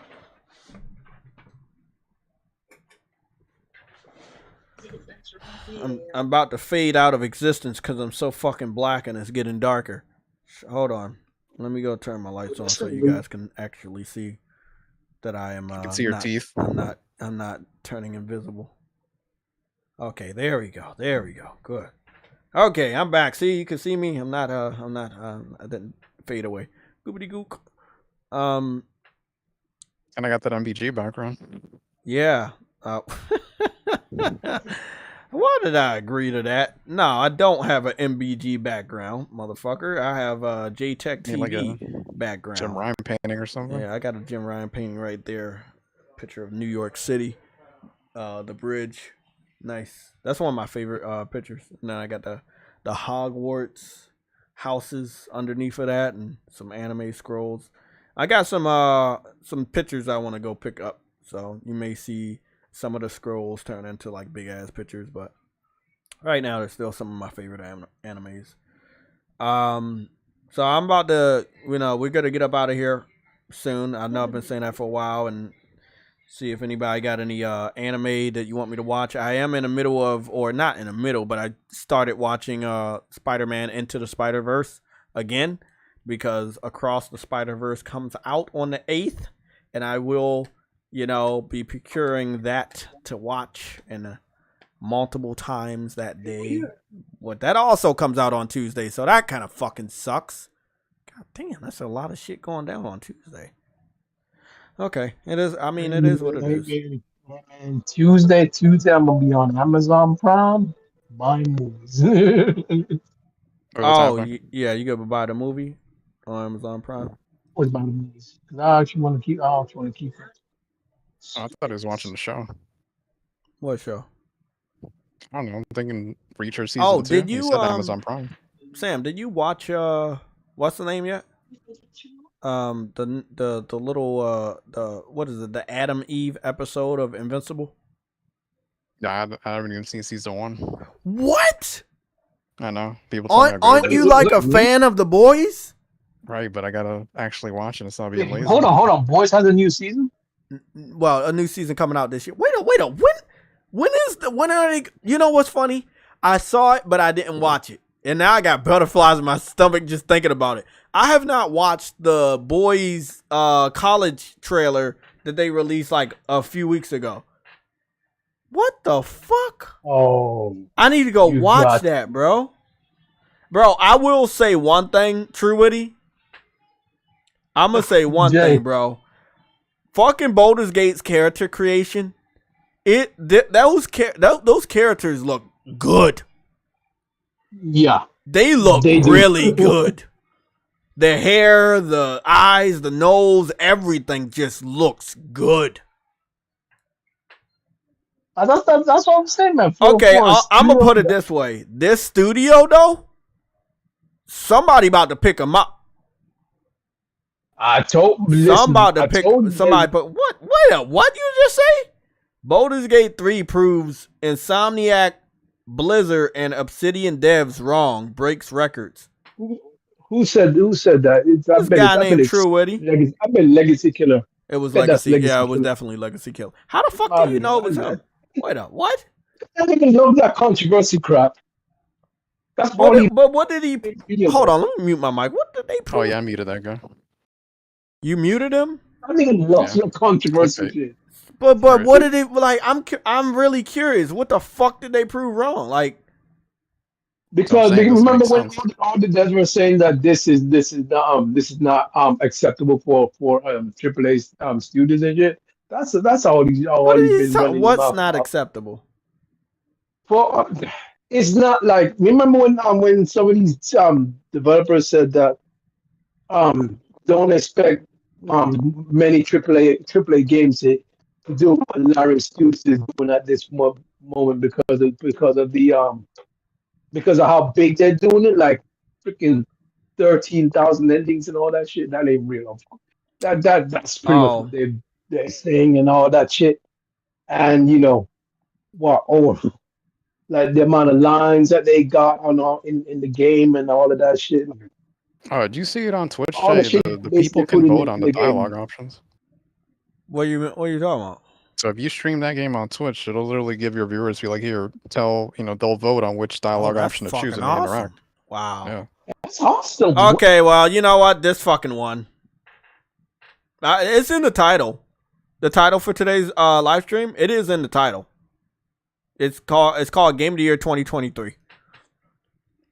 So I think PlayStation's good this year. They got this back to school price cut. PlayStation 5 Slim is coming out. It's just it's Larry games may actually kill what you call it. Yeah, I think we're almost ready to get up out of here. I think it's pretty much good. Like, so Baldur's Gate 3 potential game of the year above Starfield. I put Baldur's Gate 3 above. I'm putting Baldur's Gate 3 above Zelda because it's new and the story's better and there's nothing you can say bad about having more story options and more dialogue options. So why does Legacy Killer look exactly like fucking MBG? Why do they all look the same? I mean they do look the same. They got the little fucking hat. They're coming from a PC Xbox background, bro. Like, I'm talking about Legacy Killer. Oh, Legacy Killer. He looks just like MBG. He was a Bethesda guy. I don't know. I don't even care about that, but he just looks like he was a Bethesda guy. He was a Bethesda guy and an Xbox guy. That's why. You asking why they look the same? That's why. So everybody that's a Bethesda Xbox dude is just gonna look like some average Joe. Goodness. I don't want to believe that. I don't Anyways, I it don't could want be to the believe same that. person. It could be the same person. That's what I was thinking too. they don't sound nothing alike though, like voice wise. They probably do. Anyways, what you call it? This game it has over 130 hours of cutscene. That's insane. That's crazy. So, I mean, we can wrap up the stream. So the PlayStation 5 Slim is not needed. All they actually have to do is just announce a major price cut of $100 to the PS5, let it fly off the shelf. But they are doing that. So if they get these normal models off the shelf, it can make way for a Slim unit this holiday. Then they could dominate the holiday, and Baldur's Gate seems like it will help, because if Baldur's Gate gets Game of the Year, that's an indirect W for PlayStation. That's not that wasn't even paid for. That's just it's not even paid for. So, and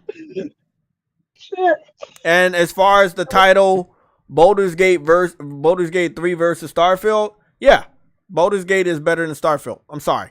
PC fans, which we need them to buy Starfield in order for Starfield to have any type of a chance. Do you think they're still going to be playing Baldur's Gate when Starfield comes out? Yeah. Well, you got to think of it like this, though, Jay. I mean, Jay. One, they got to pay for, and one's going to be in Game Pass, so. That's what I was saying. The PC fans are the only hope to financially save Starfield. Xbox fans are not going to buy the game. But you told me that there's a chance the PC fans are going to go buy the game and support it. So there is a chance. Do you think that chance has been diminished with Baldur's Gate 3? Yes, because for Baldur's Gate 3? I said, do you think it has been diminished because of Baldur's Gate 3? Oh. Like PC fans are so enamored with Baldur's Gate 3 that they forgot Starfield's coming out. I don't think they forgot. I think here's the thing, right? What I think is going to happen is people have already bought Starfield. And I think the people who've already paid for Starfield are the people who bought the D-Boy, sorry, Truity, D-Boy 05, you said how when it's multiplat, it's only on, if it's coming out on PC and PS5, it's an indirect W. Just like Starfield is a W for Xbox, even though it's multiplat. You see how that works? You see Starfield is only on Xbox and PC, but Xbox fans say it's a W. Same thing. Baldur's Gate being on PS5 and PC. Yeah, because this is how you need to look at it this way. Let me break this down because you need help. Because Baldur's Gate is coming out this year, and this is the Game of the Year we're talking about. Before the game is released on a multiple consoles, which would probably be next year when it's ready for Xbox, it would have gotten Game of the Year on one gaming console. So that is like PS5 is the only gaming console that it's available on. And then it's available on PC. You see what I'm saying? Console and PC are not the same. So if you give a W to Xbox because Starfield is on Xbox and PC, then why not give a W to PlayStation because Baldur's Gate is on PlayStation and PC. It's not available on any other console. That's why it's called a console exclusive. Like exactly. You see what I'm saying? Like it's a console exclusive. Exactly. But here's what's funny though, Jay. It's a bigger W because Sony didn't have to pay for or even buy the that's studio what I'm saying. for It's a bigger you didn't have to buy the studio to get this game temporarily on your platform for the year that it came out. The year that it doesn't come out, it's not going to get Game of the Year again when it's on Xbox. No, it's going to get Game of the Year this year. And this year, it's only available on PC and PlayStation. That is a big flex when Starfield is available on PC and Xbox only. So what are people going to pick up this holiday season? Get a PlayStation 5 or get an Xbox? You got Starfield for PlayStation 5. But if you get Starfield for Xbox, but if you get a PlayStation 5, you get Baldur's Gate 3 and Spider-Man 2 and Eternights and Tower Fantasy and Helldivers and whatever. That's just a stroke of luck for it to be a timed exclusive. So I mean, if it works for them, why can't we just use that same tactic? But if you guys don't want it to work, that's perfectly fine. We can call it a multi-plat. But if it's a multi-plat for us, then Starfield's a multi-plat. He said, okay, thanks for clarifying. Yeah. Thanks for the help. I acknowledge that the game is also currently available on PC, so I understand that. But that's what we call. It's a big difference between just an exclusive and a console exclusive.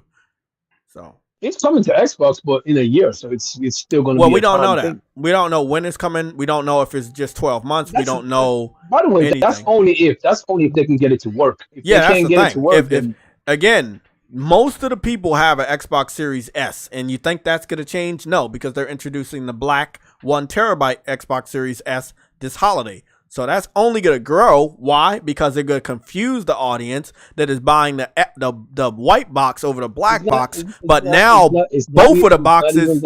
Hold on. I know you love saying it's not even that. You say that all the time. Listen to this. You're going to have a white and a black box. That's how you know which one is weak and which one is powerful, right? Now, this holiday, what color boxes you got? You got a white box, you got a black box, you got another black box. Yep. How confusing is it going to be for your parents? They're gonna. So this is an Xbox Series S, and this is an Xbox Series S. Yeah, but you for 3 years, the only way to distinguish the two is one is black and one is white. My son only just told me to get the one with the black box. That's all. There you go. And when the parent gets there, they go like, "What's the price?" They're gonna get the cheaper one. The cheaper one is gonna be the weaker one. There you go. My son just told me to get the black. I mean, this is not the first time the confusion has happened. It happened with the Xbox One.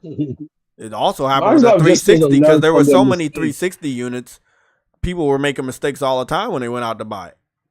You know, so I feel like they're not learning from their mistakes. I mean, if this is what they're doing, they need to discontinue the white one.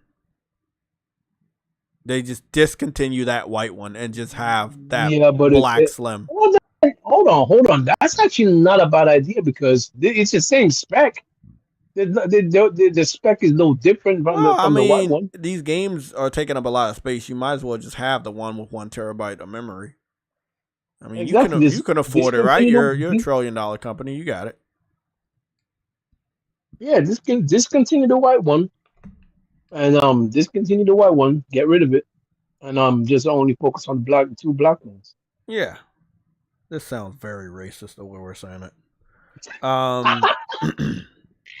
Blame that on True Woody, by the way. Yo, that sounds very racist. Hey, Sam. Get rid of the white one and keep the two blacks. Bro, I hope you got some time afterwards, bro. Did you see that fight that broke out? I've seen 3 different ones. Which one are you talking about? You talking about the one on the boat? The boat fight? No. Bro.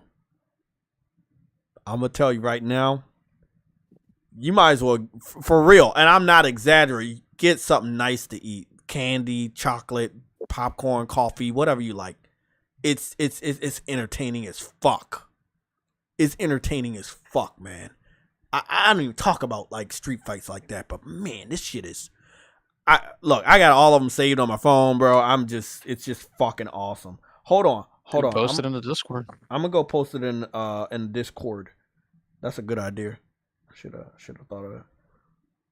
Damn, even Boyd saw it. All right. Yeah, Boyd saw it. You said the boat fight was crazy? Yeah, the boat fight was crazy, bro. Normally Sam is on top of this, but because he's turning slowly into a cat man, he's not on top of this stuff. Okay, funny man. I thought cats are swift and nimble. Yeah, but they don't remember to go search Twitter every day. Goobity gook. I just sent it. Yeah, that boat fight was crazy, bro. Huh. Long time coming. That's all I'm gonna say. Long time coming. People were cheering like it was a fucking wrestling match, bro. It was the craziest fucking thing, bro. It was just so fucking wild. It was so wild. I think I will be able to post one of the videos. Oh, I saw this. You saw this? Yeah. You saw all 3? Just 3? There's 3. What do you post? Did you see the? It's in the Twitter or TikTok section of the Discord. Did you see the beginning of how it happened, or did you see like it continuing? Saw a little bit of the beginning, but not the whole thing. When the boys approached the guy. Yeah, I was wondering why are they over here? My God, you gotta see what happened next, bro. Oh man, that shit was so fucking good. Before we get up out of here, does anybody have any recommendations for me? Any English dub anime, any movies, TV shows, anything that you think I should watch? You can put it in the comment section now. If it's a movie, it can be anywhere from the 1980s all the way to the early 2000s. Don't recommend me anything past 2015 because it's probably garbage. If it's anime, you can. I'm dead ass serious. I'm stopping all recommendations from any movie that's after 2015. Fuck that shit. Hey, man, but you ain't wrong though. I'm not wrong. Exactly. I'm not wrong because that's when it started to really fuck up. Oh shit. If there's any anime, it kind of doesn't really matter. Just make sure it has dubs. And yeah. Anime is ageless. Isn't that funny? Anime is ageless, but like American TV shows and movies, yeah, at a certain fucking period of time, you just don't want to bother with it. Like, why did Tom Holland think that he needed to do? You know what? We're still live, so let me not talk about that. You already know where I'm going with that. I'm not gonna talk about that. Jay loves Henry. I don't, but I'm just speaking my mind. Henry Heck, he said, "Nah, I post all my anime recoms in anime channel section." Well, if you got any, you can post it there, and I'll go take a look at it. We're about to get up out of here at 7 o'clock on the dot. I know I'm here for a long period of time. I apologize. We had to get this stuff out. I think we did really good though. Like again, Baldur's Gate 3 versus Starfield. Baldur's Gate has it right now. PS5 Slim. I definitely see a Slim coming. I know we didn't talk about it. Why I think that is, they got this back to school sale, $50 off of the console, $20 off of the games and controllers. They're definitely trying to get rid of some stock before they release something new. And I think that new thing that they're getting ready for is a Slim. So it's about to be great. Yeah, not my Spider-Man. I'm gonna stick with Toby. Fuck that shit. I had a lot of respect for Tom Holland. I thought he was a cool dude. I was like, man, I was cheering him and Zendaya, but when Zendaya did that movie, I was like, I didn't like that she did that tennis movie that's about to come out. But then when I saw that shit, that movie he's about to be in, I was like, does he feel like he has to do a movie like that to be accepted for Hollywood? Because I mean, if that's what you got to do in Hollywood, like to be accepted and get like awards, do those weird indie films, then bro, then I don't want to be a part of Hollywood. Just me personally. I can't speak for him, but I mean, if that's not your thing, then why would you do that? Like, some people leave Hollywood, Jay. Like, Jonathan I mean, he's talked about it. He's talked about he doesn't like Hollywood. He said it. He said it in an interview. He does not like it how they run it and stuff. And then that movie comes out and we see that trailer. It's like, bro, nah, bro. And you know people gonna be talking jokes, man. Whether you're in your circle or outside your circle, your fans or whatever, bro. Like, nah, bro. Bro. That's too much. Ain't no award, ain't no check is worth doing that and knowing what is going to be followed. Nah. Lifetime of clowning, can't be me. That nigga don't want to be joked on. I respect that. Jay, do you think we're getting a pro as well, or just a Slim? I believe a pro is. I think a pro needs to happen because if I believe Xbox is going to start the next generation early, having a powerful pro would definitely keep Xbox on their toes. So I'm going on record to say I believe a pro is needed. I'm not saying that a pro is happening because I don't know what's going to happen, but I say that I believe it. have that pro. I saw the rumored specs. Have that pro so that when Xbox tries to launch the next generation early, because we know that's the only chance they have, you have something for them, and that's what you have that for them. And then the rest of it is just on your talent, your studios, and I think they're all going to come through. I mean, look at what Arrowhead is doing in their small-ass studio. Look what they can do with 100 people. So, yeah, I have nothing but faith in the PlayStation studios,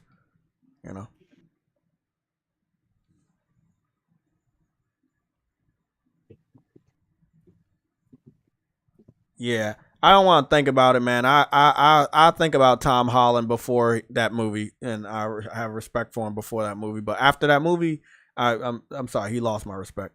And he was like as far as young actors go, I don't really fuck with a lot of young actors, right? Like I don't really care for them that much or the movies they do. But he was the modern Spider-Man, and I thought he was really cool. I've watched a lot of his interviews and stuff. He's really cool. He's awesome. I mean, but that right there, nah, I do not approve of that. I do not mess with that. That is not my thing. So I will not be watching that movie. And I hope that he doesn't ever do a movie like that ever again. Because that is not it. That is not it, Mel. That is not it. You make your money how you want to make it, but I don't have to agree with what you're doing. Wait, you know what I'm saying? What is he doing? Is he a prostitute? I think he could be a prostitute, bisexual or gay or something.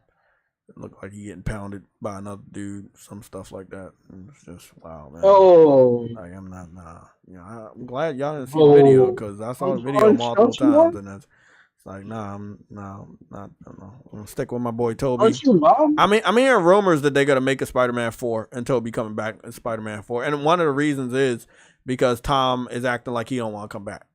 So, you know what? Cool. What's funny about that is if he think that they not gonna make another Spider-Man without him, he got another thing coming, bro. Sony will make a Spider-Man without you, bro. And since they already basically confirmed a live action Miles Morales, and he's perfectly fine passing the torch. Then with that day them crap. No, but I'm just saying, if he's fine with passing the torch, and he's already said on record that he wants a Miles Morales in his next movie, then they will just have Miles Morales pass the torch, and like the next 2 to 3 Spider-Man movies will be Miles Morales. But as far as the Marvel Cinematic Universe magic, it's gone. It's gone. It does not exist anymore. If you love Marvel Cinematic Universe, go watch Iron Man all the way to Endgame, and just that's it. And maybe the newest Guardians of the Galaxy Part 3, but that's it. After that, Multiverse of Madness was good, and Shang-Chi was good. And then they got in their ear. Yeah, Shang-Chi was good, but other than that, nah, all the rest of them not. We about to get up out of here in a minute. I hope everybody has a great night. I hope you eat some good food, play some great games, watch maybe some good anime or TV shows or movies. But it is 7 o'clock on the dot. Me, True Witty, and Sam are up out of here. Big shout out to our special guest today, Spartan God, as well as Games for Eternity, showing up and having some fun with us. And he was on the sound bites. That was JRO49.